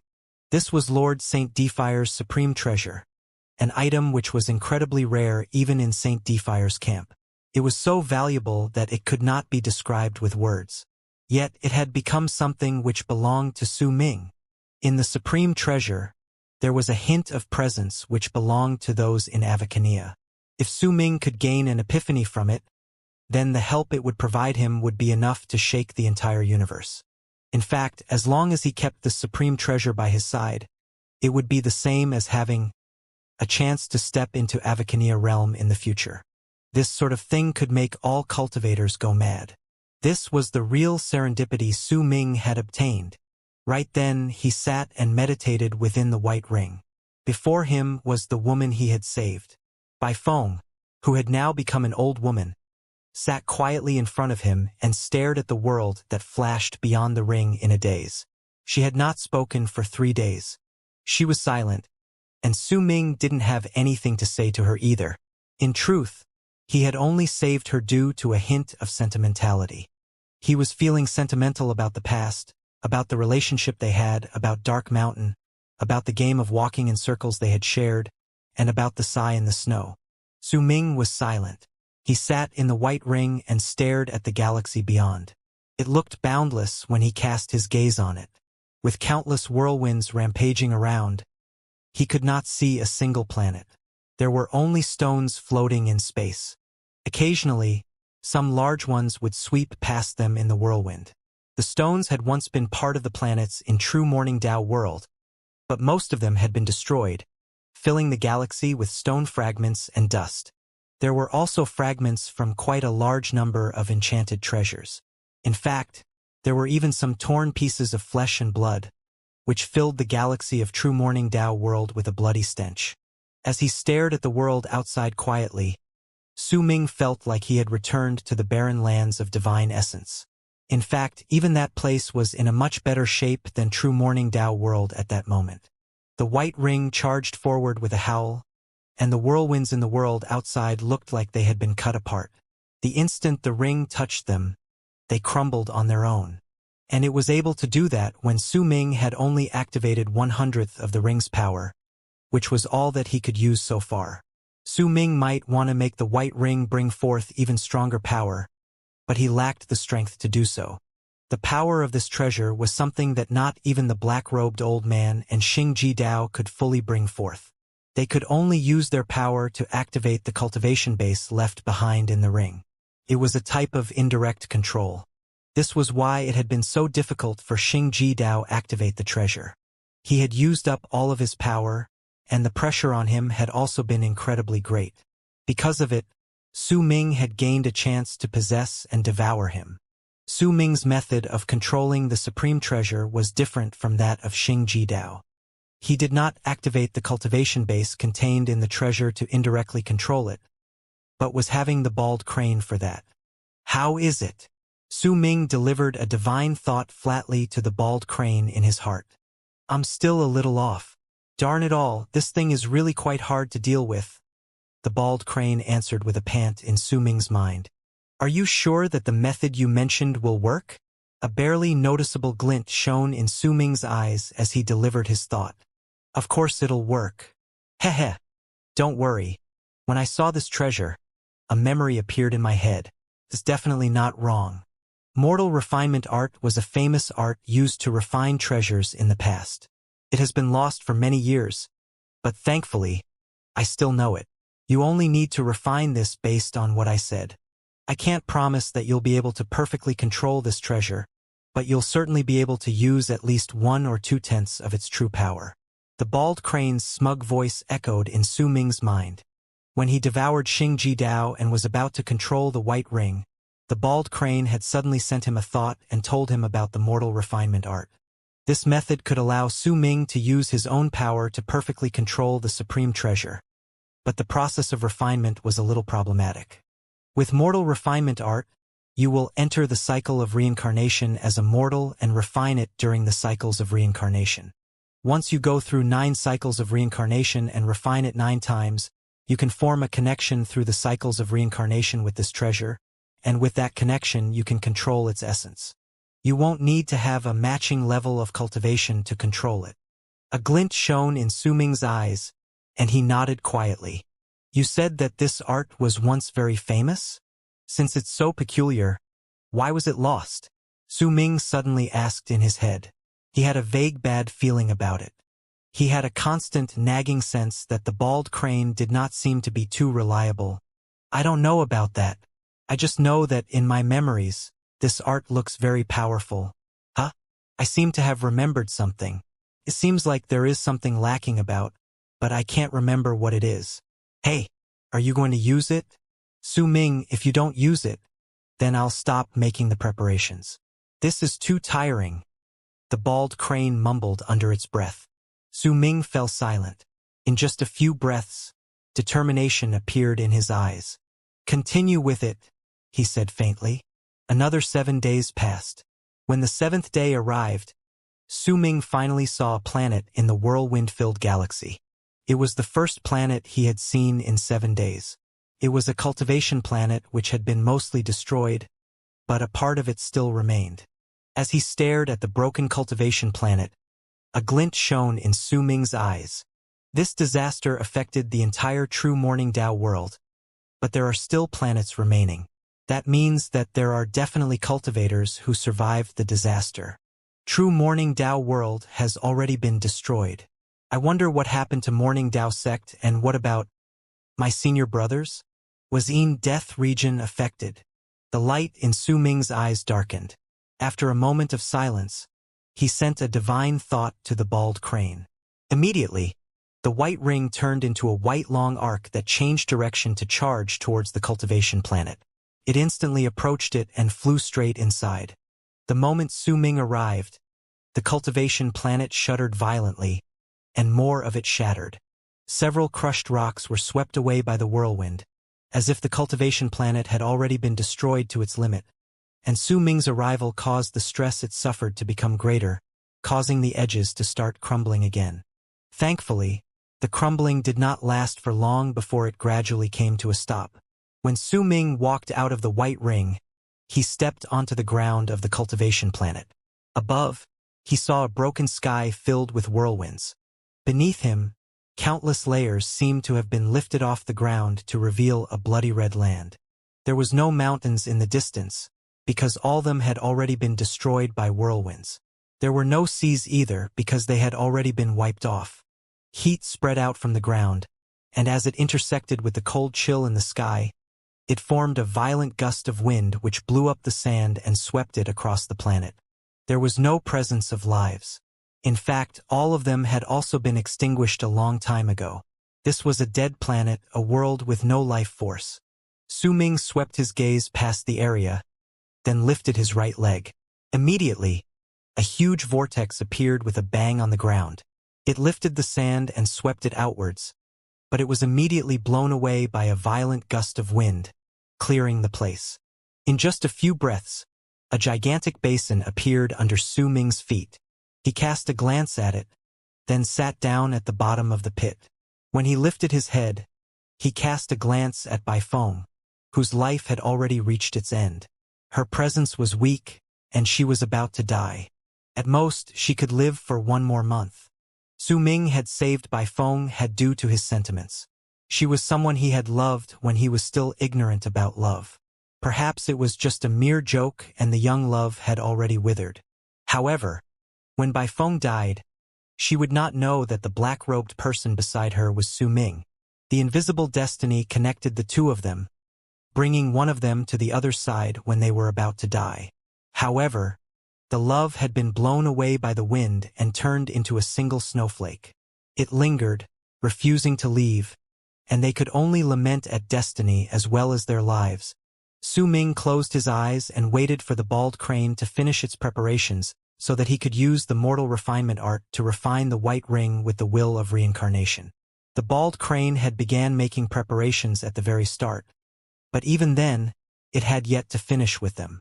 Su Ming sat silently as days passed. Gradually, another 7 days went by. To Su Ming, they only lasted for an instant.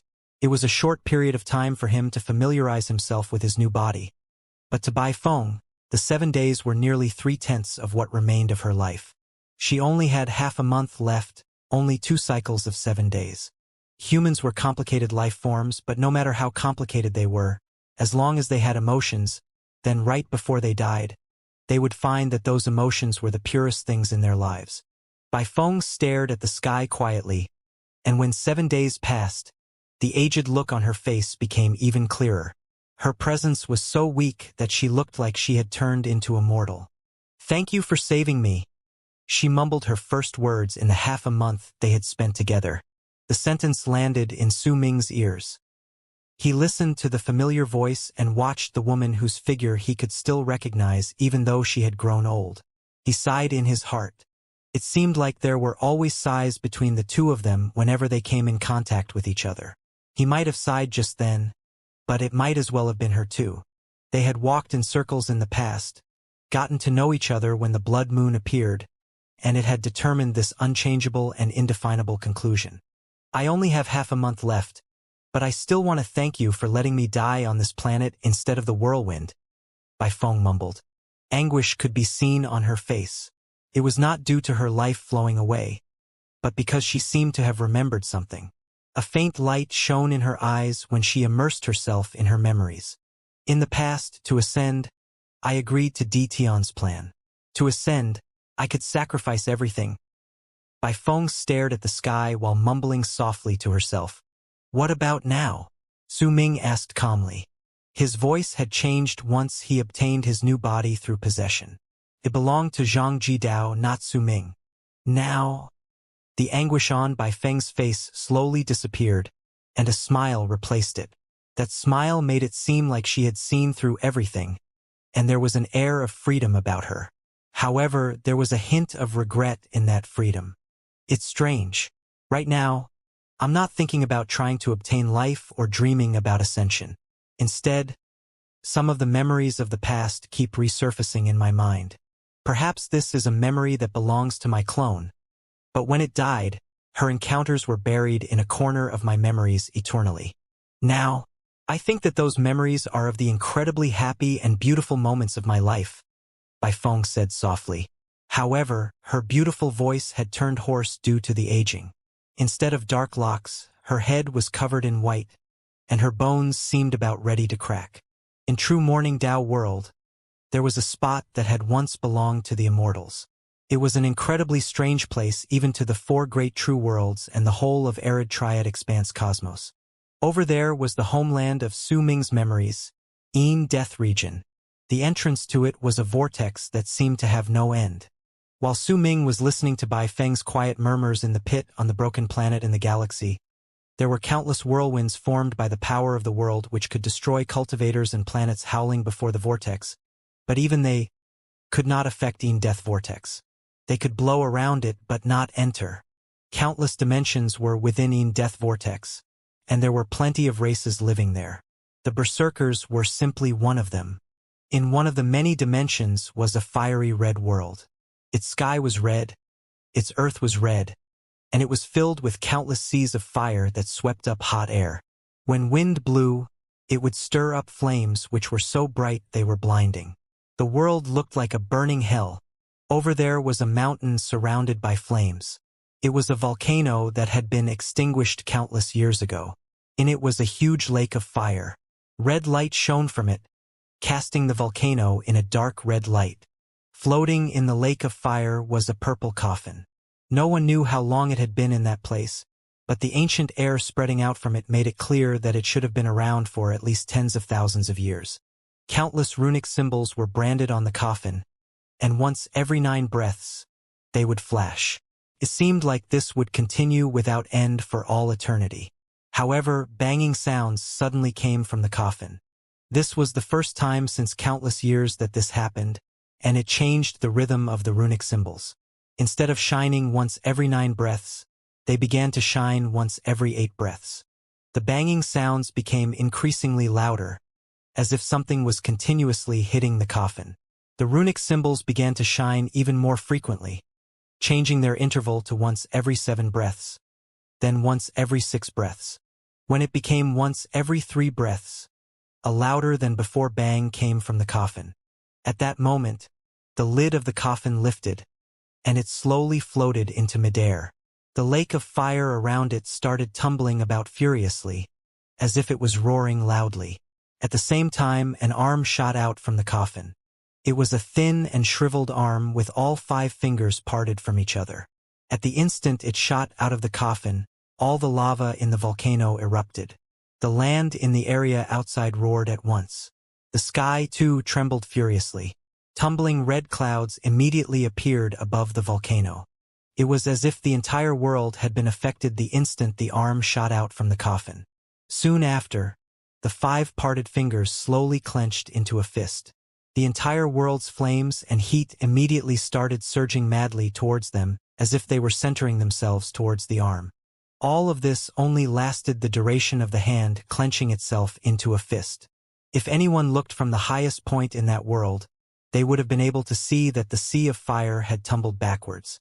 Wherever the flames passed, all heat would be taken from the land, and the ground would turn black. At the same time, all the flames in the place, including the flame clouds in the sky, were absorbed by the volcano. They gathered on the palm from the arm that had reached out from the coffin. Once the person seized the flames, a crimson pearl appeared in his hand. Within it, a sea of fire was tumbling, and fire clouds were swimming. It looked like an entire world. A sigh came from the coffin. Gradually, a tall figure slowly sat up. When he eventually stood up, a crimson robe could be seen. That robe was not a normal robe, but an emperor's robe. A crown was also on the man's head, giving him the domineering air of an emperor. It filled the volcano and the entire world. "I failed, huh?" the person said softly. He had a strange, imposing tone, like he looked down on all forms of life in the world. He might have said that he failed, but no one could hear even a single hint of regret towards his failure in his voice. "I have long since guessed it. The possibility of success for it was too low." Su Xianyi was the most formidable man of his generation. There was no way that he would not have any backups, but since the start, my main plan was only to learn what he was planning. An enemy who can be understood is frightening, but once they reveal themselves, they are no longer frightening. The intention behind this plan was to make Su Xianyi go through with his plan, so that I would know what he was planning. As he spoke, the man in the emperor's robe and crown slowly raised his head to reveal his face. Needless to say, he was Dtion. Perhaps it would be more accurate to say that he looked exactly the same as Dtion, but his face was even more ancient. The domineering air about him was also stronger, and his level of cultivation was also greater. I had sent out a soul fragment as a test. It would have been good if I could succeed, but even if I failed, it doesn't matter. "That tiny immortal's union holds no importance to me," the man said faintly. A glint shone in his eyes, and he raised his head to stare at the sky above the volcano. Gradually, the hint of a smile appeared at the corners of his lips. "3 sovereigns and 5 emperors, my fellow Taoists, have all of you rested well?" His voice traveled through the world and echoed within all of Death region. After a moment, powerful ripples charged towards him from 7 different dimensions. There were terrifying divine senses touching each other in that place, as if they were communicating with each other. After a long while, they disappeared to return to their own worlds, and Death vortex gradually regained its calm. "It is just as I thought. We'll have Su Xianyi change the world outside. There is no need for us to get out so soon. We'll let him continue with his plan, and at the final moment we will let him know that he is just a farce." Dtion smiled faintly before he slowly lay down in his coffin once more. He unfurled his right hand, allowing the crimson pearl in it to spread out and fill the world with seas of fire once more. "My injuries have completely recovered from 10,000 years ago. Avakania, Avakania. I've come to understand the basics of this realm. If I get more time, then perhaps I will truly have the right to reach this realm. I have you to thank for this, Su Xianyi," Dtion mumbled, and the lid of the coffin fell with a bang. Once the coffin was sealed, it slowly sank back into the lake of fire, disappearing without a trace. "Oh, that damn Immortal's union, that damn Morning Dao sect, this damn universe, and this damn whirlwind." In another broken planet within true Morning Dao world was a young man dressed in black robes, who looked incredibly disheveled and had madness in his eyes. He brought his arms up as if he was pushing up the sky while shouting at it. "Hey, you bastards! Persevere. The rune is about to be completed. This damn whirlwind will not be able to destroy us cultivators from the war chamber." As the young man roared, the near 20,000 cultivators behind roared as well, and all of them sent forth their power for it to fuse with the air. Gradually, a screen of light appeared. It looked like it wanted to envelop the planet within it. In the crowd was Flame Fiend's progenitor and Zhu Yukai. They were both there. Oh! In a galaxy which was in true Morning Dao world was a lone ship which seemed to treat the whirlwind as a huge wave in the ocean. It treated the galaxy as seawater, and it was swimming forward through it. Oh wind! Oh stars, you're so pretty! Oh wreckages! Oh space! It's a pity that there isn't any sunlight. Ah! Why are you not pretty? A bright and clear voice rose from the ship. When it reverberated in space, it held a hint of exultation. What a lovely poem! Sir, your literary talents are great. A gift rarely seen in a million years. This is definitely the best poem I've ever heard. The voice filled with exultation was soon followed by a woman's giggles. As the ship went forward, it could be seen that there was a layer of fog surrounding it. The fog appeared to be thin, but it seemed to keep the whirlwind at bay, not allowing the power of the world to reach the ship. Could be seen that there was a table on the ship. Sitting beside it was an incredibly handsome long-haired man. He had an air about him like he was as gentle as a flower. By his side were 3 women as beautiful as flowers. With gentle gazes, they stared at the man. It looked like even if the man spewed out a pile of utter crap, that crap would still sound poetic to them. One of them was pouring wine for the man while another was holding a sweet fruit for him. The third one was gently massaging his legs. The women's petite faces had gentle and loving expressions. The man shook his head, as if he was thinking back about his poem. From behind the 4 people, in other words the end of the ship, came a discordant sound that broke the poetic air.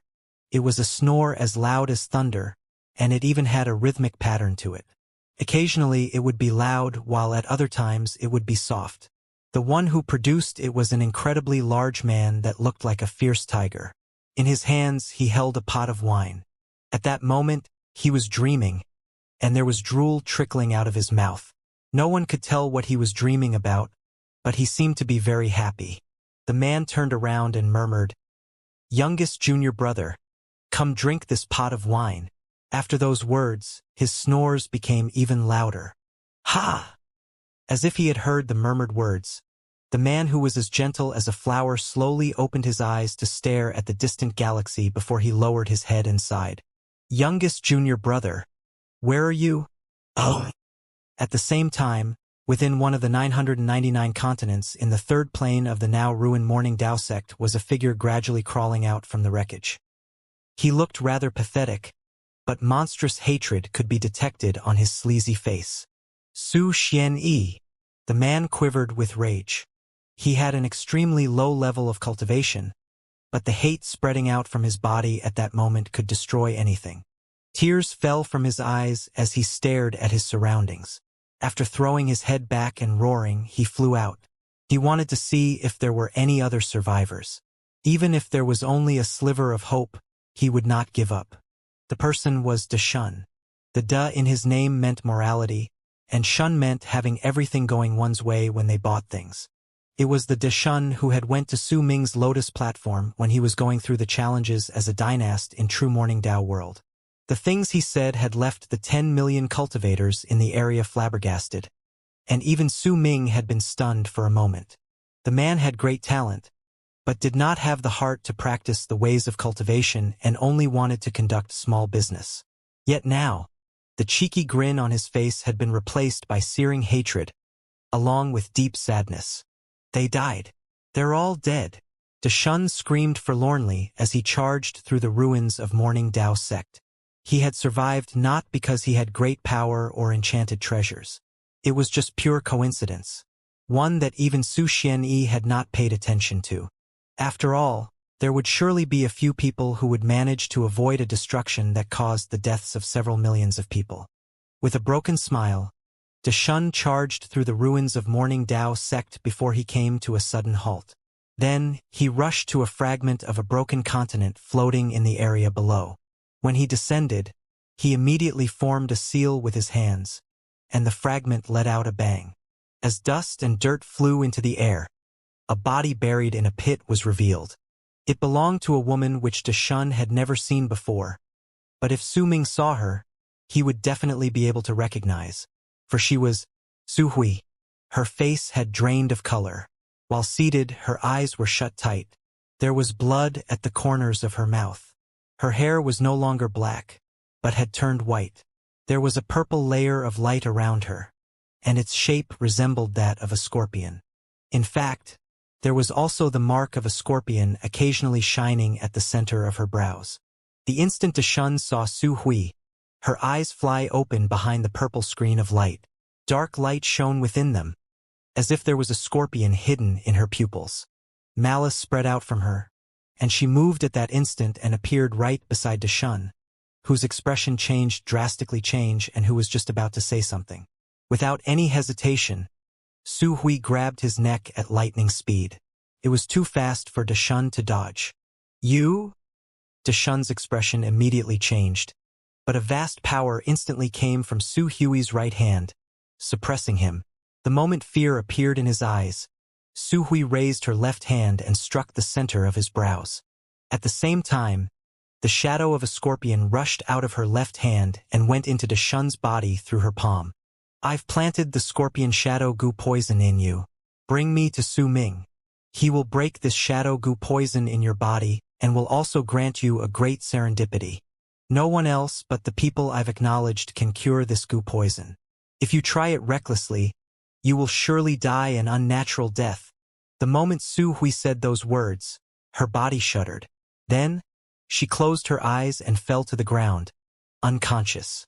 With a pale face, Deshun immediately took a few steps back. Fear lingered on his face. The power Su Hui had showed just then was incredibly great in his eyes, reminding him of the almighties he had faced in the past. In fact, he could sense clearly that if she wanted to kill him, she could have easily done so. Damn it! Did you just return my kindness with enmity? Anger appeared on Deshun's face. He circulated his cultivation base to check his body, and his facial color immediately went even paler. He even shuddered a few times. He could clearly sense his veins twisting in his body, intersecting with each other to form the shape of a scorpion. Cold chill filled his body, making him suck in a sharp breath. He remembered the words Su Hui had said before she fell unconscious. Outrage filled Deshun's body as he thought about what had happened. It had been out of good intentions that he had checked to see whether she was alive, yet he ended up in such a situation. If anyone else was in his position, they would definitely feel as indignant as he was. Damn it! Who is Su Ming? Where am I supposed to find this Su Ming? I can't even get out of Morning Dao sect, Wawayu. Deshun fumed with rage. He took a few steps forward to check the unconscious Su Hui, then raised his leg, intending to kick her. But the instant he raised his leg, her eyelashes fluttered, and she opened her eyes. This instantly caused Deshun to shudder, and he put on an obsequious smile while moving backwards in a submissive manner. Yet the instant Su Hui opened her eyes, her body started shrinking in a bizarre manner, and in just the span of a few breaths, she, who was originally an adult, turned into a little girl of around 6 or 7 years old. Who are you? The instant Deshun moved back, fear and panic appeared in Su Hui's eyes, and she swiftly moved backwards as well, as if she was terrified of him. She hugged herself while her face filled with wariness and fear. She looked as if she was about to cry. Where is this? Who are you? Deshun was taken aback. He stared at Su Hui in surprise. Then once he scrutinized her, he asked a question as a test. Lady Immortal, don't you remember me? Big brother, who are you? I don't know you. Su Hui's face was pale. She looked around herself in panic, and the fear in her eyes grew stronger. A thought appeared in Deshun's head. He took a few more steps back before asking another question to test her. Who is Su Ming? Su Ming? Who is Su Ming? Are you Su Ming? Confusion appeared on Su Hui's face as if she was somewhat familiar with that name, but almost the same moment, pain clouded her features. The mark of the scorpion shone, and Su Hui immediately wrapped her hands around her head. As she shuddered, her pain grew even more intense. Aha! Deshun's eyes instantly brightened, and great joy filled his heart. Looks like this diabolical woman has lost her memories. But it's not a surprise. After all, I might have been lucky enough to live through this disaster, but not everyone was as fortunate as I. She must have activated some sort of divine ability which allowed her to live, but its great side effect is that it will cause her to lose her memories and even turn her into a child. Yup, that's definitely the case. That's why she planted that scorpion something goo poison in me the first time she woke up. She had also referred to me as Big Brother. Could it be? That's right, her memories must have become jumbled up, and by the looks of it, she's filled with fear. Her body is that of a child as well. Could it be? Could it be that her memories have regressed to the period of time when she was still a child, and she has yet to walk down the path of cultivation? Deshun let out a dry cough, and with shifty eyes, he took a few steps forward.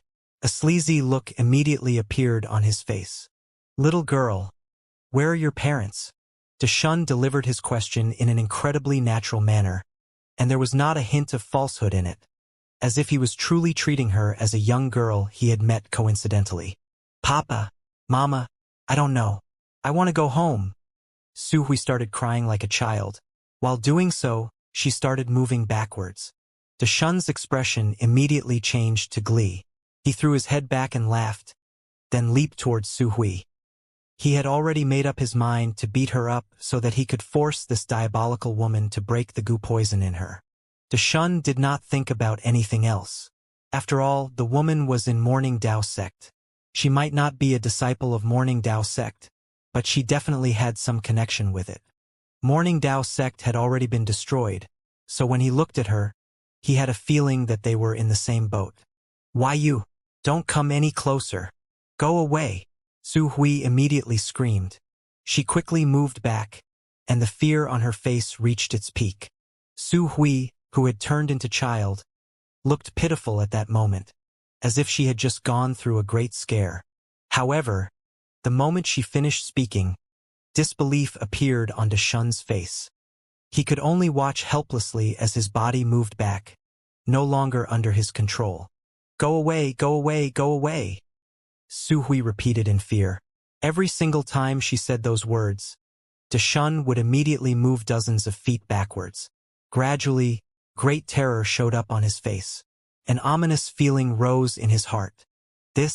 Could this be? You're a bad person. Mama said that bad people will fall on their faces when they walk.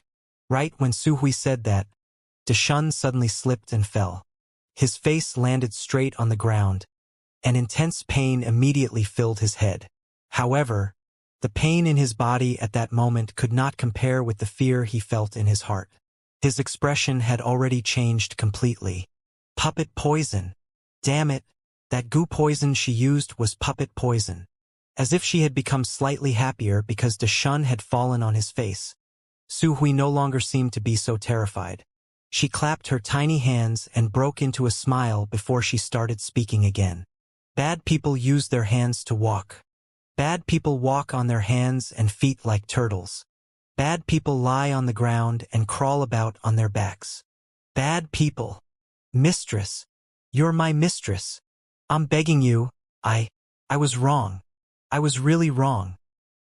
I'll take you back home. Deshun immediately cried out, pleading for mercy. He was really worried that the girl would next say something like bad people use their tongues to walk. Oh. While Deshun was being tormented by Su Hui, Baifeng raised her head with nostalgia on her face to look at the sky of the broken planet beyond Morning Dao sect. In faint murmurs, she talked about the past while the whirlwind howled outside. With only half a month left to live, she no longer cared about who was beside her. Even if she was alone, she would still talk about her memories. It was as if only by doing so could she not be alone before her life ended. Su Ming listened quietly until the bald crane's divine thought appeared in his heart. It's done.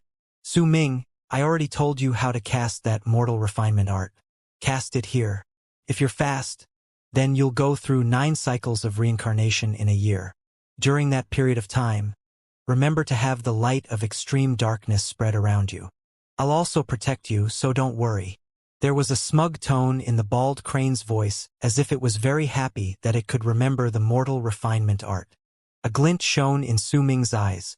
Baifeng might still be mumbling to herself, but he had saved her because he was feeling sentimental about his past. It was not out of compassion, much less out of love. From the moment Baifeng decided to use Su Ming, they were destined to forever be strangers. As his eyes sparkled, Su Ming looked away from Baifeng. Black light shone around his body, and the light of extreme darkness swept outwards from his position. It did not spread far, only enough to cover the pit.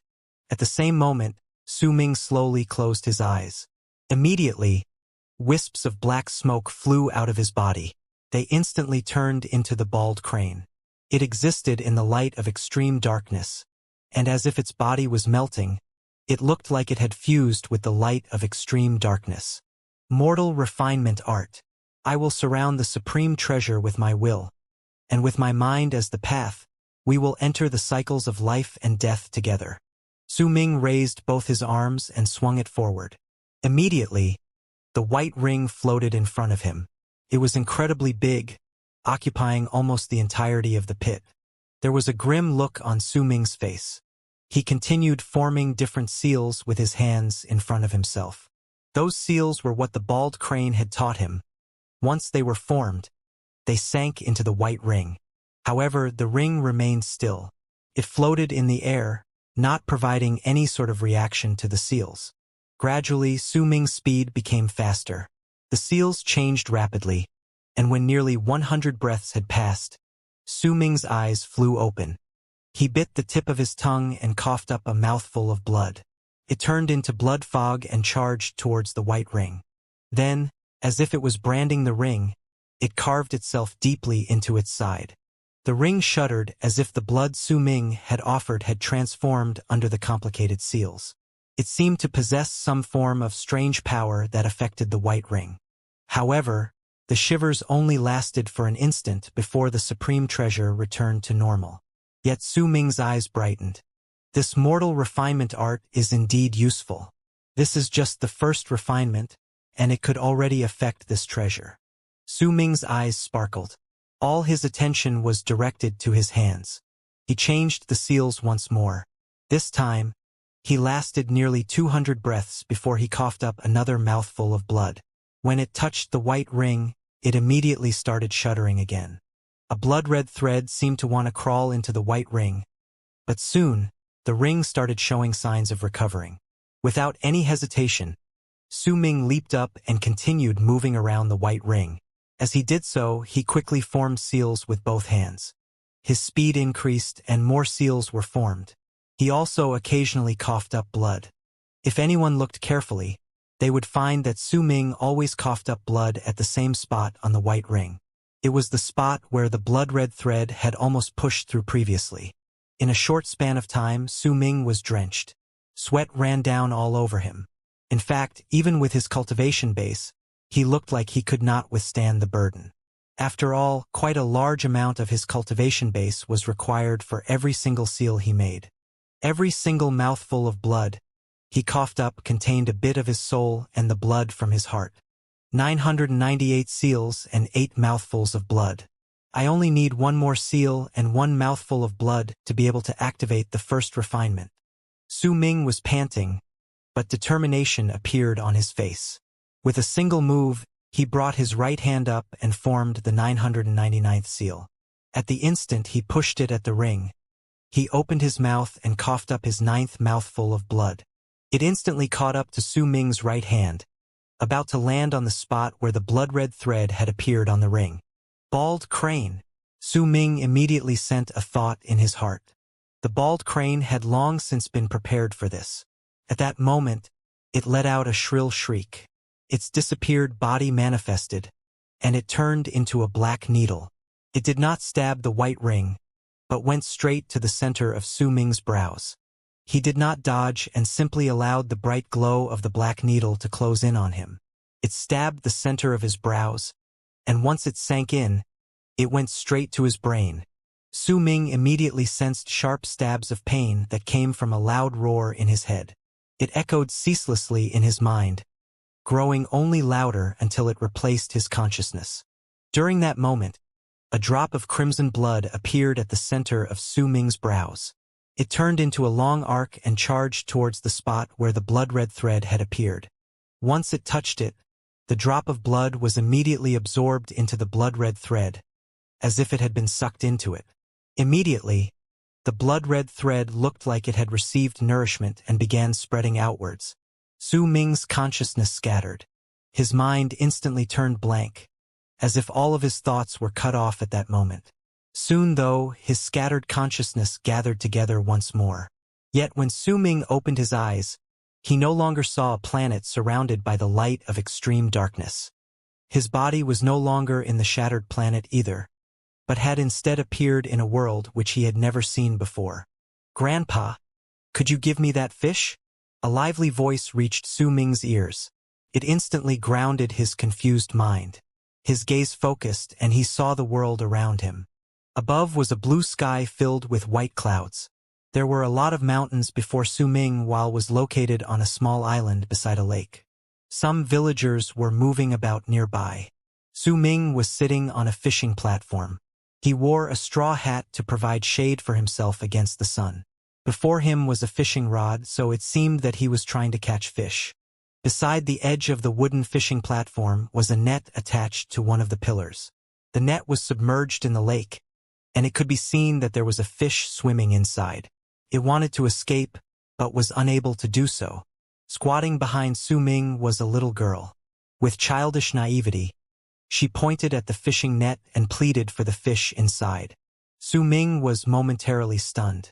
He lowered his head to stare at himself. He had an old man's body. His hands were rough, but even though they were old, they weren't cracked. It was a clear sign of time caused by constant fishing and his constant contact with water.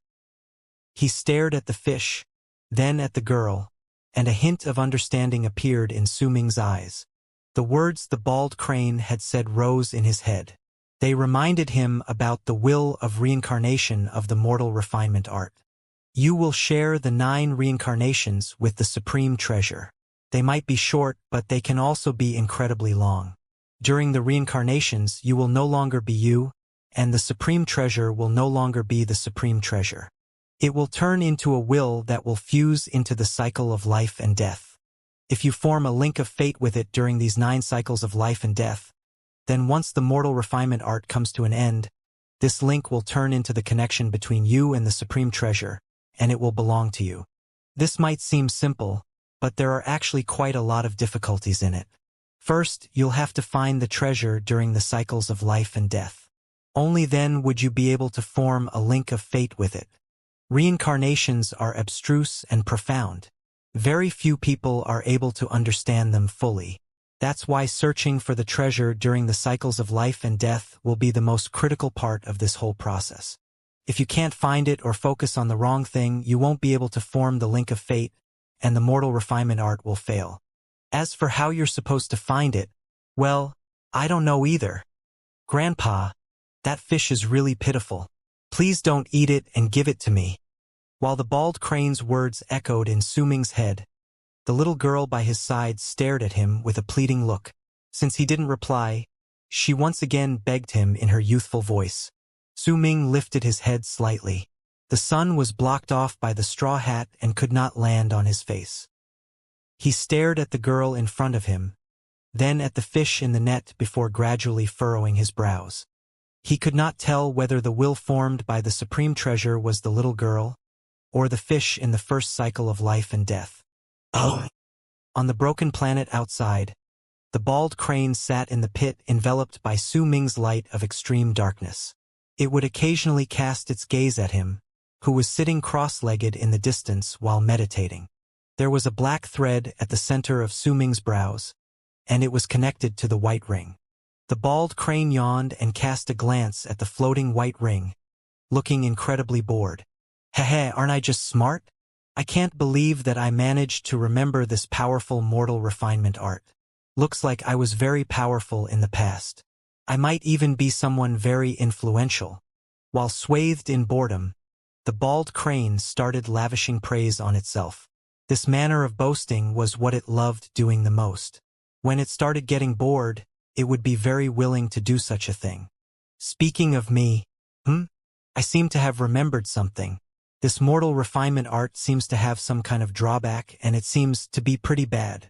The bald crane was momentarily stunned, and it used its talon to scratch its bald head. Then it instinctively started moving about the light of extreme darkness. That's odd. What sort of drawback does it have? Damn it! Why can't I remember it? With frustration on its face, the bald crane subconsciously flew out of the light of extreme darkness and appeared beyond the pit. The moment it did so, the bald crane widened its eyes and stared at the spot where Bai Feng had originally sat with a blank gaze. The woman had long since stopped breathing, but there was a black thread at the center of her brows that stretched into the light of extreme darkness. The bald crane put on a long face and immediately flew into the light of extreme darkness along the black thread. Soon it saw that her black thread was also connected to the white ring. Damn it, now I remember. When someone uses this art to refine supreme treasures, having other people around them is the most taboo thing. It's over. If Su Ming fails, then the reputation of my wisdom will be ruined. The bald crane's face filled with gloom. It had a feeling that it could not cut off the black thread, or else the backlash on Su Ming would be incredibly great. It could cause the refinement to fail straight away. And once he failed, it would be almost impossible for him to perform the art a second time. After all, this was like an initial impression. Once it was left behind, it would be incredibly difficult to change it. The bald crane continuously scratched its bald head with a talon. Then its eyes suddenly lit up. It raised its talon, then started moving them in front of itself as if counting something. In just a few breaths, it relaxed. There is a hidden serendipity in this. Heh. Since there's a serendipity in this, even if Su Ming fails, he can't blame me for forgetting to remind him of this. That's right. That's how it is. I intentionally did not tell him about this because I wanted him to get a serendipity. That's right. I'm so smart. Haha. The bald crane started laughing smugly before it began lavishing praise on itself again. A glint shone in Su Ming's eyes. Bai Feng might still be mumbling to herself, but he had saved her because he was feeling sentimental about his past. It was not out of compassion, much less out of love. From the moment Bai Feng decided to use Su Ming, they were destined to forever be strangers. As his eyes sparkled, Su Ming looked away from Bai Feng. Black light shone around his body, and the light of extreme darkness swept outwards from his position. It did not spread far, only enough to cover the pit. At the same moment, Su Ming slowly closed his eyes. Immediately, wisps of black smoke flew out of his body. They instantly turned into the bald crane. It existed in the light of extreme darkness, and as if its body was melting, it looked like it had fused with the light of extreme darkness. Mortal refinement art. I will surround the supreme treasure with my will, and with my mind as the path, we will enter the cycles of life and death together. Su Ming raised both his arms and swung it forward. Immediately, the white ring floated in front of him. It was incredibly big, occupying almost the entirety of the pit. There was a grim look on Su Ming's face. He continued forming different seals with his hands in front of himself. Those seals were what the bald crane had taught him. Once they were formed, they sank into the white ring. However, the ring remained still. It floated in the air, not providing any sort of reaction to the seals. Gradually, Su Ming's speed became faster. The seals changed rapidly, and when nearly 100 breaths had passed, Su Ming's eyes flew open. He bit the tip of his tongue and coughed up a mouthful of blood. It turned into blood fog and charged towards the white ring. Then, as if it was branding the ring, it carved itself deeply into its side. The ring shuddered as if the blood Su Ming had offered had transformed under the complicated seals. It seemed to possess some form of strange power that affected the white ring. However, the shivers only lasted for an instant before the supreme treasure returned to normal. Yet Su Ming's eyes brightened. This mortal refinement art is indeed useful. This is just the first refinement, and it could already affect this treasure. Su Ming's eyes sparkled. All his attention was directed to his hands. He changed the seals once more. This time, he lasted nearly 200 breaths before he coughed up another mouthful of blood. When it touched the white ring, it immediately started shuddering again. A blood-red thread seemed to want to crawl into the white ring, but soon, the ring started showing signs of recovering. Without any hesitation, Su Ming leaped up and continued moving around the white ring. As he did so, he quickly formed seals with both hands. His speed increased and more seals were formed. He also occasionally coughed up blood. If anyone looked carefully, they would find that Su Ming always coughed up blood at the same spot on the white ring. It was the spot where the blood-red thread had almost pushed through previously. In a short span of time, Su Ming was drenched. Sweat ran down all over him. In fact, even with his cultivation base, he looked like he could not withstand the burden. After all, quite a large amount of his cultivation base was required for every single seal he made. Every single mouthful of blood he coughed up contained a bit of his soul and the blood from his heart. 998 seals and 8 mouthfuls of blood. I only need one more seal and 1 mouthful of blood to be able to activate the first refinement. Su Ming was panting, but determination appeared on his face. With a single move, he brought his right hand up and formed the 999th seal.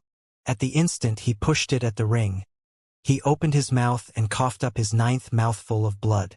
It instantly caught up to Su Ming's right hand, about to land on the spot where the blood-red thread had appeared on the ring. Bald crane. Su Ming immediately sent a thought in his heart. The bald crane had long since been prepared for this. At that moment, it let out a shrill shriek. Its disappeared body manifested, and it turned into a black needle. It did not stab the white ring, but went straight to the center of Su Ming's brows. He did not dodge and simply allowed the bright glow of the black needle to close in on him.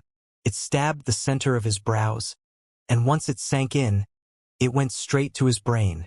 Su Ming immediately sensed sharp stabs of pain that came from a loud roar in his head. It echoed ceaselessly in his mind, growing only louder until it replaced his consciousness. During that moment, a drop of crimson blood appeared at the center of Su Ming's brows. It turned into a long arc and charged towards the spot where the blood-red thread had appeared. Once it touched it, the drop of blood was immediately absorbed into the blood-red thread, as if it had been sucked into it. Immediately, the blood-red thread looked like it had received nourishment and began spreading outwards. Su Ming's consciousness scattered.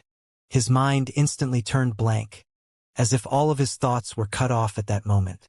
Soon, though, his scattered consciousness gathered together once more. Yet when Su Ming opened his eyes, he no longer saw a planet surrounded by the light of extreme darkness. His body was no longer in the shattered planet either, but had instead appeared in a world which he had never seen before. "Grandpa, could you give me that fish?" A lively voice reached Su Ming's ears. It instantly grounded his confused mind. His gaze focused, and he saw the world around him. Above was a blue sky filled with white clouds. There were a lot of mountains before Su Ming was located on a small island beside a lake. Some villagers were moving about nearby. Su Ming was sitting on a fishing platform. He wore a straw hat to provide shade for himself against the sun. Before him was a fishing rod, so it seemed that he was trying to catch fish. Beside the edge of the wooden fishing platform was a net attached to one of the pillars. The net was submerged in the lake, and it could be seen that there was a fish swimming inside. It wanted to escape, but was unable to do so. Squatting behind Su Ming was a little girl.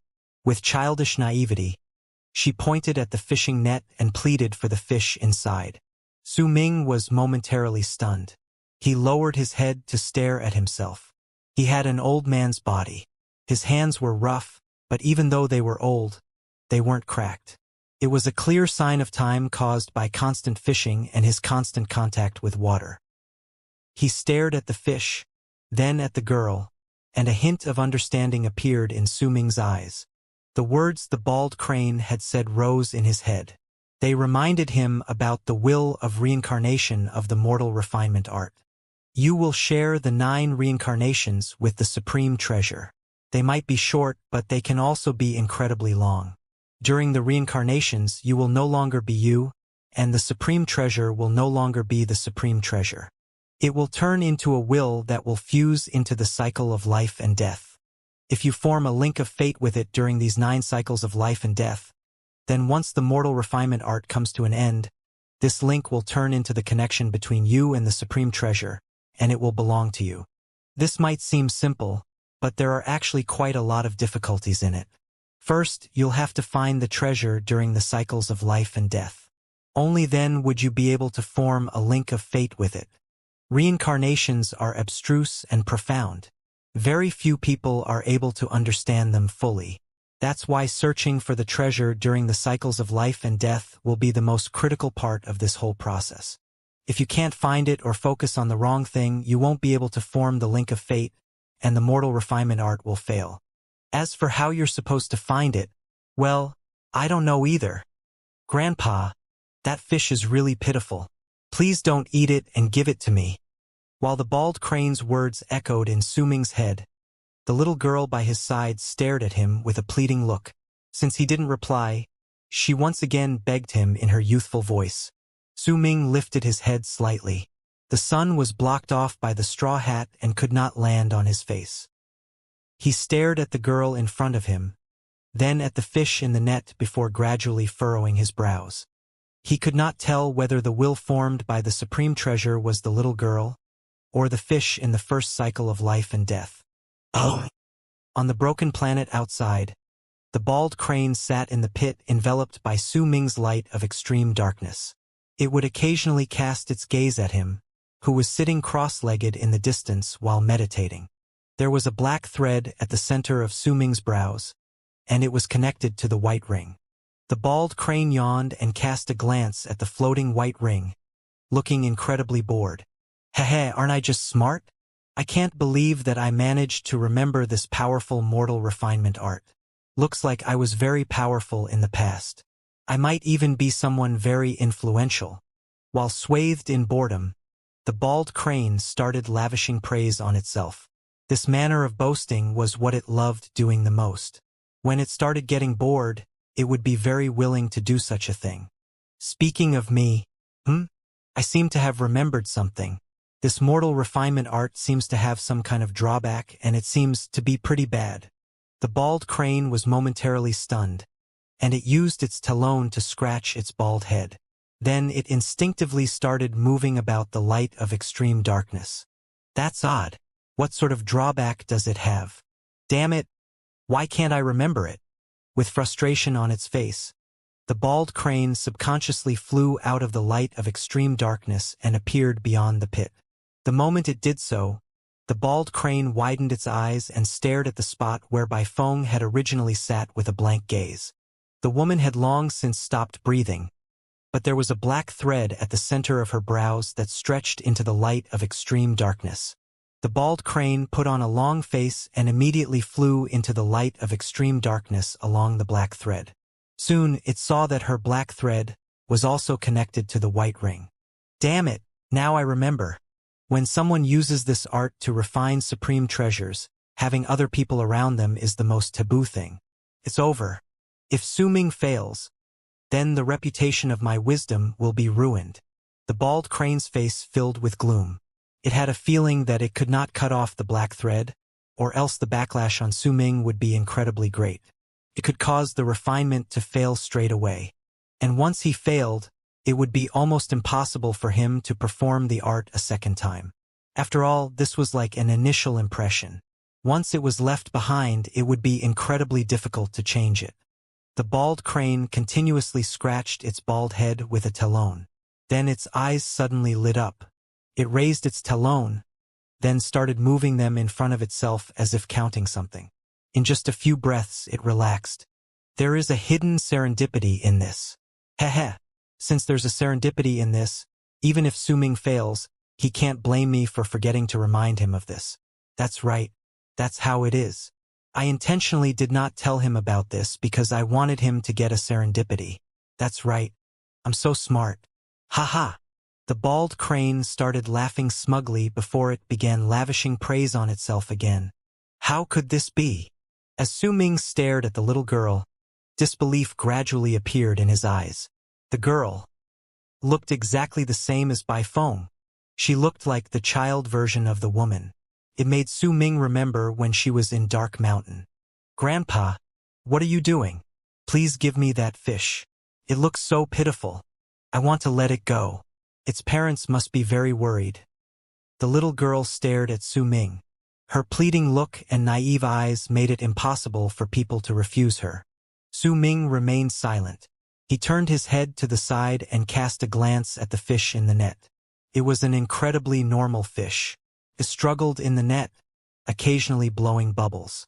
By the looks of it, it seemed like it was exhausted to the point of giving up. Could it be that since Beifeng was around when I executed mortal refinement art, her soul was dragged inside as well? But she didn't form the 999 seals I did just now. They're the reason I kept my memories and intelligence, but she didn't form them, which is why when her soul was dragged in, her memories and intelligence were lost. Only her origin soul is left, and it was transformed due to the reincarnation. Su Ming cast a complicated gaze at the little girl who was by Feng's soul. With Su Ming's intelligence, he could already tell that the fish was formed by the will of the White Ring, and there were two ways to form a link of fate with it. One was to let it leave, but this choice was a little uncertain. No one could be sure whether it was the correct method. The other was to cook and eat it. By doing so, he would truly form a link of fate with it. Besides, if he did something like this, then once the refinement came to a successful end, it would mean that he had completely suppressed the treasure. In silence, Su Ming cast a glance at the girl. He shook his head. When the girl saw his action, tears immediately collected in her eyes. She turned her head to look at the fish in the net, and her expression filled with a reluctance to see it die. Once she took a few steps forward, she lowered her head to look at the net submerged in the lake. "Grandpa, then may I lift the rope and take a good look at it? Please." Su Ming stared at the little girl and sighed in his heart, giving silent consent to her request. When the little girl saw that Su Ming did not speak to refuse her request, she immediately extended her hands to seize the rope, pulling it up with great effort. When the fish was slowly lifted up with the net out of the lake, it started struggling. In fact, Su Ming saw a ferocious glare shining in its eyes. Clearly, the fish had basic intelligence. It might have been caught by Su Ming, but since the net was submerged in the lake, nothing had changed for it, besides its movements being restricted. However, when the little girl pulled it up bit by bit, removing it from the water, she slowly stripped the fish of its life, and a fierce glare shone in its eyes. At the same time, it also started struggling violently. The little girl pulled the net with great effort. When she was about to bring it to the fishing platform and the fish started struggling violently, a sly expression suddenly appeared in her eyes. She grabbed the bottom of the net and lifted it, allowing the fish to rush out. With a loud splash, it sank into the lake and disappeared without a trace. "Thank you, Grandpa." The little girl looked incredibly happy. She turned around and stood beside the edge of the fishing platform with her back facing the lake. Then, she stuck her tongue out at Su Ming, presenting him with the picture of adorableness. "Is this your choice?" Su Ming's expression was calm, but he sighed in his heart. "Yes." The little girl looked incredibly happy, feeling that she had done a good thing. She had released the fish, and it would definitely be grateful to her, since it could return to its parent. Yet the moment she said her first word, a huge whirlpool suddenly appeared in the lake behind her. The instant it showed up, a black shadow flew out. It flashed in midair before growing to be about 10 feet big. They could vaguely see that it was a creature that had the shape of a fish, and it was so fast that it instantly approached the completely unaware girl. In an instant, it bit into her shoulder and rushed back into the lake on the other side of the fishing platform while dragging its prey. The little girl's laughter disappeared. When she looked up, she saw that the fierce creature which had bitten her and had caused her such intense pain that she was about to fall unconscious was the same the fish she had released moments ago. If not for the size, they would be identical. Only at that moment did she see the light in the fish's eyes. It was not gratitude, but a cold, fierce glare. When the girl sank into the lake and saw the fierce glare, she found that she could no longer speak. Her lips moved slightly, and there was confusion on her face. She mouthed her words, and once Su Ming saw them, he immediately understood what she said. "Why?" Su Ming watched what was happening. He did not stop it. This was Bai Feng's choice. When she chose to lift the net, her destiny was decided. This was not the real world, but an illusory cycle of life and death. Everything was possible in this place. Splashing could be heard from the water. A large amount of blood filled the area, dyeing a small part of the lake red. Su Ming watched this quietly before closing his eyes. After a moment, he opened them, and a fierce glare shone in them. However, he only threw the fishing rod into the lake before closing his eyes again. The sky slowly turned dark, and rain gradually fell from the sky. The world fell silent and gradually shattered into pieces. Once it was reduced to countless fragments, it regrouped itself as if nothing had changed. But it also seemed like something had changed. Su Ming had no idea how much time had passed. When he opened his eyes, he saw a vast sky. It was drizzling, and rain fell on the stone floors, bringing up fog that shrouded the county. He was no longer the old fisherman, but a middle-aged man dressed in a purplish-blue long robe. There was already quite a lot of white in his hair. He sat in a rocking chair under a roof and stared at the rain falling from the sky. He watched the pearls made of water at the eve, the slow-moving dark clouds, and the sun which could still be vaguely seen through the dark clouds. He was in a quiet county town basked in the rays of dusk and drenched by rain. The house in which Su Ming was sitting had a garden. There were a lot of medicinal herbs planted above the ground. They looked like they were being nourished by the rain. The house was not big, and only Su Ming stayed in it. He was a slightly famous doctor in this county. He practiced medicine to help people, and he had succeeded in saving quite a lot of lives.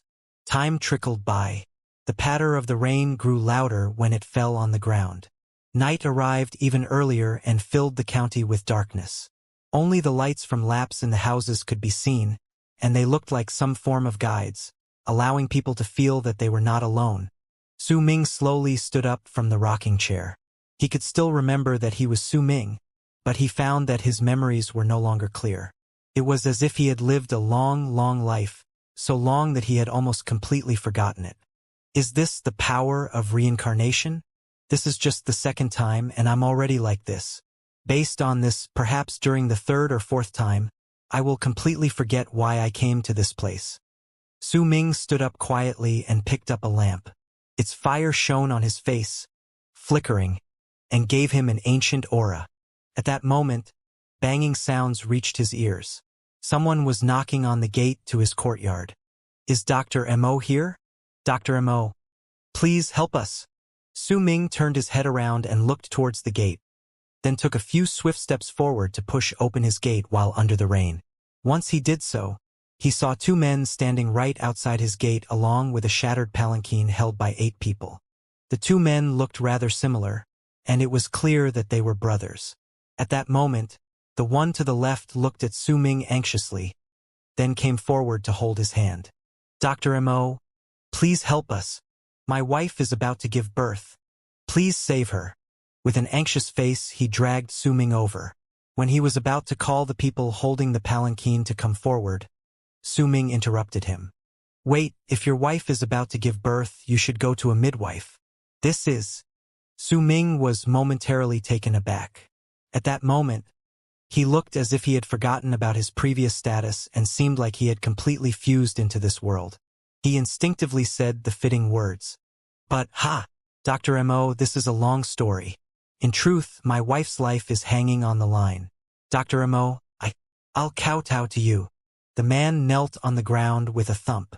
Without even caring about the water on the ground drenching the cloth covering his knees, he started kowtowing to Su Ming with loud banging sounds every time he did so. His eyes were bloodshot. No one could tell whether the liquid flowing from his eyes was tears or rainwater, but he looked like a ferocious beast filled with despair. If Su Ming did not agree to help him, he would go berserk and start killing. Get up first. I'll go, all right? Bring me my medicinal box. Su Ming hesitated for a moment before casting a glance at the man and quickly helping him up. After a moment, with his medicinal box in hand, Su Ming was lifted up to the palanquin. In the distance, he could see lights in the windows shining amid the rain. They had an air of freedom to them. Su Ming sat down in the palanquin and placed the medicinal box by his feet as he stared at the county beyond the window. As the palanquin was swiftly carried away, he saw a shed built not too far away at the bottom of the county town's wall. There was a noodle stall there, and a few people sitting beside a table were eating steaming noodles. A loud thunderclap roared in the sky. At the same time, a woman in the distance started crying hysterically. Her voice grew shriller with every second. Feng Er, why aren't you back yet? Ha! My family's daughter-in-law is. The people in the noodle stall raised their heads when they heard the shrill voice and cast glances in the direction of the voice. They shook their heads and started speaking to each other in whispers. It's a pity what happened to that lassie. 3 days ago, she was dragged into the lake by a big fish. Su Ming sat in the palanquin and shook his head fiercely. He could sense that there was a muddled area in his mind, as if a veil had covered his memories. Some time was required for him to remember his past self. He watched the people in the noodle stall talking to each other and the woman screaming shrilly in the rain gradually fade away into the distance. He felt like he had understood something. However, when he tried pondering over it, his mind turned completely blank. In silence, he sat in the palanquin and slowly went into the distance with the man leading the way in the front. They continued walking until they reached a corner of the county town. There was a courtyard before them. It did not occupy too big of a space, but it was very exquisite. There were 2 lamps hanging on the gate, but the fire in them had already been extinguished. They only swayed in the wind. The rain might have been heavy, but there were quite a number of people who were busy with their own tasks in the house. However, if anyone took a closer look, they would be able to tell that almost every single person was panicked and fearful. They were shuddering as if they had been frightened by something. The palanquin stopped outside the house. The curtain over the window was lifted, and with anxiety on his face, the man looked at Su Ming. Dr. M.O., please save my wife. Su Ming nodded. With the medicinal box in hand, he quickly walked out of the palanquin. The man started running swiftly, and Su Ming was dragged into the courtyard. The instant he stepped foot into it, a shrill scream of pain suddenly came from the room in front of him. It was a woman's voice. There was frailty in her voice, and she seemed to be in unbearable pain. At the same time, an old woman pushed open the door to the room. There was fear on her face, and when she walked out, she shuddered before she started screaming loudly. Monster! This is a monster! The old woman was clearly a hired midwife. The moment she opened her mouth, a person came forward to drag her out of the courtyard. Su Ming came to a halt. The man in front of him had tears in his eyes. When he noticed that Su Ming had stopped, he turned around and knelt down with a thump. Dr. M.O., we've already asked 3 midwives to come here, and the one just now was the 4th, but all of them reacted this way. All of them cried out about monsters and refused to continue. Dr. M.O., please save us. Please, I'll kowtow to you. The man kowtowed ceaselessly, causing Su Ming to sigh softly. He ignored the man and picked up the medicinal box to walk towards the room where the expecting woman was. Inside, Su Ming immediately saw a woman lying on a bed. Her face was pale, as if she was already on the verge of death. At the instant he saw the woman, Su Ming's heart trembled. She was Bai Feng. Her belly was swollen, and Su Ming could vaguely see the shadow of a big fish. It was indistinct, but the fish was the one that Su Ming had seen in his first reincarnation. When he saw it, a loud roar suddenly rang out at the back of his head. He seemed to have come to a sudden understanding. He also remembered the crazy woman and the dialogue between the people in the noodle stall while he was in the palanquin. Reincarnation. So this is reincarnation. It isn't the circle I thought about previously, where the changes occur from the start to the end of a person's life.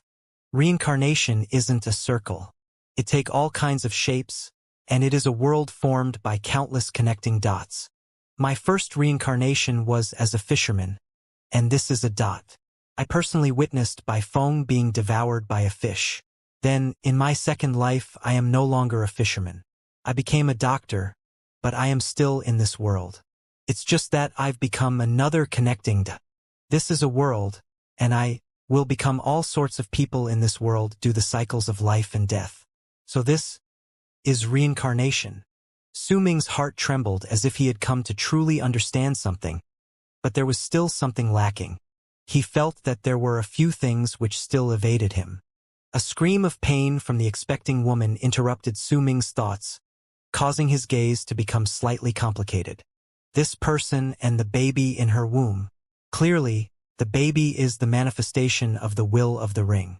If I sacrifice the woman and let the baby be born, I will be able to form a link of fate with it. But Su Ming remained silent. He could vaguely sense the power existing in the cycles of life and death. It was a power of destiny that was one of the countless connecting dots in the world. But the things it did could cause a great change in the entire world. The current situation could be taken as an example.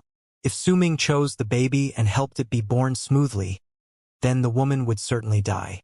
The born baby would have no mother, and no one could tell what would happen to it in the future. But if he chose the mother, he would be killing a baby before it was born. Because of that, the world would be missing a dot, and because of it, the changes which would have happened due to its existence will be lost forever. Every single reincarnation is linked together. The story which happened previously has bled countless types of changes to this one.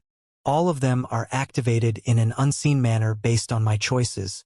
If the fish did not eat the girl, this woman wouldn't have such a difficult labor, and the mother who went mad in the rain wouldn't have appeared either. In silence, Su Ming stared at the woman whose breathing was growing increasingly weaker. He also stared at the baby in her womb, whose presence was also becoming weaker with each passing moment. After a long while, he raised his right hand and swung his arm at the woman.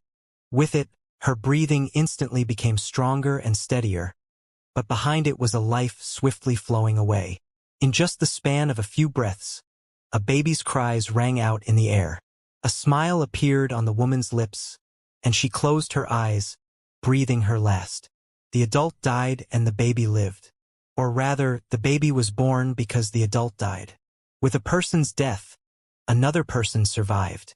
With the baby in his arms, Su Ming quietly pushed open the door to the room and stared at the anxious man outside. At the instant the man saw the baby, excitement appeared on his face.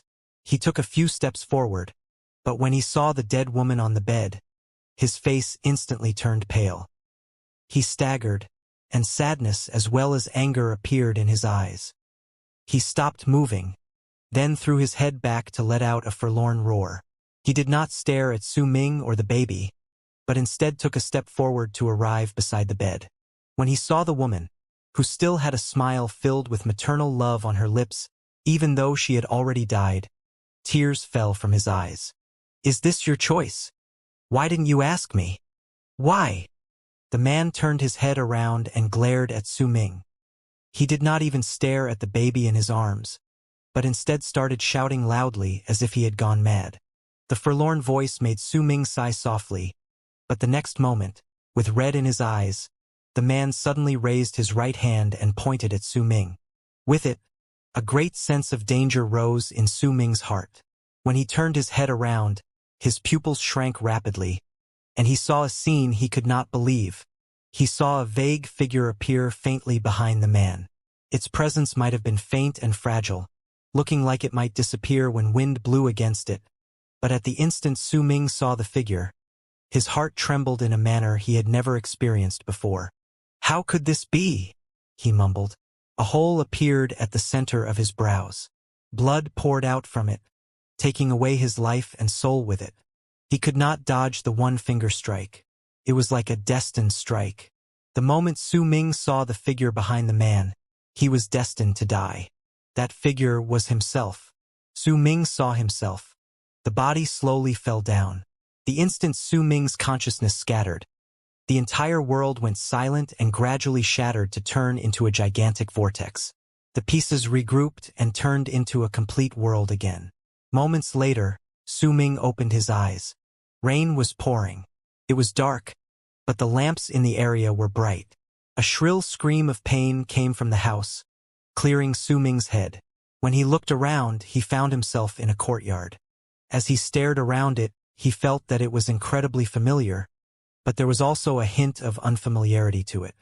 However, it was very weak, and Su Ming could not help but disregard it while picking up anxiety.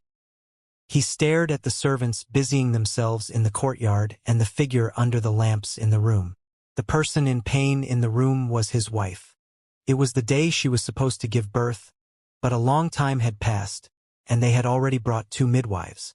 Each of them would eventually run out with fear and panic, announcing their refusal to continue helping with the labor. Monster! Monster!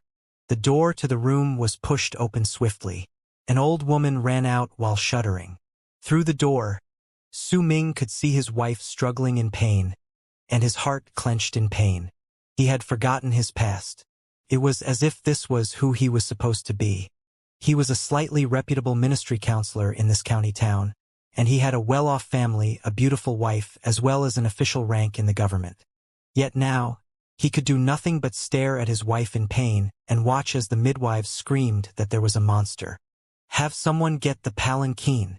We're going to Dr. Mo. Su Ming gritted his teeth. He remembered Dr. Mo, the doctor who had the greatest medical skills in the county town and whom he disliked for some unknown reason. Yet at that moment he could no longer care about stuff like that. When he turned around, he went into the rain, and with his servants, he rushed out of the house. At a rapid speed, the group went past a noodle stall with rain pouring down over them. He did not see the old owner of the noodle stall sitting there and taking out his tobacco pipe before casting a glance at him. Neither did he pay any attention to the crazy woman screaming for her daughter in the rain. Her shouts only brought annoyance to the others in the dark night filled with rain. When he arrived outside Dr. Mo's house, he went forward to knock on his gate. Rain fell on his body, and there was a cold chill to it, but at that moment he couldn't care less about that. The only thing on his mind was his wife and child. Is Dr. Mo here? Dr. Mo, please help us. The moment the door to the room was pushed open, he grabbed the middle-aged doctor with anxiety on his face. Dr. Mo, please help us. My wife is about to give birth. Please save her. Su Ming forgot his own status and lost all his past memories. He believed himself to be the man whose wife was about to give birth from the bottom of his heart. However, there seemed to still be a hint of doubt at the very depths of his heart. This doubt was very faint, and it was barely noticeable, like a sign that was about to be wiped off in the cycles of life and death. As the anxiety in his heart rose, that sign faded away until Su Ming disregarded it. He grabbed the doctor's arm and pushed him into the palanquin before rushing back to his house, not caring that the rain was getting heavier. When he passed by the noodle stall, he still did not pay any attention to the people in there, nor the mother who had lost her child and was calling out to her in the distance. When they reached his house and Su Ming began waiting anxiously outside the room, he forgot everything about his past. It was as if he was a mortal husband whose wife was about to give birth. His heart was filled with agitation. The corners of his eyes turned red. A feeling of unrest seized his heart as his wife screamed in pain in the room. Not long after Dr. Mo entered the room and his wife let out a shrill scream of pain, the door to the room was pushed open. When Su Ming saw a baby drenched in blood in the doctor's arms, he went forward. Like a real father, he was about to hold the baby, but he instinctively cast his gaze at the bed in the room. A shudder ran down his back when he saw his still and unmoving wife. Grief appeared in his eyes. He ignored the doctor and the baby and walked towards the bed. He stared at the woman who no longer breathed but whose lips still held a smile filled with maternal love, and an intense pain that made Su Ming feel as if his heart was being torn apart rose in him. He shuddered.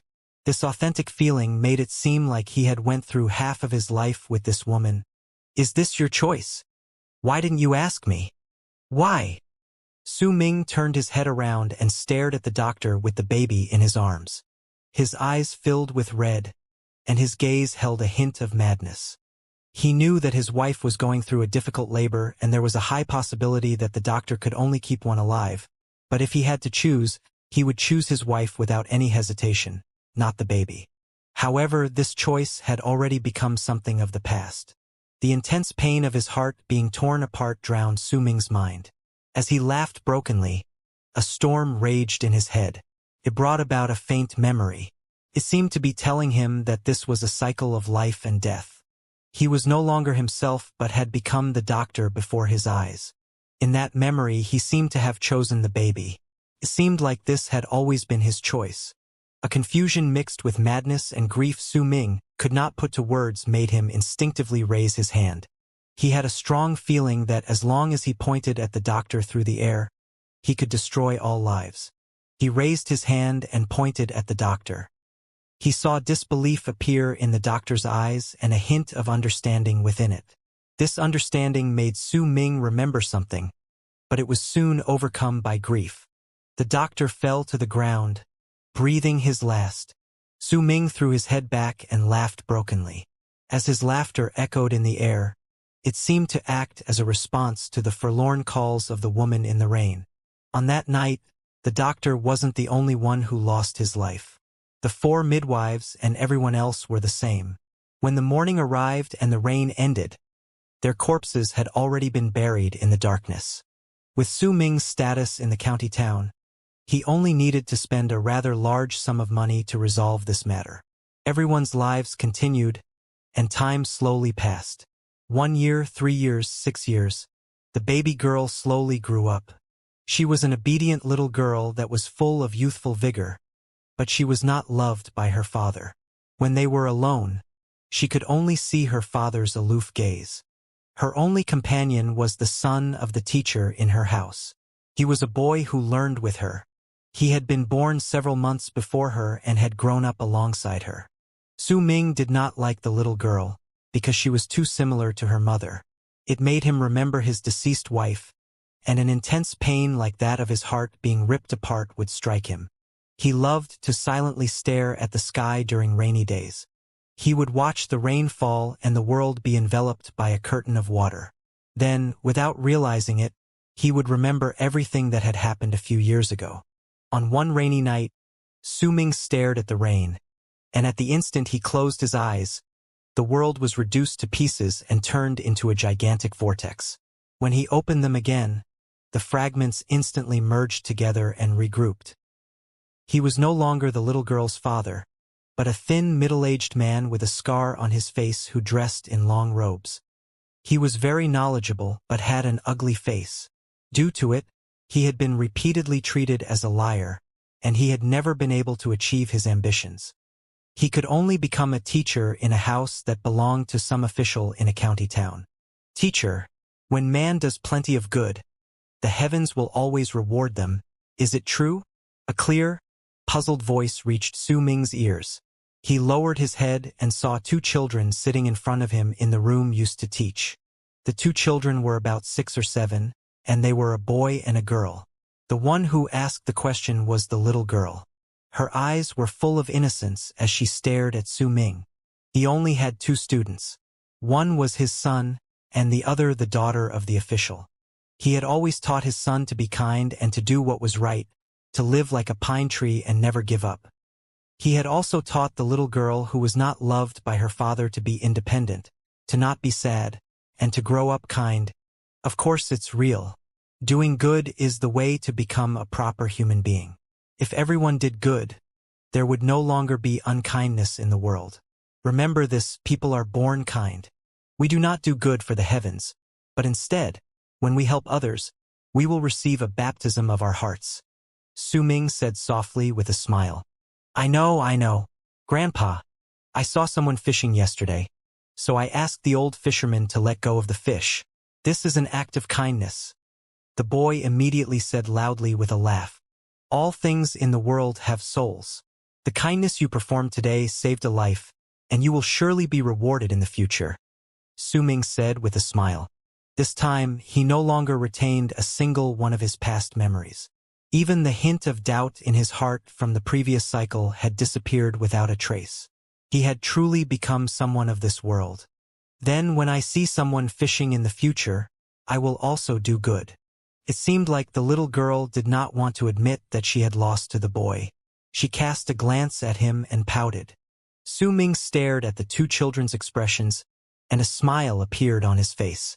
When the sun gradually set, he ended his class for the day, and based on his habit, he went to one of the noodle stalls in the county town. He sat there and ordered a bowl of noodles with hot soup.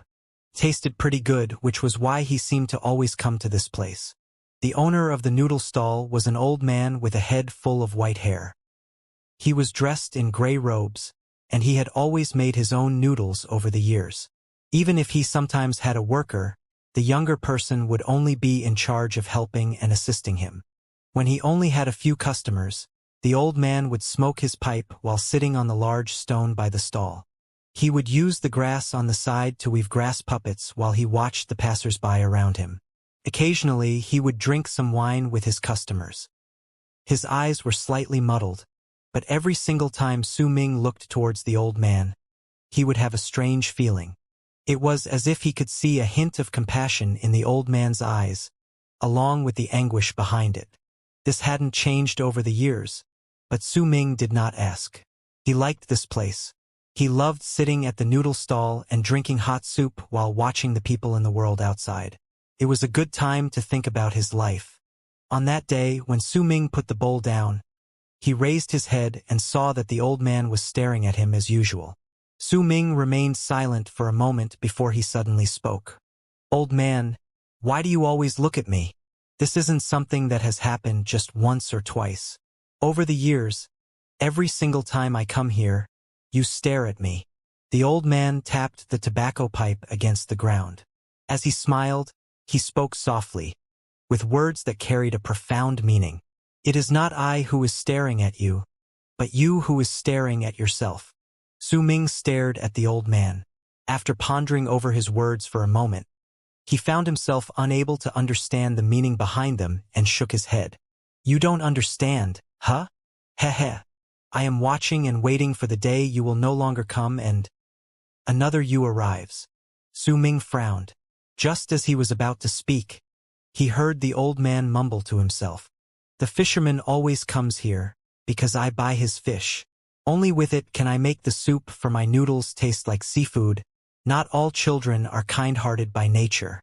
Only when they are taught to be kind will they try to persuade the fisherman to let go of the fish they caught. The heavens have Tao, and Tao has reincarnations. If that child was not dragged away by the fish, the wife of the official would not have been possessed and forced to give birth.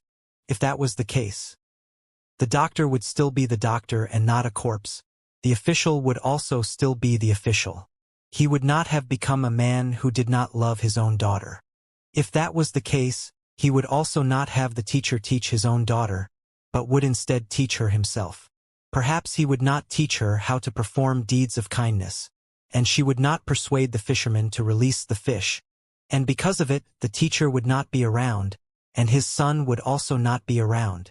When Su Ming heard this, his heart trembled. He suddenly stood up and stared at the old man in a dumbfounded manner. He could vaguely feel like something in his mind was about to break. But at that moment, the old man sighed softly. He stared at Su Ming with a complicated gaze. This gaze made him feel like he was staring at a bronze mirror which reflected himself.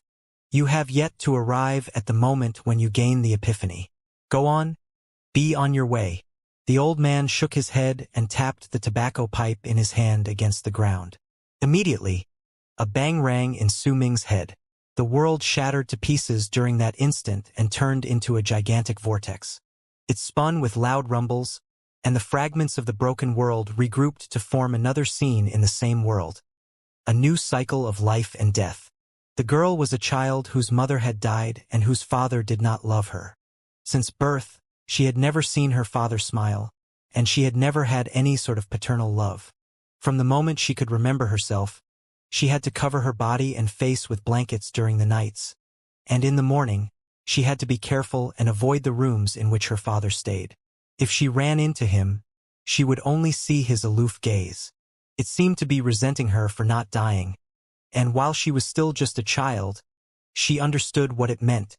She did not have many friends. There was only the son of her teacher who had grown up with her, and he was her childhood friend. If she was to add another person as her friend, then it would be the teacher. He taught her to perform good deeds and taught her how to read. He shouldered all the tasks that a father should take up. As she gradually grew up, she stopped crying at night because she knew why her father did not love her. It was because she had killed her mother. She had died because of her. The girl seldom left her yard. She did not want to go anywhere, since every single time she did so, Her father's gaze when she returned would seem to contain resentment. It would seem to question her why she still came back and why she had not died outside. She lived in this sort of environment since her birth, and she was incredibly afraid of her surroundings, which led to her timid nature. However, on that day, she decided to venture outside, because she heard from her teacher during her lessons that saving a life was an act of kindness. She wanted to be like her childhood friend and ask the fisherman to let a fish go. That was why, even if faint signs of dark shadows appeared in the sky, which seemed to promise that rain would pour for several days once it came, she still snuck out and appeared on the fishing platform beside the lake. She saw the fisherman sitting there while a fishing net hung on a pillar beside him. There was a big fish struggling inside it. "Grandpa, could you give me that fish?" the little girl asked in a whisper of the fisherman who had his back turned towards her. "Grandpa, that fish is really pitiful. Please don't eat it and give it to me," the little girl pleaded. The fisherman turned around. It was an old man who had an amiable and kindly face. He stared at the girl and smiled. "Ah, what am I to do with you children? A few days ago, a young lad came and asked me to free my fish. Today you're here as well. But if I let all the fish go, how am I supposed to live?" The old fisherman pulled his fishing rod back with a smile. Once he fixed the bait on the hook, he threw the line back into the water. "Grandpa, the person you mentioned just now is my older brother. You released the fish you caught for him, so please do it for me too. It's so pitiful. And its parents must definitely be feeling anxious." The little girl took a few steps forward and lowered her head to stare at the fish in the net beside the pillar. "Who said I let the fish go? When that lad saw that I didn't agree, he ran off discouraged," the old man said with a smile. The little girl was momentarily stunned, but determination soon appeared on her face. She went behind the fisherman and raised her little hands to tap his back, giving him a massage. She looked incredibly adorable. "Grandpa, come on, please?" Time trickled by. The little girl's pleas lasted for more than 2 hours. The fisherman smiled and shook his head, looking resigned. He got up and moved to the pillar where the net was, then opened it. The fish instantly swam into the lake, diving into the depths, and disappeared without a trace. "All right, I released it. This should be enough, right?" The fisherman smiled and patted the girl's head. As she beamed at him, he turned around and continued fishing. A happy smile appeared on the girl's face. With a tinkling laughter, she ran away. The young girl did not know that when she left, the fisherman raised his fishing rod, and a big fish was caught. No one could say whether it was the one which he had released moments earlier or whether it was another one. In the end, the fact was that the fisherman caught another fish. He put it in the net and hung it on the pillar again. With excitement on her face, the little girl ran back to the county town. On her way, she passed by the noodle stall without noticing an old man sitting on the large rock. With a complicated gaze, he stared at the little girl leaving into the distance while tapping the tobacco pipe gently against the ground. When he tapped the ground, the little girl who had already ran into the distance suddenly came to a stop. She saw the world in front of her suddenly shatter before they were swept up to form a vortex. It pulled her in, and after an unknown amount of time passed, the fragments regrouped, forming a deep lake. Fish swam within its depths, and no one could say where it came from. One particular fish moved in the water and seemed to swim about without any sentience. It was a fish which had lived for an unknown number of years in the lake, but it did not have many memories. Whatever it could remember only lasted for 7 breaths. Everything else was a blank slate. The days repeated themselves, and every year passed by in the same manner. The fish swam in the lake, occasionally surfacing to stare at the scenery beyond. It watched the passing of seasons.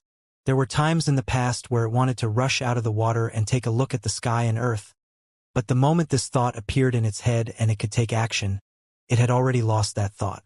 This was because that thought had come from surpassed the span of 7 breaths, and because of it, the fish forgot it.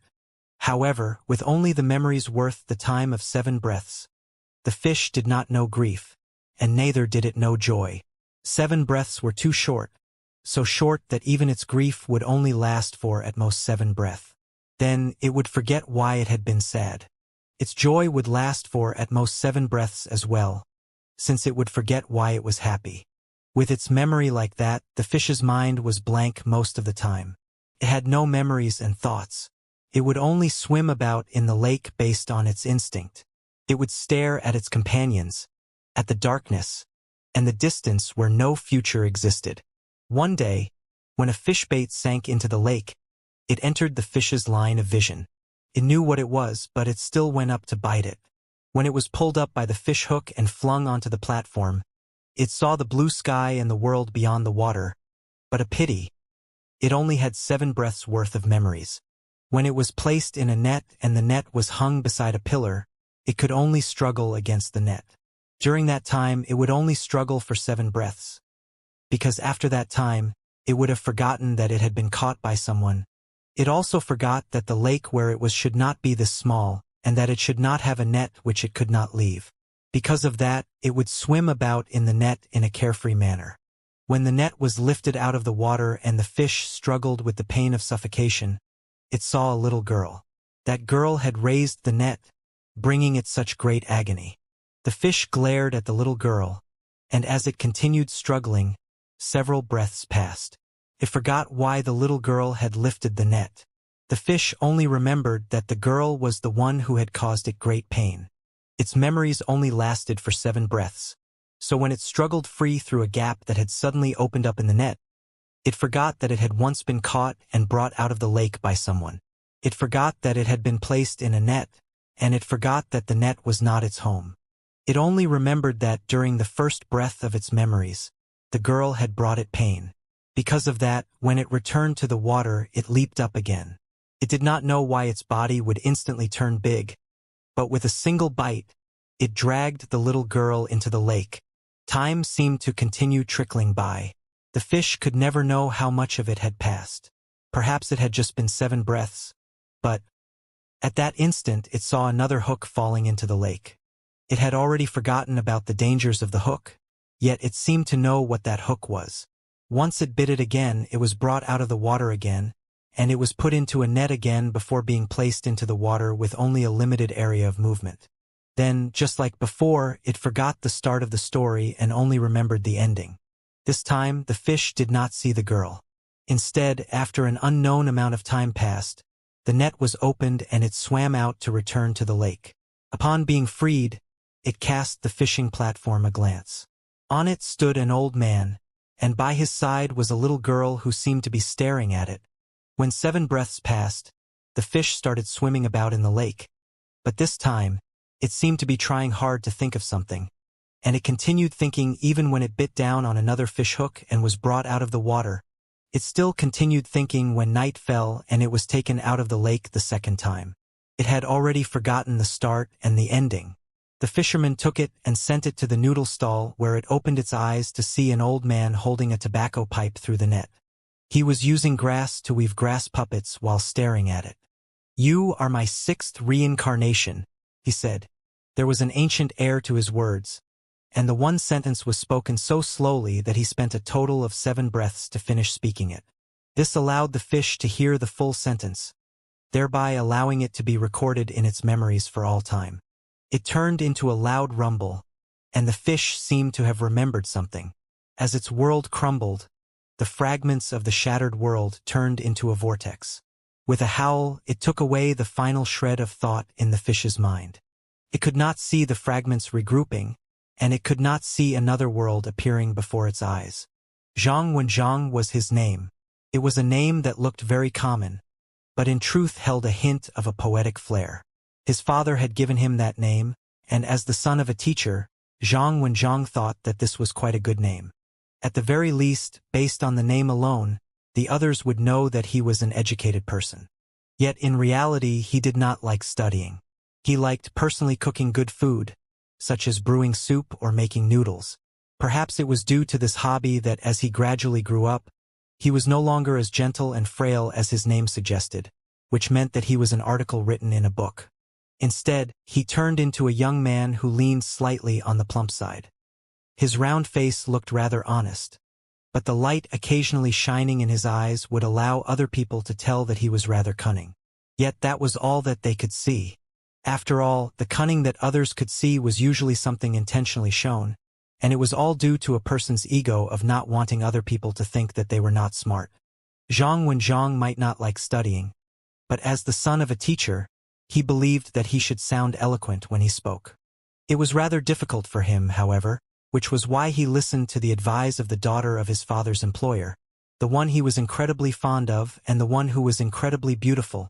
He started intentionally showing a thoughtful expression. No matter whether he was sleeping, eating, walking, or doing something else, he would keep a thoughtful expression. This was the method the girl he liked had mentioned to him when they were young. She suggested that he should look like he was constantly thinking about something, and because of that others would believe that he was knowledgeable. Zhang Wenjiang abused this method to its limit, and gradually, as he grew up, he began to slowly think for real instead of just pretending to do it. On the day he married the woman he liked under the envious gazes of those around him, he thought about his life. When they were about to bow to heaven and earth as part of the wedding ceremony, the woman had to drag him down in anger so they could finish the ceremony. He was very fortunate that the woman he liked had a father who did not love her. Because of that, he completely disregarded the marriage in which Zhang Wenjiang's status did not match up to that of his beloved. In fact, the man did not even turn up for the ceremony. This luck seemed to have accompanied him throughout his life. As he continued pondering it, he thought to have come to understand something, but when he thought about it carefully, he found that he had understood nothing. Time trickled by. On the second summer since the marriage, there was a night with rain pouring from the sky. There was a storm on that night, and as lightning crackled, his wife was about to give birth. On that night, his father-in-law threw his head back in the rain and laughed as if he had gone mad. He did not care about the rain drenching his body. His laughter echoed in the air, and there was grief in his voice. Zhang Wenjiang stared at his father-in-law in the rain. The man's crazed expression made him sink into contemplative silence. However, his thinking only lasted for a short moment before it was interrupted by anxiety. Because his wife's shrill screams of pain came from the house. Her voice was full of the pain from experiencing a difficult labor. It caused his heart to tremble, and he could no longer ponder about his life. Fear was in his heart. He was afraid that on this day he would part with his wife forever. Once the day ended, he might become as crazy as his father-in-law. As his wife's pained screams continued ringing in the air and his father-in-law's laughter grew stronger, Zhang Wenjiang shuddered. At that moment, someone pushed open the door to his wife's delivery room. The midwife who was brought over to receive the baby ran out with an expression full of fear. "Monster! Monster!" Zhang Wenjiang's heart shuddered. He rushed into the house and cast a glance at the room where his wife was giving birth. When he saw her pained expression, he called out to the other people in the room to bring the palanquin. Then they rushed out of the room. He wanted to get a doctor, not a midwife, because he had a strong feeling that this birth might cost someone a life. If that was the case, then it was no longer something with which a midwife could help. He needed a doctor to save his wife's life. With rain pouring down on him, he walked past the noodle stall which was still open despite the storm. He did not notice the old man sitting on the rock with his gaze towards him. Zhang Wenjiang in too much hurry to pay attention to those around him. When he finally brought the doctor whose skills were rather similar to those of Dr. Mo back to the courtyard, Zhang Wenjiang stared at his wife's labor room before gritting his teeth and stepping inside. He did not want to wait outside. He wanted to hold his wife's hand so that he could go through the hardship with her. But the moment he pushed open the door to the room, someone else pushed it open from within as well. Lightning crackled and thunder roared. At that instant, he saw a baby in the doctor's arms, and he also saw the body of his wife lying on the bed without moving or breathing. A loud roar went off in his head. In his ears, he heard his father-in-law laughing shrilly outside. His body shuddered, and he walked to his wife. He stared at her pale face, which reminded of a corpse, but which still had a smile filled with maternal love on its lips. His heart was torn apart forcefully. At that moment, he no longer thought about life, but instead turned around to glare at the doctor. An illusion manifested without his knowledge. It seemed like another figure was slowly forming in front of him. As for the doctor staring at him, disbelief appeared on his face, along with some sort of understanding. Zhang Wenzhang did not know that his father-in-law had gone through almost the exact same thing in the past, but the difference was that his father-in-law had had the figure appear behind him, while he himself had turned into the illusion, and the figure appearing in front of him was a body manifesting itself to gain corporeal form. It was also at this moment that a loud rumble suddenly rang out in Zhang Wenzhang's head, as if a sealed memory had suddenly been released. At the instant it was freed, he woke up from the cycle of life and death. He opened his eyes from his sleep, and slowly, they cleared from earlier madness and gained clarity. He did not look any different from before, but there was an air of someone who had gained some form of epiphany about him. He closed his eyes. As his memories returned and he woke up from the cycles of life and death, he remembered everything. He was not Zhang Wenzhang, but Su Ming. He was true Morning Dao World's Su Ming, the Abyss Builder's Su Ming, and the Su Ming who had prepared and activated the mortal refinement art on a broken planet to refine the White Ring. He remembered everything, but he could not remember the cycle of lives he had gone through. His memories reached only up to the moment when he stepped into the world formed by the mortal refinement art.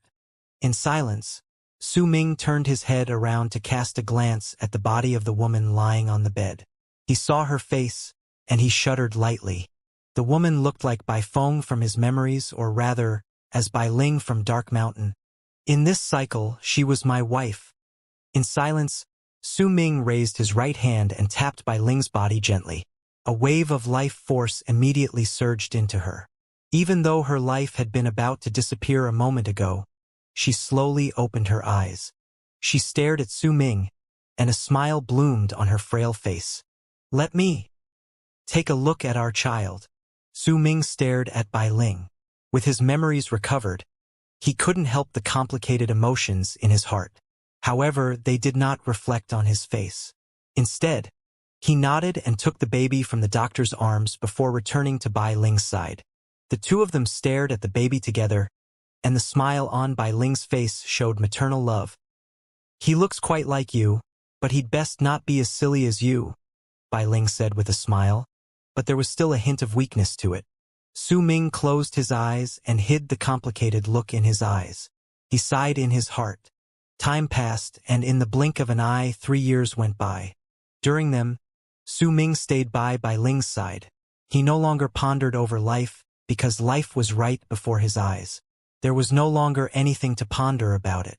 He was in a cycle of life, an illusory life.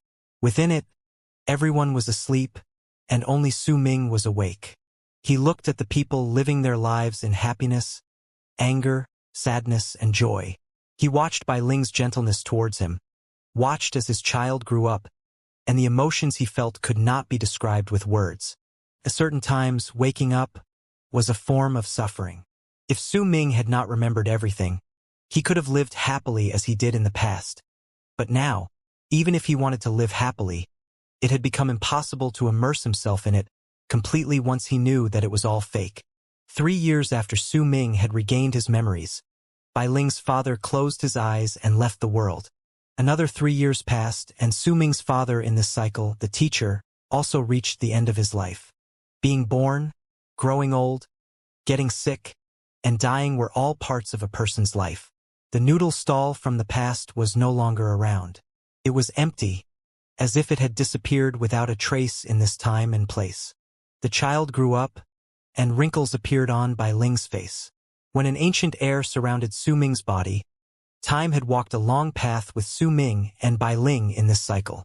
Bai Ling was happy.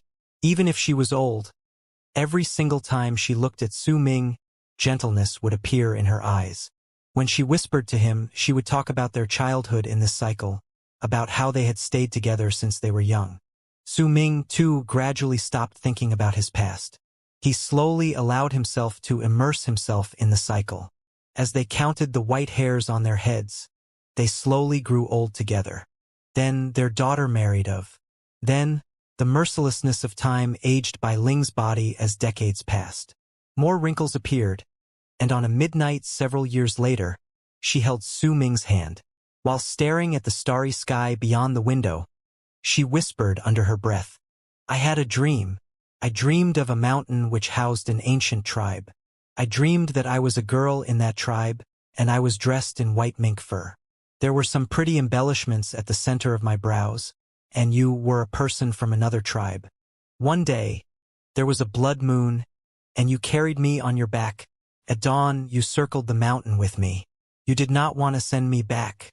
I dreamed of a promise made between us." Bai Ling mumbled. There was a smile on her lips. She did not manage to finish speaking, though. Her words turned into murmurs, and she closed her eyes for the last time. Su Ming held Bai Ling's hand, and nostalgia appeared in his eyes. He watched her life gradually flow from her body and the world go through a cycle of 60 years. 1 year later, Su Ming sold the courtyard, because there were no longer any people in his memories of this place. As time passed, he became the oldest person in the county town. He witnessed all the changes during the cycle of 60 years, and far too many people living and dying. Then he sold his property, built a platform at an empty spot in the county town, and there he built a noodle stall. He made noodles, brewed soup, weaved grass puppets, and watched lives pass as he counted the cycles of life and death quietly in his heart. Within a vast galaxy in true Morning Dao world was a whirlwind. It had already raged for over 10 months. Thankfully, it did not continue becoming stronger, but it didn't weaken either. It continued raging in the galaxy, intending to destroy all signs of life. 10 months might not be long even for a mortal, but in this place, to the cultivators who could originally move across galaxies and had the world at their beck and call, the 10 months were a very long period of time. They could not venture too far away from their shelters. They had no way of learning what happened in the world outside and could not contact their fellow Taoists. They had been trapped in a hopeless situation and could only watch the whirlwind beyond the galaxy. Full of anxiety, they quietly waited for the day when the whirlwind would disappear on its own, which might or might not happen. However, there were some cultivators who gradually found some indistinct patterns in the whirlwind with the use of their mighty strength and ceaseless investigations during the 10 months. With the knowledge of the patterns, they could venture slightly further away to head to other places in search of their surviving companions, or to rob those who were in trouble. At that moment, there were 13 huge meteors not too far away from the planet where Su Ming was meditating. They were charging forth through the whirlwind. When they touched it, they shrank at a speed visible to the naked eye. Judging by looks of it, they would last only for 3 more days before they were crushed by the wind. And this was under the condition that there was cultivation energy being sent continuously from the meteors to constantly neutralize the power of the world in the whirlwind. Otherwise, they would shatter even sooner. The 13 meteors were empty at the center, and there were 3 cultivators sitting cross-legged and meditating in each one of them. Their clothes were rather beautiful and did not seem to be disheveled. After all, during the 10 months in which true Morning Dao world was reduced to wreckage, they did not care too much about it as cultivators. Besides the 3 main cultivators who were meditating in each of the 13 meteors, there were dozens of others around them. Their presences were weak, and their bodies were pinned against the walls by dozens of nails. Their minds were clear, but their cultivation bases had been pinned to the walls of the meteors in a bizarre fashion. They were connected to where they were situated. They were clearly being treated as living spirit stones and were forced to release their cultivation bases continuously so they would fuse with the meteors to fight against the whirlwind in the world outside. Based on the information Old Monster once sent us several months ago, there is a planet in a rather good condition 3 days away from here.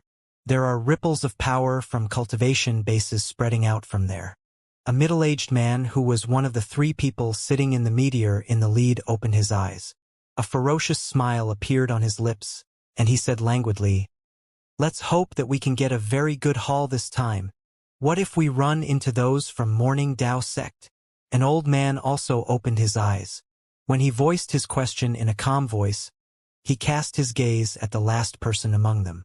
There are no longer any sects after the great disaster in true Morning Dao world. We'll just kill them and use their cultivation base as a sole source to keep the rune in operation. Their enchanted treasures will belong to me. Their soul goes to you, and their body will go to fellow Taoist Miao. The last person of the three was a young man. He was dressed in a constellation robe, but the robe made it clear that he was not a direct descendant, just a member of the branch family. However, the young man's power was incredibly great. He had already attained great completion in Solar Culpa realm, and he was only a step away from entering Mastery realm.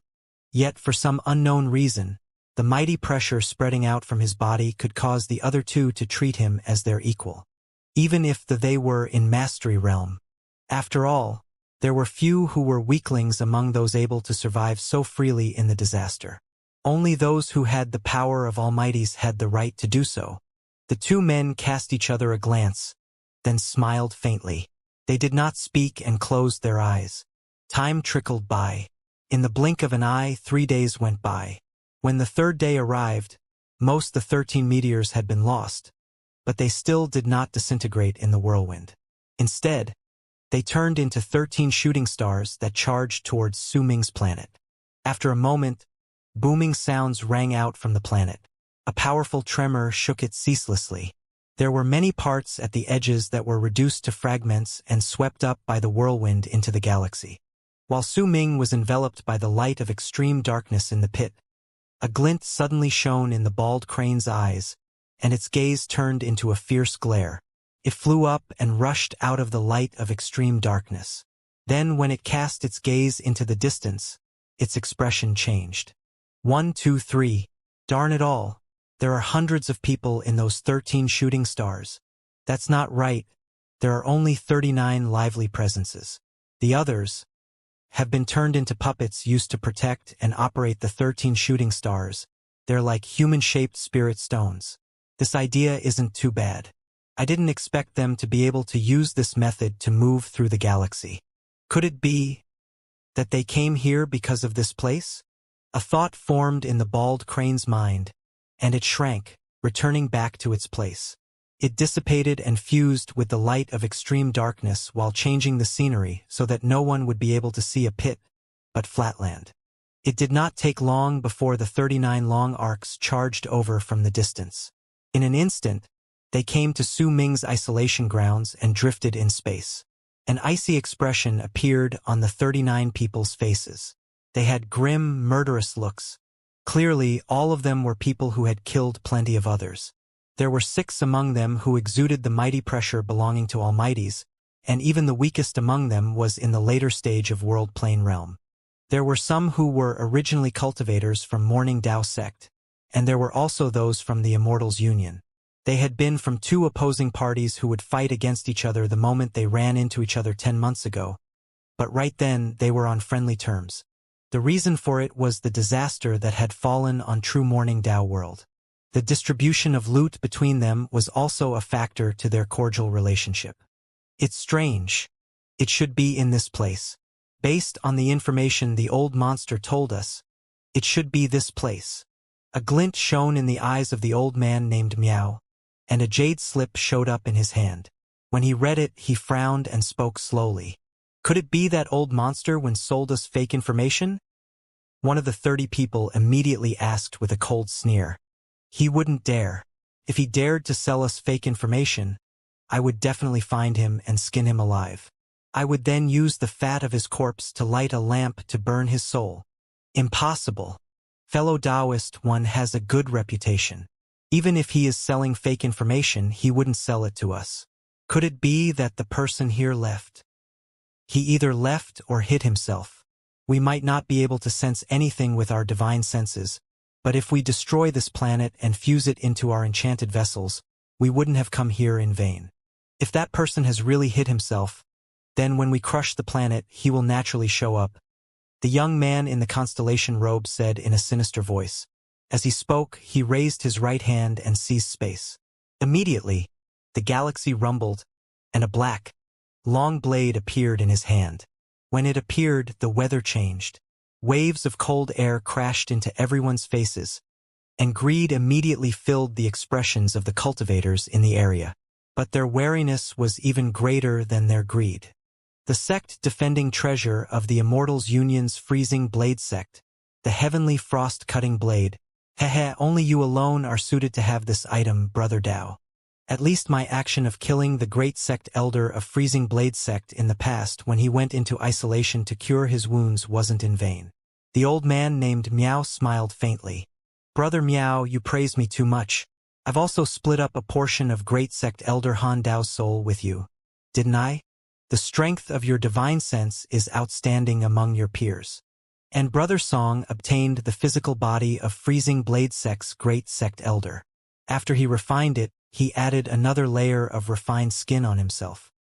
He might be the person with the strongest physical body among his peers. The young man dressed in the constellation robe made light of this matter. As he spoke, he raised his right hand and pushed it swiftly downwards. The ground immediately roared, and a black thread appeared. As it distorted, several threads spread out from it. As they intersected with each other, they turned into a black net that charged towards the ground. The net was large and had no end. Judging by the looks of it, once it landed, it would instantly crush the planet and cut it into countless stone fragments.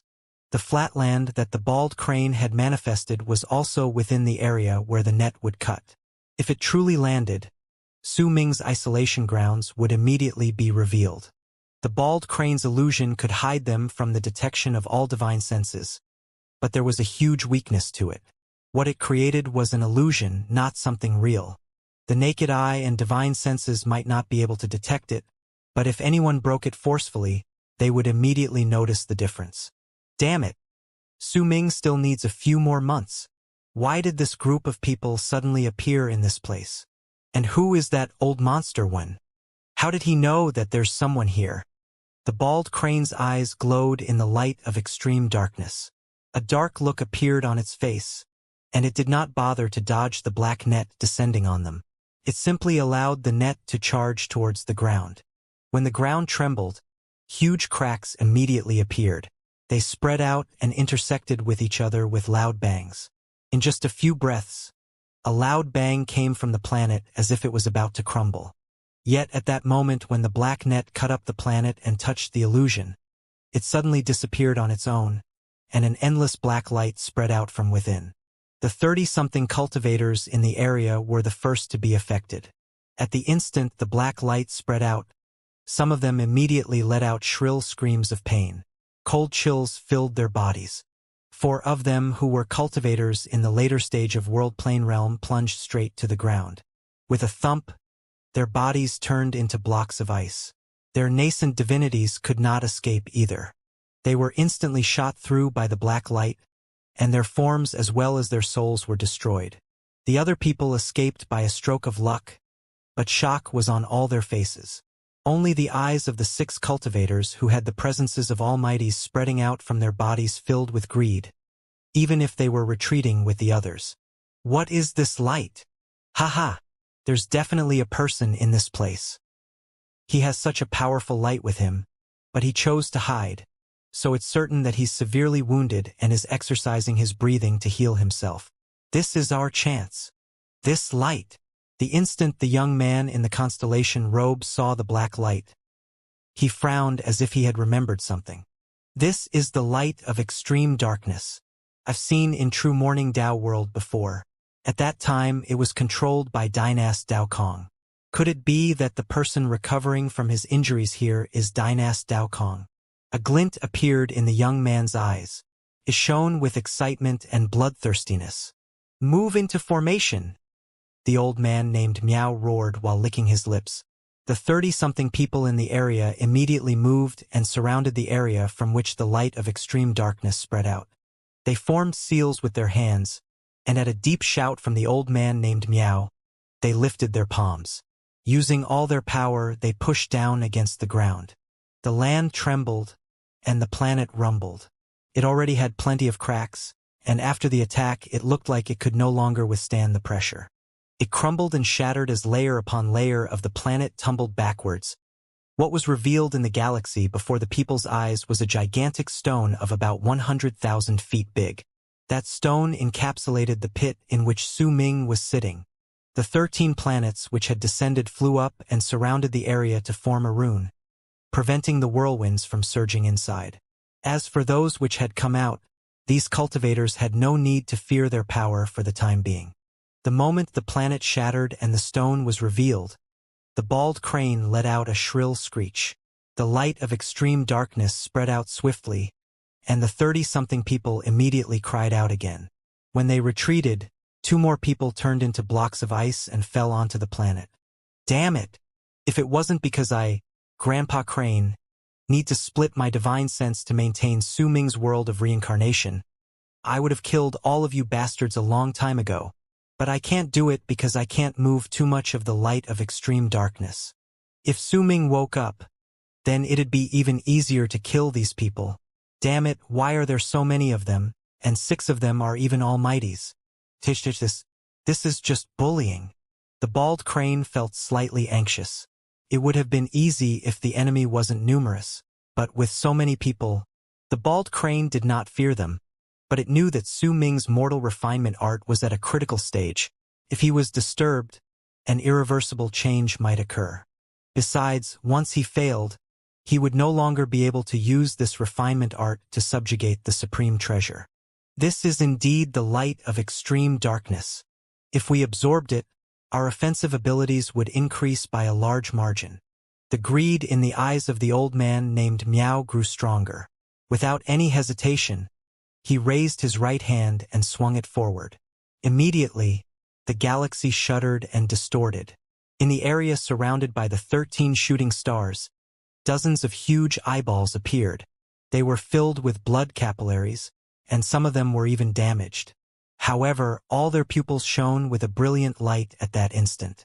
When it gathered and was about to shine on the stone serving as Su Ming's isolation grounds, it was surrounded by the light of extreme darkness. The eyeballs were the eyes of the sacred temple. When they appeared, the old man named Miao formed a seal with his hands and pushed his palms against his chest before coughing up a mouthful of blood. It immediately turned into blood-red marks which stuck to each eyeball. "Make the offering," he roared. Immediately, around 40 of the hundreds of people pinned to the walls of the 13 shooting stars started trembling violently. Some of them had belonged to the sacred temple and had been the ones in control of the eyeballs. As they shuddered and coughed up blood, it raced through the shooting stars and charged towards the eyeballs. Once it fused with them, the eyeballs shone with a blood-red light. When they cast their gazes on the light of extreme darkness, they seemed to be able to penetrate the light, making it semi-transparent and allowing the people in the area to see Su Ming sitting cross-legged and meditating in the light of extreme darkness. A huge ring was spinning slowly above him. In fact, even the bald crane's figure, which was originally hidden in the light, was revealed for a short time. Moments later, a dozen of eyeballs exploded with a bang. Clearly, they were only able to see through the light of extreme darkness with much effort on their part and after sacrificing some of their number. The dozens of cultivators from the sacred temple also collapsed. This had happened because Su Ming had yet to awaken. Otherwise, with his status as the origin of the light of extreme darkness, even if there were 10 times the number of eyeballs, they would still be unable to see through his light. The bald crane, however, was only an entity with only its soul left, and it had also lost many of its memories. It only had its instincts left, and it was not strong enough to use the light of extreme darkness to fight against almighties. That is definitely some kind of supreme treasure. I can vaguely sense the mighty pressure coming from it. This is a supreme treasure that can bring forth the light of extreme darkness. He's not Dao Kong. That person's figure doesn't belong to Dao Kong. Then the appearance of the light of extreme darkness is definitely due to that supreme treasure. I understand now, he's using the supreme treasure to cure his wounds. By the looks of it, he should be gravely wounded. All of the almighties, including the young man in the constellation robe, looked at each other, and they could see the greed in each other's eyes. Heh, I didn't expect that there would be a soul entity in the light of extreme darkness as well. I'll take care of it, but I'll need some help. Fellow Taoist Han, you used a treasure to destroy my entire army of cultivators in the past. Don't tell me that you didn't bring it with you this time.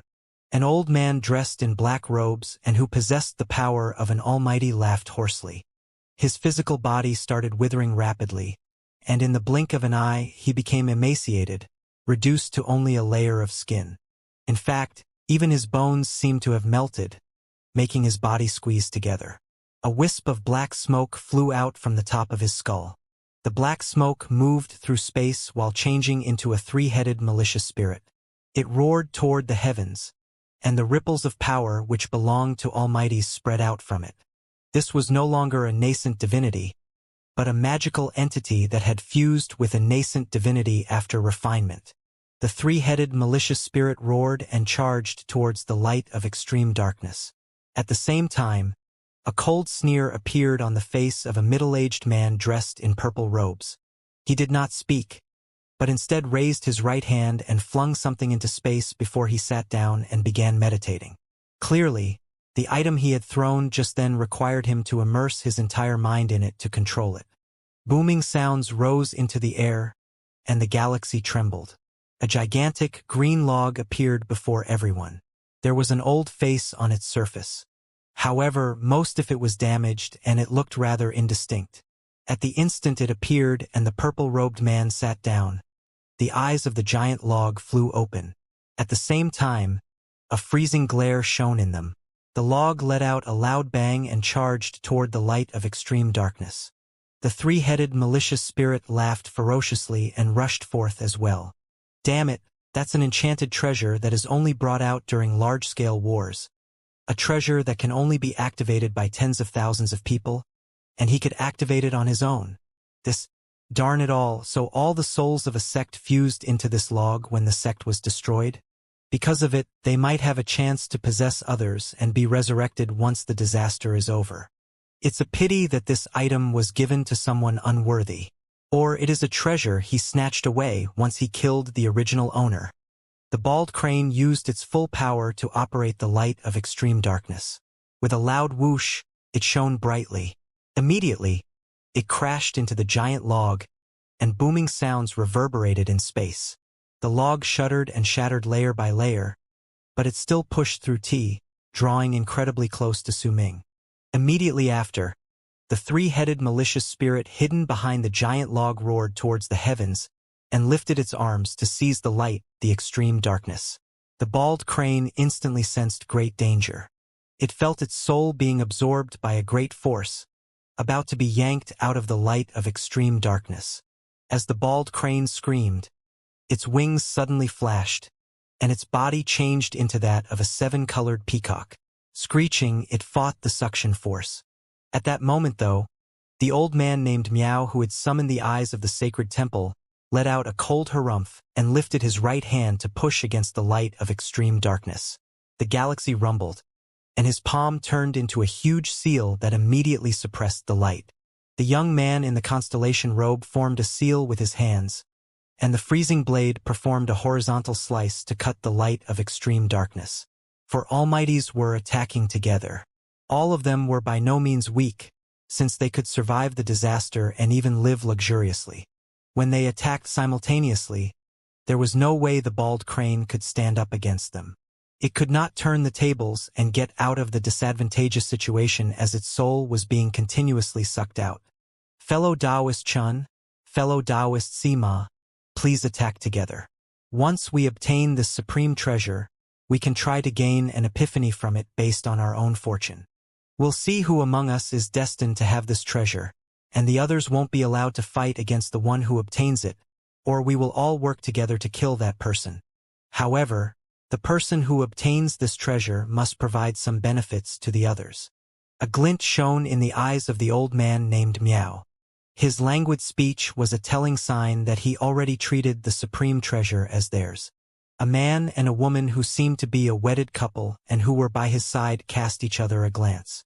The man's eyes shone and he smiled. My fellow Taoists, none of you have used your full strength, but you still ask me to attack. Clearly, you're worried that I will ambush all of you and snatch that treasure. Oh well, it wasn't easy for us to run into each other, and there are still plenty of things for us to do in the future. I will help you. As he spoke, he raised his right hand and pointed forward. Immediately, the power of the laws of fate appeared. Soon after, the woman by his side smiled faintly and pressed her left hand on his.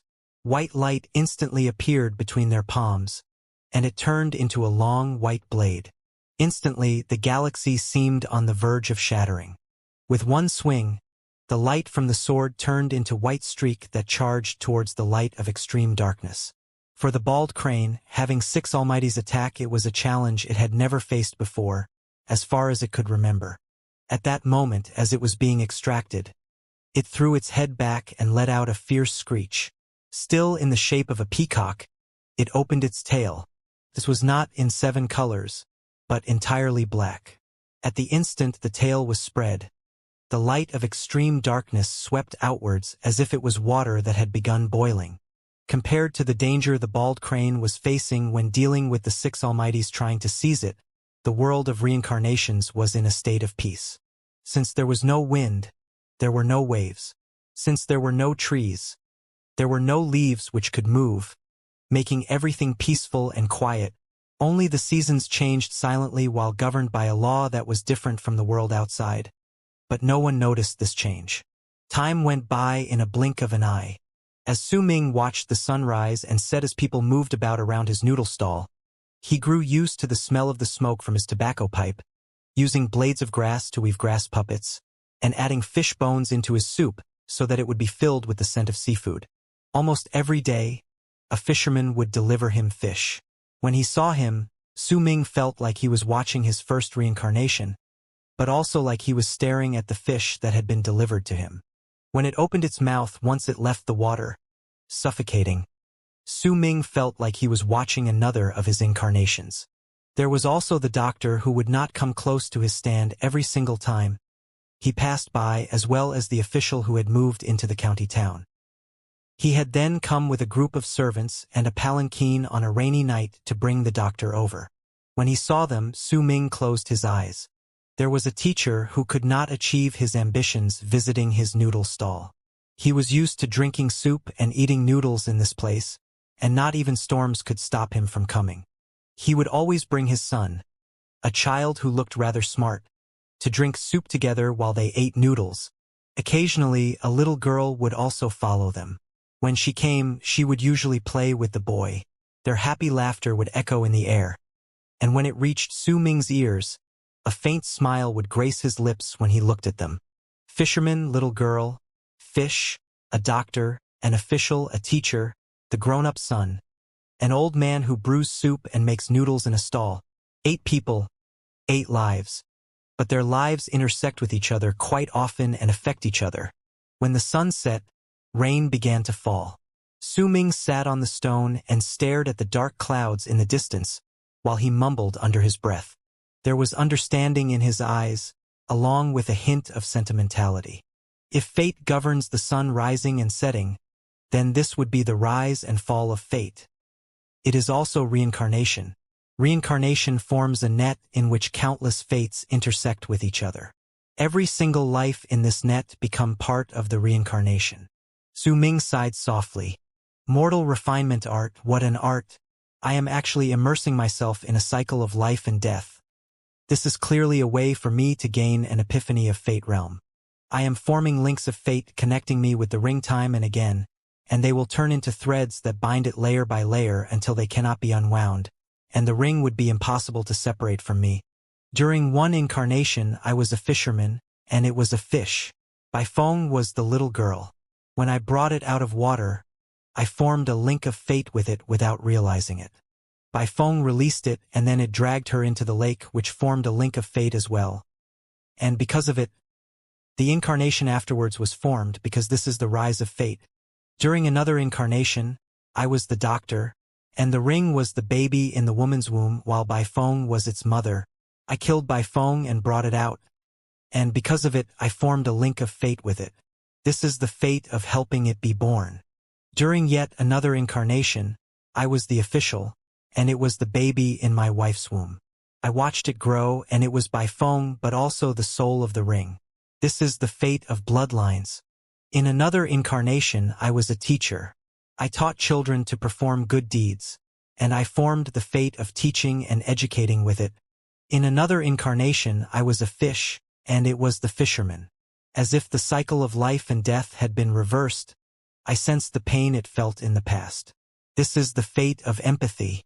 We experienced lifetimes together until Bai Feng and I married each other. It then became my daughter, and this is the fate of a father and child. The ring and I have gone through 7 lifetimes together and shared our fates. During the 8th lifetime, I have become an old man who counts the lifetimes and watches the cycles of life and death. This mortal refinement art has 9 cycles of life and death. I've experienced 8 of them, so only one is missing. This missing cycle might be the fall of fate. The rise and fall of fate, a dream of reincarnation. Su Ming shook his head and opened his eyes. When he saw the world again, he found rain pouring outside. It was heavy and loud as it fell. After watching it for a long time, Su Ming went to close his eyes again, but at that instant, he heard an indistinct, barely discernible, shrill cry in the rain. Feng air! Feng air! Su Ming's heart shuddered violently, but he still closed his eyes, because he knew that the missing cycle might have already passed, and it was just that he had forgotten about it. At the instant Su Ming closed his eyes, the world swiftly turned into countless shards. They were swept up into a vortex. As it spun with loud booming sounds, it gradually turned into nothingness. Oh! In true morning Dao world, the planet in which Su Ming meditated had already shattered. The only thing that remained of it was the stone protected by the bald crane. Yet it was suppressed by the 13 shooting stars. The light of extreme darkness was attacked by the 6 almighties working together, causing the bald crane to spread open a black tail in its madness. With a whoosh, the galaxy seemed to freeze at that instant, and the light of extreme darkness which surrounded Su Ming swept out violently. The giant log was the first affected and crumbled with a bang. It was disassembled layer by layer until it was reduced to ashes. The 3-headed malicious spirit let out shrill screams of pain and retreated swiftly. Green smoke poured out from the magical entity, and it instantly became much weaker. The freezing blade sliced down, but was sent backwards once it touched the black light. As booming sounds reverberated in the air, the expression of the young man in the constellation robe changed, and he staggered a few steps back. The huge seal formed by the old man named Miao shattered as well, which made his pupils shrink. Only the white sword beam coming from the long white blade between the wedded couple's palms did not dissipate when it charged down with a howl. Even if it had also been weakened when it touched the light of extreme darkness and was reduced to a single thread, it still charged straight towards the meditating Su Ming. Clearly, the wedded couple's target was not the bald crane or the ring, but Su Ming. As long as they killed him, there would naturally no longer be any problems. When booming sounds echoed in the air and the bald crane delivered its final hit after it spread its tail, most of the light of extreme darkness around Su Ming dissipated. The spot in which Su Ming sat and his appearance was seen rather clearly by the group. The bald crane let out a roar. With a bang, it turned back into its original appearance. Weakness appeared on its face, and its body that was a soul was reduced to a semi-transparent state. The bald crane rushed towards Su Ming, wanting to close in on the white sword thread before it reached him and stop it. Yet, at that moment, the 3-headed malicious spirit that was originally retreating turned around swiftly. The 6 eyes on its 3 heads fixed on the bald crane before the creature rushed over at an indescribable speed. Damn it! This bald soul entity is mine. No one snatches it from me. I will swallow it. I'm going to crunch it to pieces bit by bit. The 3-headed malicious spirit roared. The bald crane was about to reach Su Ming, but it could only watch helplessly as the white sword thread seeped into the center of his brows with a bang, and the 3-headed malicious spirit caught up. It lifted its claw and sent it sweeping at the bald crane with a ferocious smile. The other people in the area rushed over, but at that instant, a flat voice echoed in all directions. It was not loud, but the instant everyone heard it, their hearts trembled. Who gave you the right? Su Ming opened his eyes. He had the look of someone who had experienced the vicissitudes of life from the cycles of life and death in his eyes, along with a chilling glare that could make the entire world submit to him. He also had a domineering air that could make the galaxy tremble and the universe surrender. A boundless maliciousness surrounded him. When it fused with his appearance, the feeling Su Ming gave off turned into a huge, chaotic presence. It could absorb all the wills in the world, and the dead stillness within him erupted without holding anything back. He lifted his right hand and with just the simple act of seizing the air, the three-headed malicious spirit with the power of an almighty found itself frozen, unable to fight back. As fear and shock appeared in its eyes, the magical entity disappeared before showing up in Su Ming's hand. He pushed his fingers inside it to grab its heart. Was it you? Su Ming's gaze swept past the area. The first person he looked towards was the young man in the constellation robe. His face instantly turned pale. A bang shot up in his head, and he staggered a few steps back. When he coughed up a mouthful of blood, his heart filled with great fear, causing him to instinctively shake his head. He felt that if he did not do so quickly enough and actually dared to nod, then with just one thought this person could make him die 10 million times. Then was it you? Su Ming looked towards the old man named Miao. The old man's face turned stark white. His body shuddered violently. An unprecedented fear rose up in him when he met Su Ming's gaze.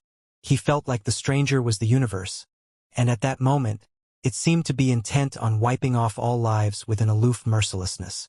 And the old man was just a tiny ant beneath the universe's anger. Then it was you, Su Ming stated flatly.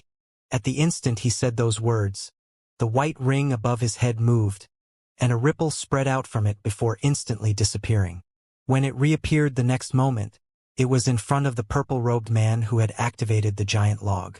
Fear showed up on his face. Before he could even say a single word, the ripple shot through his body, shattered it and destroying the soul. At the same time this happened, Su Ming slowly furled his right hand and crushed the heart of the magical entity. With a bang, its body turned into a ball of fog. Su Ming flung it towards the bald crane's mouth. Chew it slowly. I didn't make its soul dissipate, so you will have to chew it slowly, bit by bit. When Su Ming said those words in a flat voice, excitement and eagerness showed up in the bald crane's eyes. It opened its mouth and even used its claws to stuff the soul fog formed by the magical entity into its mouth. And it actually started chewing it slowly. Shrill screams of pain shook the area, making the hearts of everyone present to tremble. At that instant, their gazes focused on Su Ming were filled with fear, as if they had just seen an ancient, ferocious beast that could shake the entire universe. Run! The remaining four Almighties and the 20-something people in the area only had one thought in their heads at that moment. Run! They had to run. Su Ming's strength as well as the casualness and ease with which he killed the person shook the hearts of all the people. At that moment, when the four of them fled, their faces were pale. They brought forth all of their power.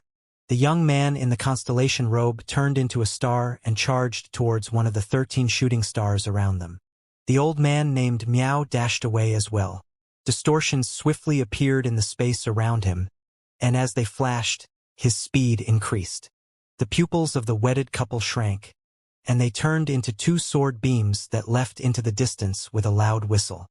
The 20-something cultivators in the area could not compare with the monstrous almighties neither in terms of their speed nor reaction.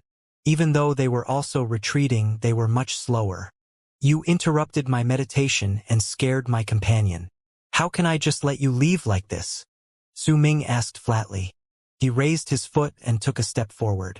In an instant, his body sliced through space and appeared right behind the old man named Miao. He struck him gently with his right hand. The expression of the old man named Miao changed drastically. He knew that it would be difficult for him to escape from this disaster, and madness appeared in his eyes. It was the one that made it clear that he was about to risk his life by fighting with everything he had. The old man named Miao naturally had his killing moves, since had been able to survive through the disaster and even live so luxuriously and freely. The instant he turned around and looked at Su Ming while prepared to fight with everything he had, the old man named Miao growled and raised his arms to push up space. Then he brought his arms down in Su Ming's direction. Life and death. An iron book appeared in the old man named Miao's left hand. At the same time, a black wooden brush manifested in his right hand. Su Ming had seen that set of enchanted treasure before. At the instant the old man brought it out, he roared again. Your life will be erased from the book of life and death. He swung the wooden brush in his right hand and drew a line across the iron book serving as the book of life and death. Immediately, a vast power spread out from the iron book. It turned into a huge, ferocious head of a ghost that opened its mouth to eat Su Ming. Interesting. Your level of cultivation is passable, and your divine abilities are not too bad. Give me your soul and acknowledge me as your master. Then I will spare you, Su Ming said flatly. The ghost head closed in on him, but he stayed still. The white ring floating behind him let out a buzz, and a ripple spread out from it. With a shudder, it touched the ghost head, and it immediately let out a shrill scream of pain. At the instant it crumbled and shattered. The iron book and wooden brush were also destroyed. As for the old man named Miao, he coughed up a large mouthful of blood, and shock appeared on his face. Disbelief could be seen in his expression. Just as he was about to retreat, Su Ming took a light step forward. He casually lifted his right hand and squeezed the neck of the old man named Miao, then dug his fingernails into his skin. His expression was relaxed, but there was a blatant killing intent that made the old man shiver even though it was not cold. "Do you choose to die or to live?" Su Ming asked flatly. The old man named Miao laughed brokenly. He had intended to self-destruct, but once he met Su Ming's gaze, he could only shiver in place. He had a strong feeling that even if he self-destructed, he would not be able to injure the man in the slightest. The sense that spoke of the great disparity between their strengths made him certain that he would be unable to deal any sort of damage to Su Ming. He closed his eyes. His soul fused into the center of his brows and turned into a brand. Flashing once, it floated out. Su Ming sucked in a breath and swallowed it. Like this, he gained control of the life and death of the old man named Miao. When he relaxed his right hand, the 13 shooting stars in the area roared at once. Before the young man in the constellation robe could step into one, all 13 moved simultaneously and charged towards the wedded couple. It surrounded them and formed a huge meteor that charged into the whirlwind. The two fled on their own, completely ignoring the young man in the constellation robe. His eyes immediately turned bloodshot. At the instant he threw his head back and roared. Su Ming moved towards him languidly. The instant Su Ming got close, the young man in the constellation raised his hands and quickly formed a seal. Madness appeared in his eyes, and he flung his arms outwards.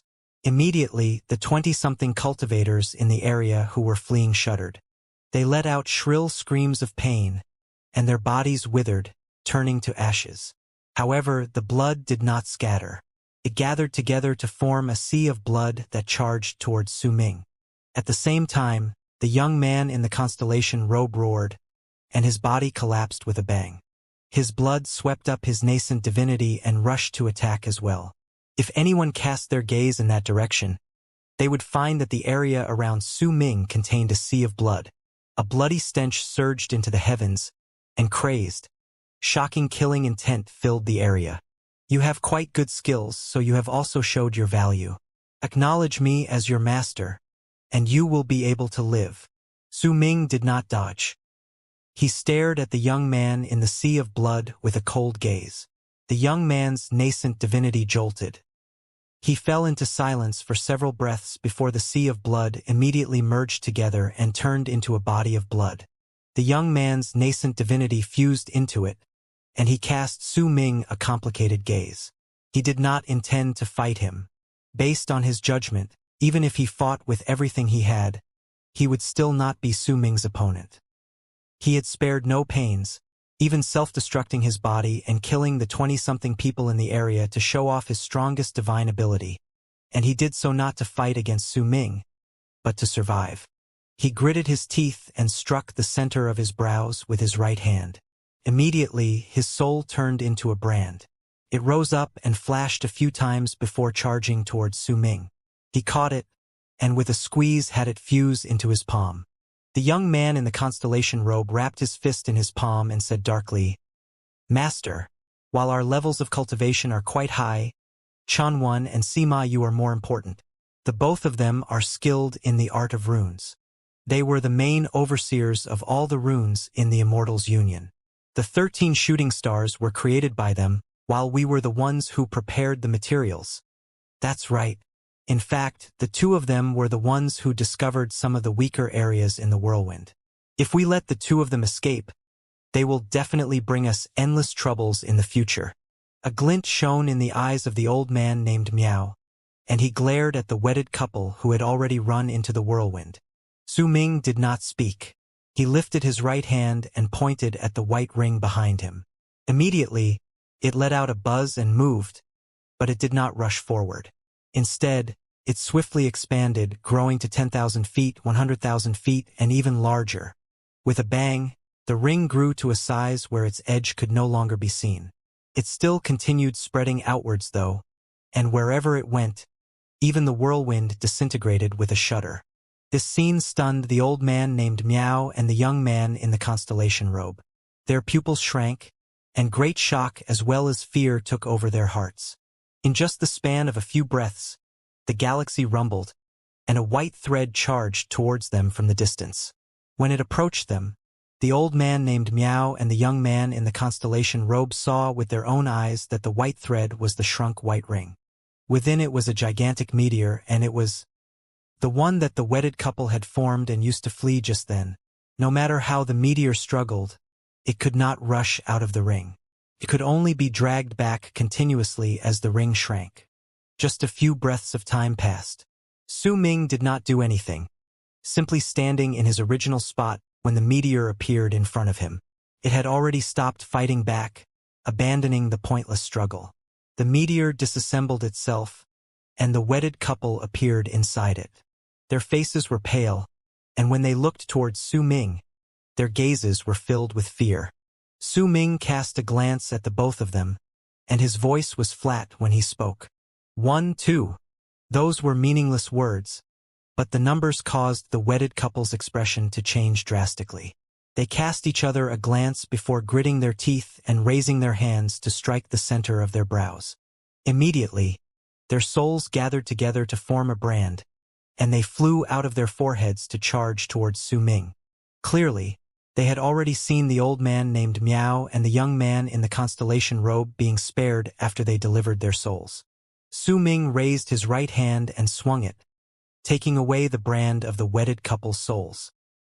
His expression remained calm when he lifted his head to cast a glance at the area above him. My fellow Taoist, how long are you going to keep watching? Do you truly want me to bring you down? When he said that, the four people immediately felt their hearts tremble and lifted their heads to look above. They had not noticed anything strange with the galaxy up there. But as Su Ming's words reverberated in space, a dry cough came from above. Soon after, distortions appeared before their eyes. A white-haired old man with an awkward expression on his face showed up. There was a guarded look in his eyes, hiding the fear brought by the shock of all Su Ming had done after waking up. Old Monster 1. The old man named Miao was the first to recognize the person's identity. His words were practically hissed through his teeth. Chun 1, 2 glared at the old man with white hair and spoke up. Master, this is the person who sold us the information of a cultivator recuperating in this place. He is the reason why we offended you just now. It's a misunderstanding. This is a misunderstanding. Fellow Taoist, please listen to me. In truth, this is...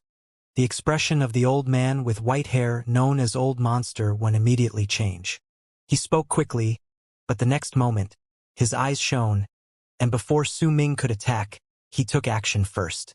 He swung his arm, and a vast, mighty pressure flew out from his sleeve. At the same time, a dark light shone.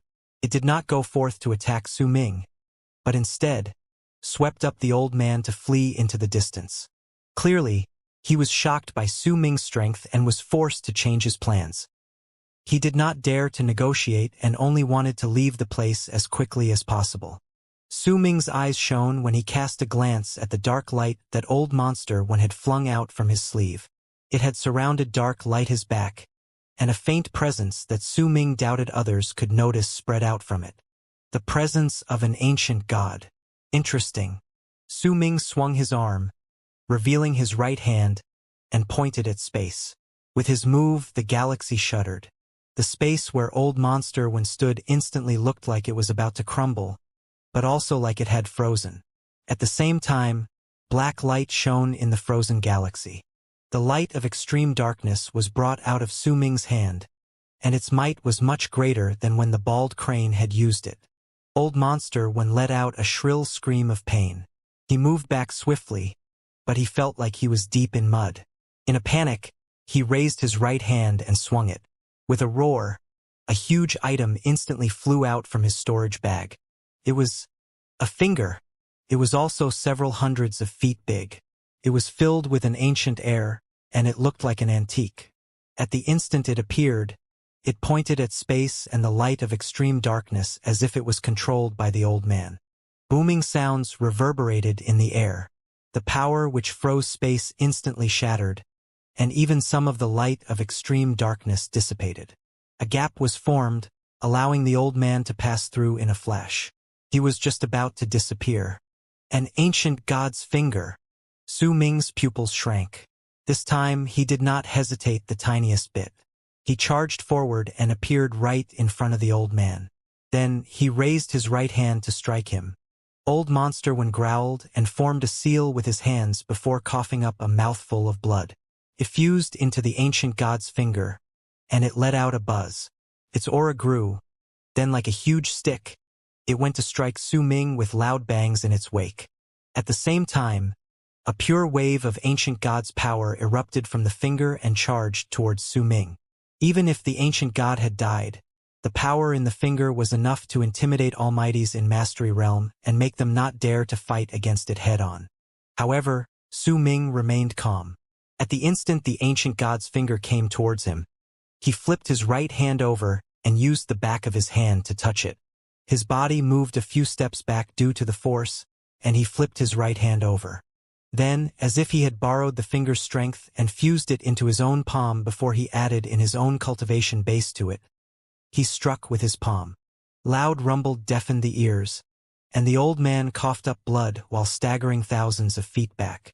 His face was pale, and when he looked at Su Ming, his body suddenly jolted. This was because he saw that Su Ming had not come for him. The man patted the ancient god's finger, and it disappeared without a trace as if he had taken it forcefully. After that, Su Ming turned to the old man with the ghost of a smile on his lips and a sinister malicious air about him. "Senior, please calm down and hear me out. I know the spot where the giants from the Immortals Union corpse lies, but my level of cultivation was not high enough, so I could only obtain one of his fingers. That is why I have been searching for those whose minds are especially strong to obtain the giant's corpse together. Several months ago, I noticed the ripples of your power on that planet, which was why I wanted to test how great was your level of cultivation. My intention was to work with you. Senior, you might have been careful while practicing your cultivation, but my divine sense is different from that of a normal person. I do not investigate based on the ripples of a cultivation base, but sense the flames of life in the galaxy, which was why I was able to sense you." The old man said quickly told Su Ming everything. He did not dare to hide a single thing from him. Su Ming's strength was so great that he was already immensely regretting his decision to provoke him. He knew that if he still intended to hide the truth, he would definitely die in this place. "If you require it, I can lead the way and bring you to the place where the giant's corpse is. Let me use this as a deed to redeem myself. Senior, please give me this chance so that I may compensate for the agitation caused by my provocation." The old man's face was pale. His heart raced in anxiety as he bowed deeply. Su Ming cast the old man a glance. He did not speak, but turned around and looked towards the pit which he had used as his isolation ground. A complicated look showed up in his eyes when he looked at the spot where Bai Feng had been. It was an empty place. Clearly, Bai Feng had died a long time ago, and her corpse had turned to dust. The dream of Dark Mountain, the promise made in the snow, and the sigh that wandered about for 1,000 years had come to an end at that moment. Su Ming sighed softly, and the complicated look on his face disappeared. The 9 reincarnations could be said to have allowed him to fulfill the promise, and that he had brought about an ending to their relationship. Since it was over, Su Ming would no longer force himself to persist in anything regarding it. The enmity between him and Bai Feng had come to an end. He raised his right hand, and the white ring approached him with a hum. When it shrank, it fit itself on his finger, turning into a real ring. A feeling as if he could not be separated from the ring rose in Su Ming's heart. There were links of fate between them, and they were the knots formed during the cycles of life and death. No one could untie them. The spirit in the ring had also caused the knot to become something eternal. Perhaps it had become different than before, because now, it had Baifeng's soul. With a swing of an arm, a black robe appeared around Su Ming's body. A black hood covered his face. Everyone could only see a black-robed man. The instant Su Ming put on the black robe, Miao Feng's pupils shrank, and he sucked in a sharp breath. Shock appeared in his eyes again. Since he was a member of the Immortals' Union, there was no way he would not recognize a black-robed man like Su Ming. I, Miao Feng, member of the Tower Remembers in the Immortals' Union, greet Master. Greetings, Grand Immortal. The young man in the constellation robe had a slightly complicated look on his face, but he soon lowered his head to bow respectfully as well. I, Dao Zhong, member of Morning Dao Sect's branch family, greet my master. Greetings, Grand Immortal. We, Chun Wen and Sima Yu of the Rune Renegades in the Immortals Union, greet our master. Greetings, Grand Immortal Taoist Zhang.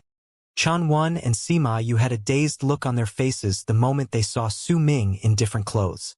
They cast each other a glance, then lowered their heads in anguish and bowed sincerely. They had met Zhang Jijun before, which was why their words as they greeted Su Ming were different from the others. They could tell that all the black-robed people who appeared in the Immortals' Union were this person's subordinates. They had only seen his black robes before and not the face, which was why it had been difficult for them to recognize him. However, the mighty pressure from Su Ming was the exact same as that of the black-robed Taoist Zhang, whom even the higher-ups in the Immortals' Union had to be polite towards. Old Monster Wen's expression turned paler at that moment. As he stared at the black-robed Su Ming, he groaned in his heart. He had not expected that this person would be an immortal of the higher realm. He had actually told him he was aiming to plunder the corpse of the giant who was also an immortal of the higher realm. How did you manage to move about in the whirlwind? Su Ming asked in a hoarse voice. At that moment, his ancient presence carried with it a mysterious air. It caused all those who looked towards him feel their hearts tremble. Since my divine sense is different from the others, that is why I can see the trajectory of the destructive power in the whirlwind. It's because of this that I can move through it and avoid the destructive power. It might be slow, but it is better than being trapped in a place, like the others, Old Monster Wen quickly explained. His expression was one of immense respect. Come on, lead the way. Su Ming swung his arm, and a faint white ripple spread out from his ring to surround an area of around 300 feet around him. Old Monster Wen hesitated in his heart, but did not dare think too much about it. He summoned all his courage and stepped into the area of 300 feet belonging to Su Ming, then bowed towards the hostile-looking Miao Feng and the others before he began leading the way in low whispers. Su Ming's eyes flashed while hidden beneath the black hood. Immediately, the white ripple charged forward. When it passed by the 13 meteors, they were instantly retrieved by him. With a whoosh, the white ripple charged towards the whirlwind. Wherever it went, the whirlwind would fall back. Even the destructive power of the world in it would disintegrate once it touched the ripple. How many survivors like all of you still exist in true Morning Dao world? Su Ming asked hoarsely while sitting in the white ripple. Miao Feng and the rest stayed quiet, so Chun Wen, who was highly skilled in the art of runes, said in a low voice, "We can only live in a small corner and cannot venture too far away. Fellow Taoist Feng should know the details about this." Miao Feng remained silent for a moment before he said softly, "Only 1 in 1,000 could survive. I've gone to many places during the past 10 months, and I've only seen 2 slightly larger gathering spots. The others are mostly scattered. Plenty of people died in the disaster or the lawless chaos after it." Old Monster Wen cast Su Ming a glance and spoke of everything that he knew. The Immortals' Union has turned into complete ruins. All the entrances to Morning Dao Sect have crumbled. No one knows what is happening inside, but based on what I could sense from the divine sense I sent in, there's a thick wave of death there. Perhaps a drastic change had also happened in Morning Dao sect. Morning Dao sect. Su Ming's eyes fell slightly under the black hood. The moment the seed of life extermination flew back, he could guess that Su Xianyi began a bloodbath in Morning Dao sect. It would not be out of Su Ming's expectations if everything in that place had been reduced to ruins. He was only worried about Su Hui. Did she die in the disaster, or was she fortunate enough to escape from it? He sighed in his heart, and that sigh turned into a sharp stab of pain that made him fall silent. Old Monster When hesitated for a moment before he suddenly said, "Those who could survive are definitely not weaklings. With your power, you could bring these people together and form a new sect." Su Ming lifted his head and cast a cold glance at him. When the old man's heart trembled, Su Ming slowly nodded. He knew some of the things that the people here did not know. For example, that the whirlwind surrounding true Morning Dao world would not remain there forever. It would disappear after some time. This might happen soon, but it might also take a long time. Even so, the longest stretch of time before it disappeared would not be too long. Once the whirlwind disappeared, Dark Dawn and Saint Defire would descended through the gap. At that time, what awaited arid triad expanse cosmos would be a bloodbath. The destruction at that time had nothing to do with Su Ming. He did not care about it. Instead, Old Monster When's suggestion had caused a thought to rise up in his mind. True Morning Dao world no longer has any sect. If I can gather those who survived and form one, they would become a force of power which will be completely mine once people from Saint Defire descend. Since I chose to keep Zhang Jidao's identity, this force would be of a lot of help to me. At the very least, True Morning Dao world would then belong to me in its entirety. Su Ming's eyes sparkled. The white ripple charged forward through the whirlwind in True Morning Dao world. Su Ming meditated in it. He remained silent during the entire trip. The people beside him kept quiet as well. Only the bald crane put on airs and acted incredibly smugly, occasionally taunting the other people. In its eyes, they were just asking for death. Even if Su Ming had not woken up, with the great Grandpa Crane's divine abilities, it could still chase all of them away. At that moment, it had clearly forgotten how disheveled it had been. Days passed, and in the blink of an eye 7 days were gone. A week was not a long period of time, but the white ring moved at a speed akin to shifting. Wherever it went, the whirlwind had to move back, and it was so fast that in just 7 days, Su Ming and the others had already reached the spot where Old Monster When had said the ancient god's corpse was located. It was an area where the whirlwind was incredibly strong. There was endless wind there, and it swept out in all directions. Within it was a corpse which was hundreds of thousands of feet big. Many of its parts had been damaged, and it was filled with the aura of death. It drifted in the whirlwind, its flesh being ripped apart. In many places, the bones had already shattered, and they looked about to be swept away at any moment. The ancient god no longer had a right arm, and there were only 3 fingers left on the left hand. His face was indistinct, but Su Ming could still see that the mark of a star at the center of the ancient god's brows. This is the place. 8 months ago, I passed by it and discovered the giant's corpse. At that time it was still in a rather complete shape, but now, it has already been damaged to this extent. But the fact that it could last till now in the whirlwind and not be completely destroyed shows that it was incredibly powerful and tough while alive. If you can refine this body into an enchanted treasure, it would definitely be something that is on the level of a supreme treasure, Old Monster When quickly said. As Su Ming stared at the ancient god's corpse, his eyes sparkled. He moved, and immediately stood on the ancient god's body with the whirlwind blowing in his face. He then rushed to the center of the ancient god's brows, arriving there after a moment, and dipped his head down to stare at the only mark of the star left. The star was dull. As far as Su Ming understood the ancient gods, it seemed like all of their power was gathered in the stars at the center of their brows.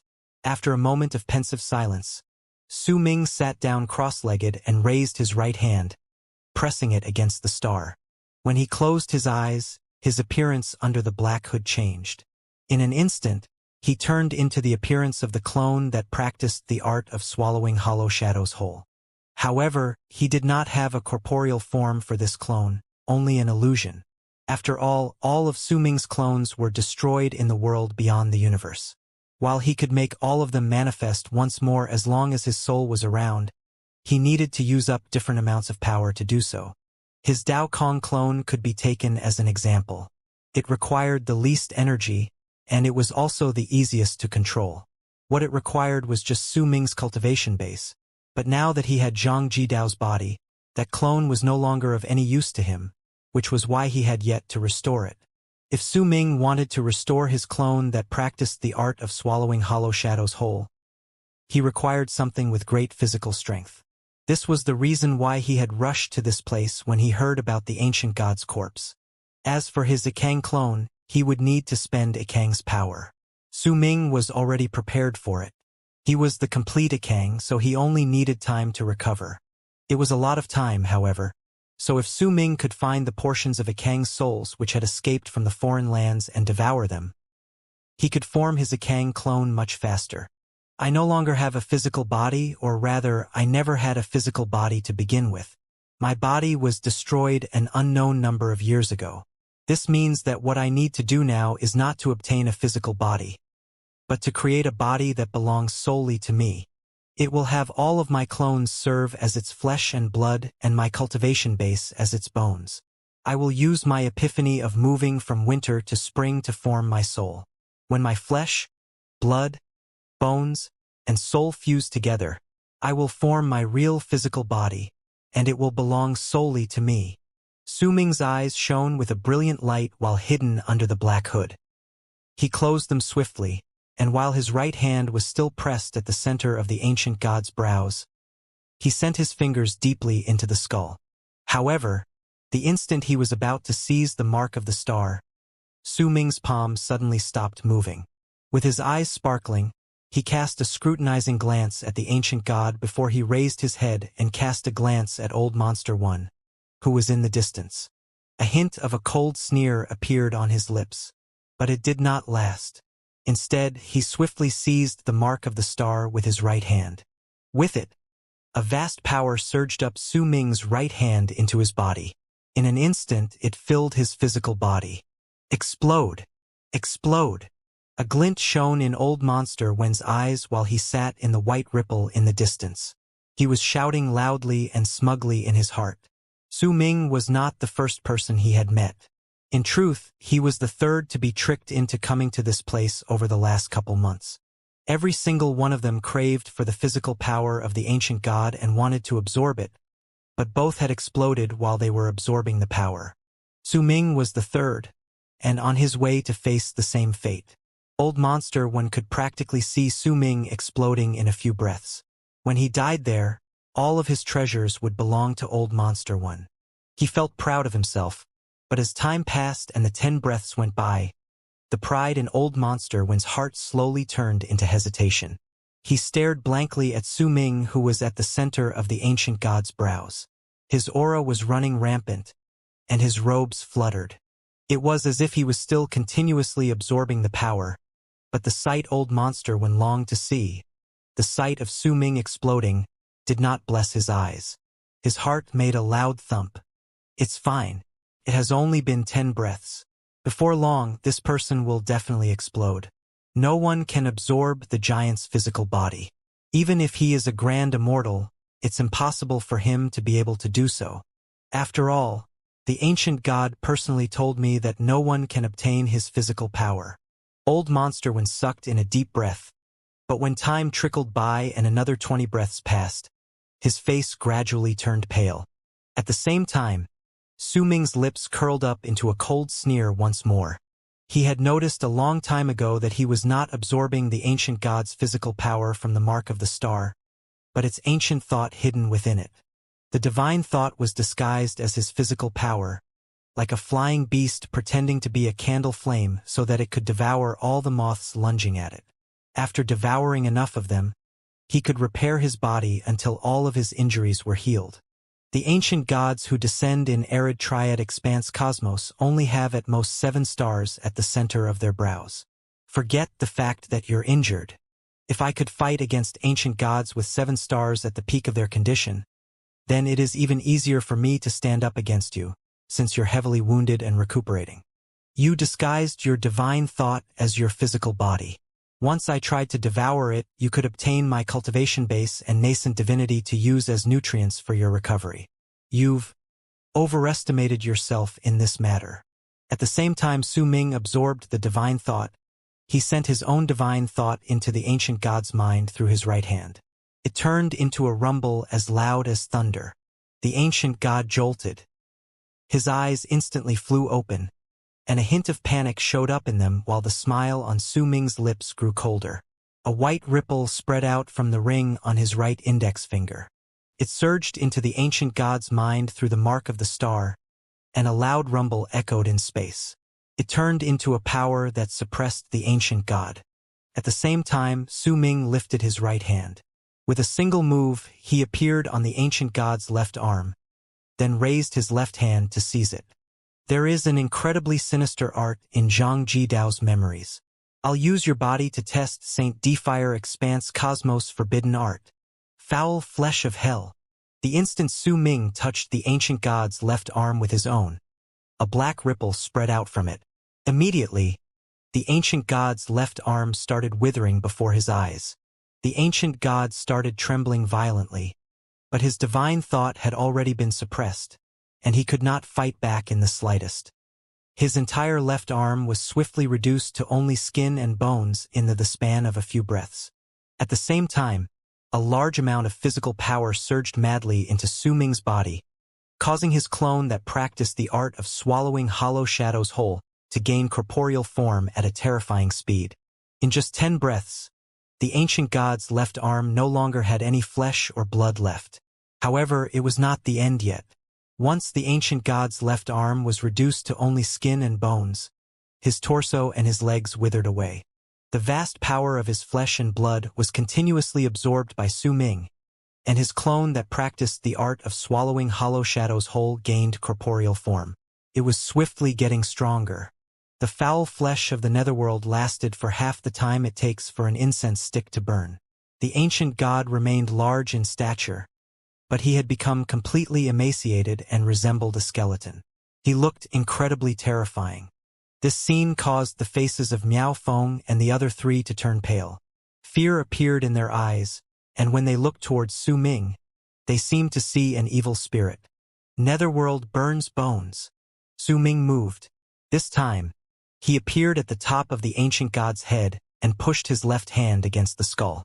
He grabbed it swiftly, and as cracking sounds reverberated in space, a black ripple spread out from Su Ming's hand and covered the ancient god's body. The ancient god trembled even more violently. If it was not because of the white ring suppressing him at that moment, his shrill roars would have rang out in all directions. He would not be acting as quiet as he was now, only able to shudder. The ancient god's eyes turned bloodshot as he descended into madness. He wanted to self-destruct, but due to the white ring suppressing him, he could not. As he trembled, his legs gradually melted and his body slowly became pliant. Su Ming absorbed the power from the bones with his left hand and fused it with his clone that practiced the art of swallowing hollow shadows whole. I wonder how strong is my clone that practiced the art of swallowing hollow shadows whole after he devoured the complete ancient god. A glint appeared in Su Ming's eyes. After the time it takes for half an incense stick to burn, Miao Feng and the other 3 felt their skin crawl, because they saw that the large ancient god only had a head left. His flesh and blood had withered, his bones had melted, and his body was no longer a body. Transmigration of the soul. Dark light shone in Su Ming's eyes. He raised his left hand and pushed it at the top of the ancient god's skull. With a sharp inhale, the ancient god opened his mouth and let out a roar that shook the galaxy. As he roared, his head melted, and after a moment, the large ancient god which had previously existed in the whirlwind was gone. Only Su Ming remained sitting in space as he quietly circulated his cultivation base to digest the ancient god's soul and nourish his clone that practiced the art of swallowing hollow shadows whole. Almost at the instant the ancient god was destroyed, Old Monster when let out a shrill scream of pain while still in the white ripple. His body started shuddering before it was destroyed along with his soul. He was reduced to ashes before he vanished. Time trickled by. When half a month passed, Su Ming opened his eyes. The brilliant light in them was as fierce as a sharp blade. But after he blinked, the burning gaze vanished and became calm. Hell, netherworld, and transmigration of the soul. These are the three forbidden arts of sacred Defier Expanse Cosmos. Heh, since it's a forbidden art, why did they create it? From Zhang Jidao's memories, it's clear that the three great forbidden arts are used to target the ancient gods specifically. Some people used to hunt down the ancient gods to strengthen their own physical bodies, since the three forbidden arts can turn an ancient god's flesh, bone, and soul into pure physical power. They weren't forbidden arts originally, but after Saint Defier appeared among the ancient gods, it was named such. All those who cast this art against the ancient gods in Saint Defier Expanse Cosmos will suffer the fate of having all their blood relatives destroyed. But it's rather difficult to cast this art. It requires the ancient god to be unable to struggle, and his divine thought must be unable to control his own body, or else it would be difficult to cast the art successfully. The caster might even suffer backlash. Fortunately, I had the ring to suppress the ancient god's will, which is why everything went so smoothly. This is also related to him being heavily wounded, or else I'd have been forced to do something else to cast this forbidden art. Su Ming slowly stood up and touched the ring which had long since returned to his finger. He then took a step towards the white ripple floating in the galaxy. Master, congratulations on successfully fusing with the giant's physical power. Miao Feng and the other three had been in a constant state of anxiety during the half a month. They had witnessed Su Ming devouring the ancient god, and they could not calm their minds. This overturned all that they knew since they were well aware of the giant's strength. In fact, while they could accept that Su Ming could absorb the ancient god, a forceful devouring at such a fast pace and in such a terrifying and ferocious manner brought immense terror to them once they witnessed it with their own eyes. When they saw Su Ming return, the four of them bowed respectfully to him without any hesitation. Su Ming cast a glance at the spot where Old Monster when had disappeared, and a hint of derision flashed in his eyes. His suspicion towards Old Monster when had arisen when he asked him about how he moved in the whirlwind, and his suspicions had been verified. The old man named when had clearly had his life controlled by the ancient god, or perhaps he had obtained some benefits for it. This would explain was why he had started searching for people to bring over to the corpse in the name of obtaining the ancient god's physical power when in truth he was sending people to the ancient god to be absorbed. Su Ming stood in the white ripple and stared at the spot where the ancient god's body had been. The whirlwind in the land was incredibly strong, and as it howled, it swept through the area. There seemed to be a vortex at the depths of the whirlwind. It spun slowly, and occasionally, a bit of the whirlwind would seep into it. As Su Ming stared at the place, his eyes focused. "Who among you knows what this place originally was?" he asked calmly. Dao Zhong fell into a moment of pensive silence before he wrapped his fist in his palm and answered, "Master, this is, if I remember correctly, this was once one of the relocation spots in Morning Dao sect." Su Ming did not speak. He cast his gaze on the relocation spot in the whirlwind, then raised his right hand and swung it. Immediately, the white ripple around them spread out. In an instant, it covered tens of thousands of feet. Then, with another bang, it continued expanding. Only when it spread over an area of 300,000-something feet did it stop. As the white ripple spread out, the whirlwind in the land fell backwards. Even the power of the world in it was pushed back, clearing the area of 300,000 feet. Immediately after, Su Ming swung his arm. The 13 gigantic shooting stars he had taken previously flew out and surrounded the area.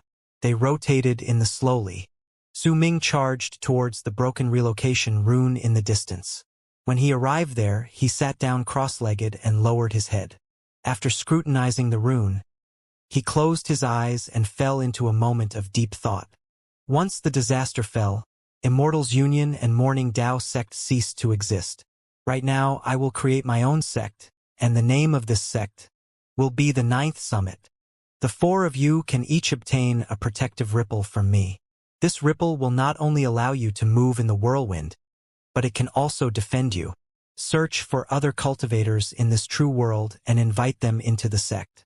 Those who submit will be offered protection, and as for those who don't, record the places where they were found. I will visit them one by one on my own. There is one more thing.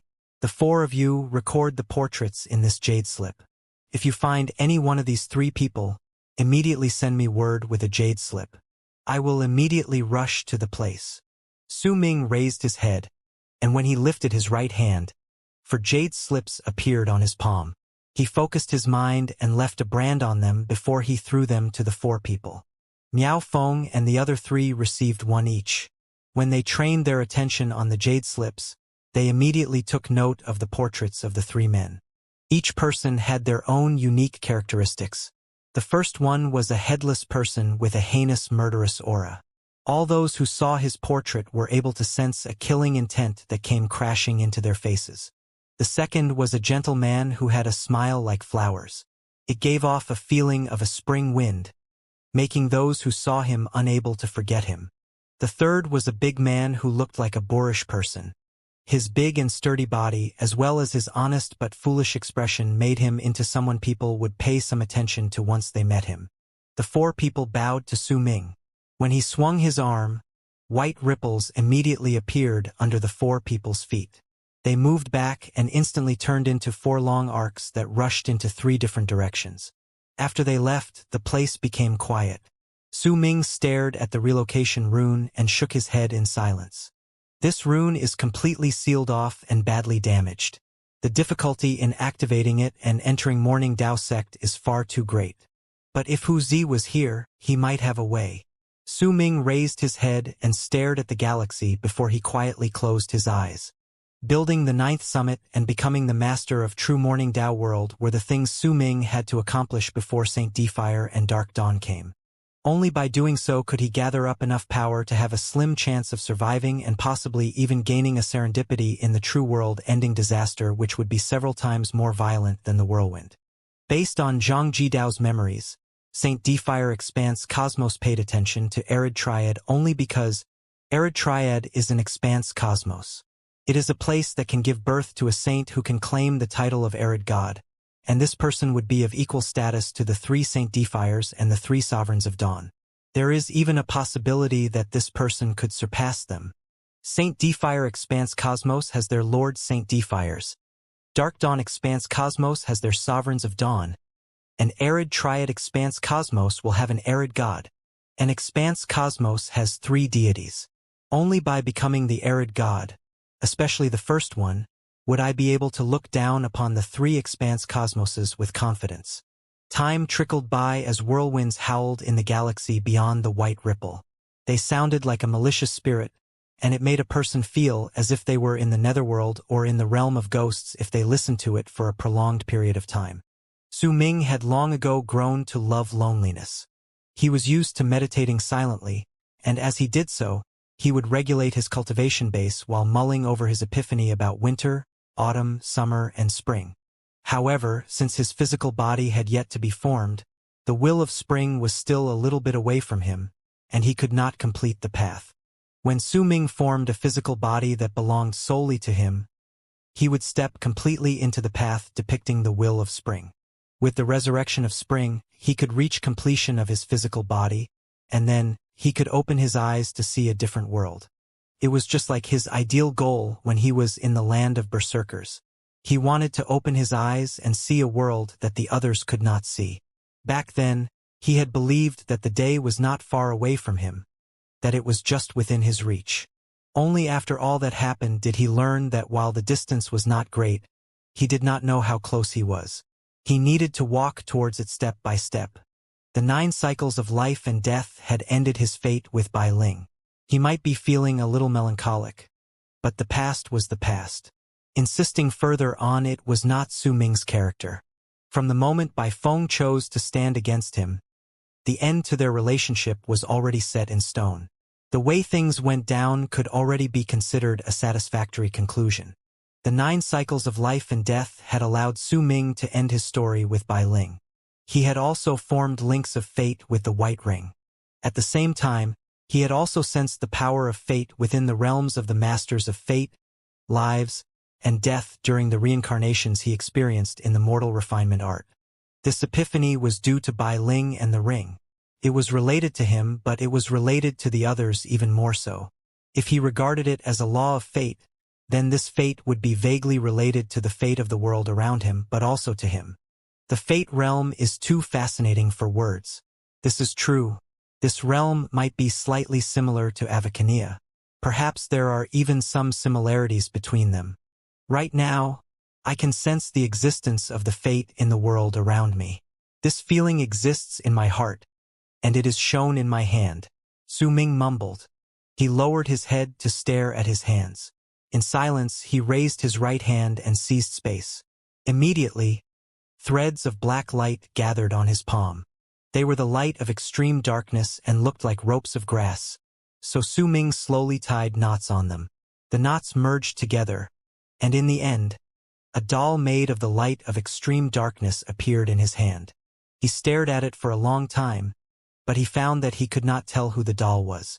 It looked like him, but the sense of unfamiliarity when looking at it was just as strong. It seemed to contain the images of all lives as well as the appearances of all the people Su Ming had seen in his life. With a fling of his hand, the knots in the puppet were untied, returning to being only two threads of the light of extreme darkness. Su Ming weaved them together once more.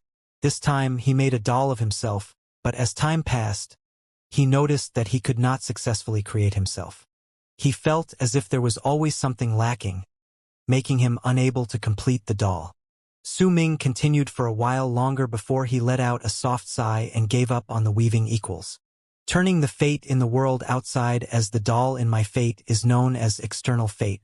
If I can create my doll someday, it will be a sign that I have mastered my own fate and perfected fate realm. I used the light of extreme darkness to weave the doll now.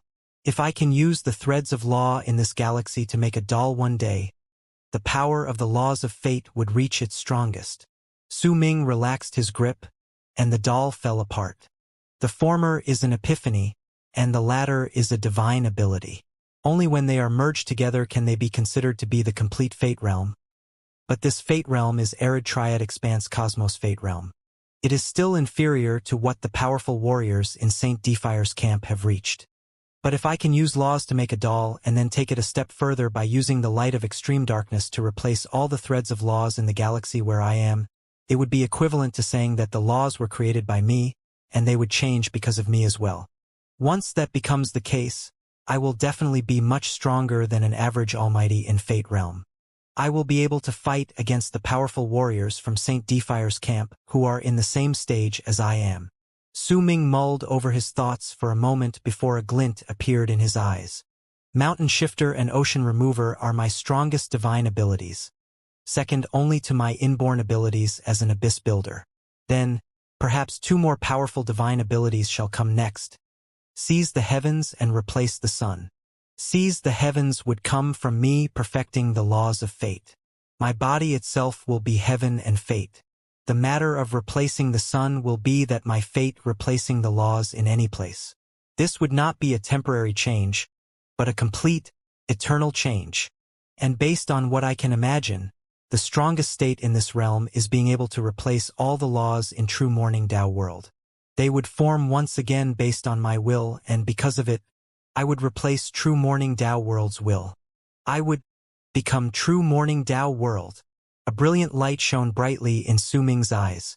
On that day, even if the people from Saint Defire's camp descend, they will have to be wary of me. Even if their levels of cultivation are higher than mine, as long as the difference in level between us is not too great, they can only fight against me on equal terms. After all, I will have already turned into True Morning Tao world. I will be True Morning Tao world, and True Morning Tao world will be me. And Zhang Jidao's body will help me mediate and adjust to this. At that time, True Morning Tao world will belong to me completely. This is what I'll do. Before this whirlwind disappears, this is what I must do. Only by doing so will I be able to have a hand in the disaster that will arrive after this, and I will also have the right to obtain a serendipity from it. The light in Su Ming's eyes became brighter. He had already found his direction. The first step is to stabilize the fate of the world around me. The second step is for me to figure out my own fate and gather it together until I perfect my epiphany of it. The third step is to use the light of extreme darkness to replace the laws in a small area around me. The fourth step is also the last step. I will replace the will of true morning Tao world and turn it into a world that belongs to extreme darkness. Then I will have turned all of the laws in the area into my will. The first step is simple. I can do it with my current abilities, but I will need to spend some time on it. But the second step, how am I to master my own fate in the shortest time possible? This is... Su Ming frowned slightly and sank into deep thought. Several days later, a sparkle shone in Su Ming's eyes. At the same time it turned into a brilliant glare. He raised his right hand and drew a circle in the space before him. The circle slowly turned bigger. When it was several hundreds of feet big, a look of understanding appeared on Su Ming's face. The fate in the world around me can form this circle, and my own fate can cause this circle to grow without end. When it reaches a certain size, it will have gathered a lot of the fate in the world around it, and it will naturally expand again until it can gain control over itself. This form of control is a gradual control moving from a small scale to a big scale. When the circle grows larger, everything it covers will be in my control, and slowly, I will have the feeling as if I gained control of my own fate. This feeling will continue growing stronger until it forms a will, and then, it will be considered perfection. I can't take this path, however, because it will take too much time. It would have been fine before, during times of peace, but a disaster is imminent, and the thing I lack the most now is time. Then I should find another way to step into the state in which I can control my own fate. No one should have taken this path before, but it will still allow me to achieve the same result. Confidence appeared in Su Ming's eyes. This idea had not come to him out of the blue, but he had come to gain an epiphany on it based on the epiphany he had from the cycles of life and death he experienced in the world created by the mortal refinement art. The cycles of life and death in the mortal refinement art are in truth countless connecting dots in a single cycle. I can be said to have experienced 9 different lives at the same time. These lives intersected and connected with each other to form a huge net. All of this is external fate, but if I experience more things, I will live through more lifetimes. The net will become bigger, and each of the intersections will be part of my will. Once it reaches a certain size, I will have achieved the goal of mastering my own laws of fate through the fate in the world around me. It'll be like giving birth to countless lives with my will as the center. Through these lives, I will be able to continue expanding the circle of fate until the net is completed, until I come to be in control of myself through the lives of others. This is just a theory, but there should be nothing wrong with it. Yet if I am to put it into practice, I might need to make a few changes. After all, I cannot truly experience countless cycles of life and death, but I can gain an epiphany through other people's lives. The prerequisite for this would be that they have me in their hearts. They must also worship and respect me. With that, the will they produce can be connected and turn into the great net of reincarnation I need. Su Ming mulled over his thoughts. What he had come up with might sound difficult, but if he went about understanding it in a simple manner, he would describe controlling his own laws of fate as a form of confidence. With that premise, controlling the laws of fate in the world around him could be said to be how many people knew him. Having 10 people know him was nothing, and it was also nothing even if thousands of people knew him. However, if there were 10,000, tens of thousands, or even millions of people who knew him, it would be the same as him seizing control over the fate of the world around him.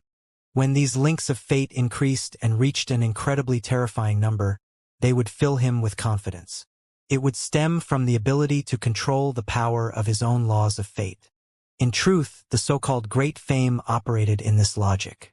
Those who were famous would definitely become illustrious people. This was the power of fate. What is similar to what the people who I saved in the world of 9 did. They formed their own race and worshipped me. In their hearts they remember me, and they deliver to me the power of their will. It then naturally forms the laws of my fate. If that is the case and I can make more people worship and respect me, Their wills will turn into the net of reincarnation. Once inside it, I will become stronger daily, and through them, I will obtain my own fate. In fact, it will be easier for me to seize true morning Tao world and replace it through them as well. With my will, I will be able to replace the laws. Determination appeared in Su Ming's eyes. After pondering over everything carefully for a moment, he became certain that the idea was plausible, and he closed his eyes, immersing himself in meditation. He was now even more certain that he could make true morning Tao world integrate with him.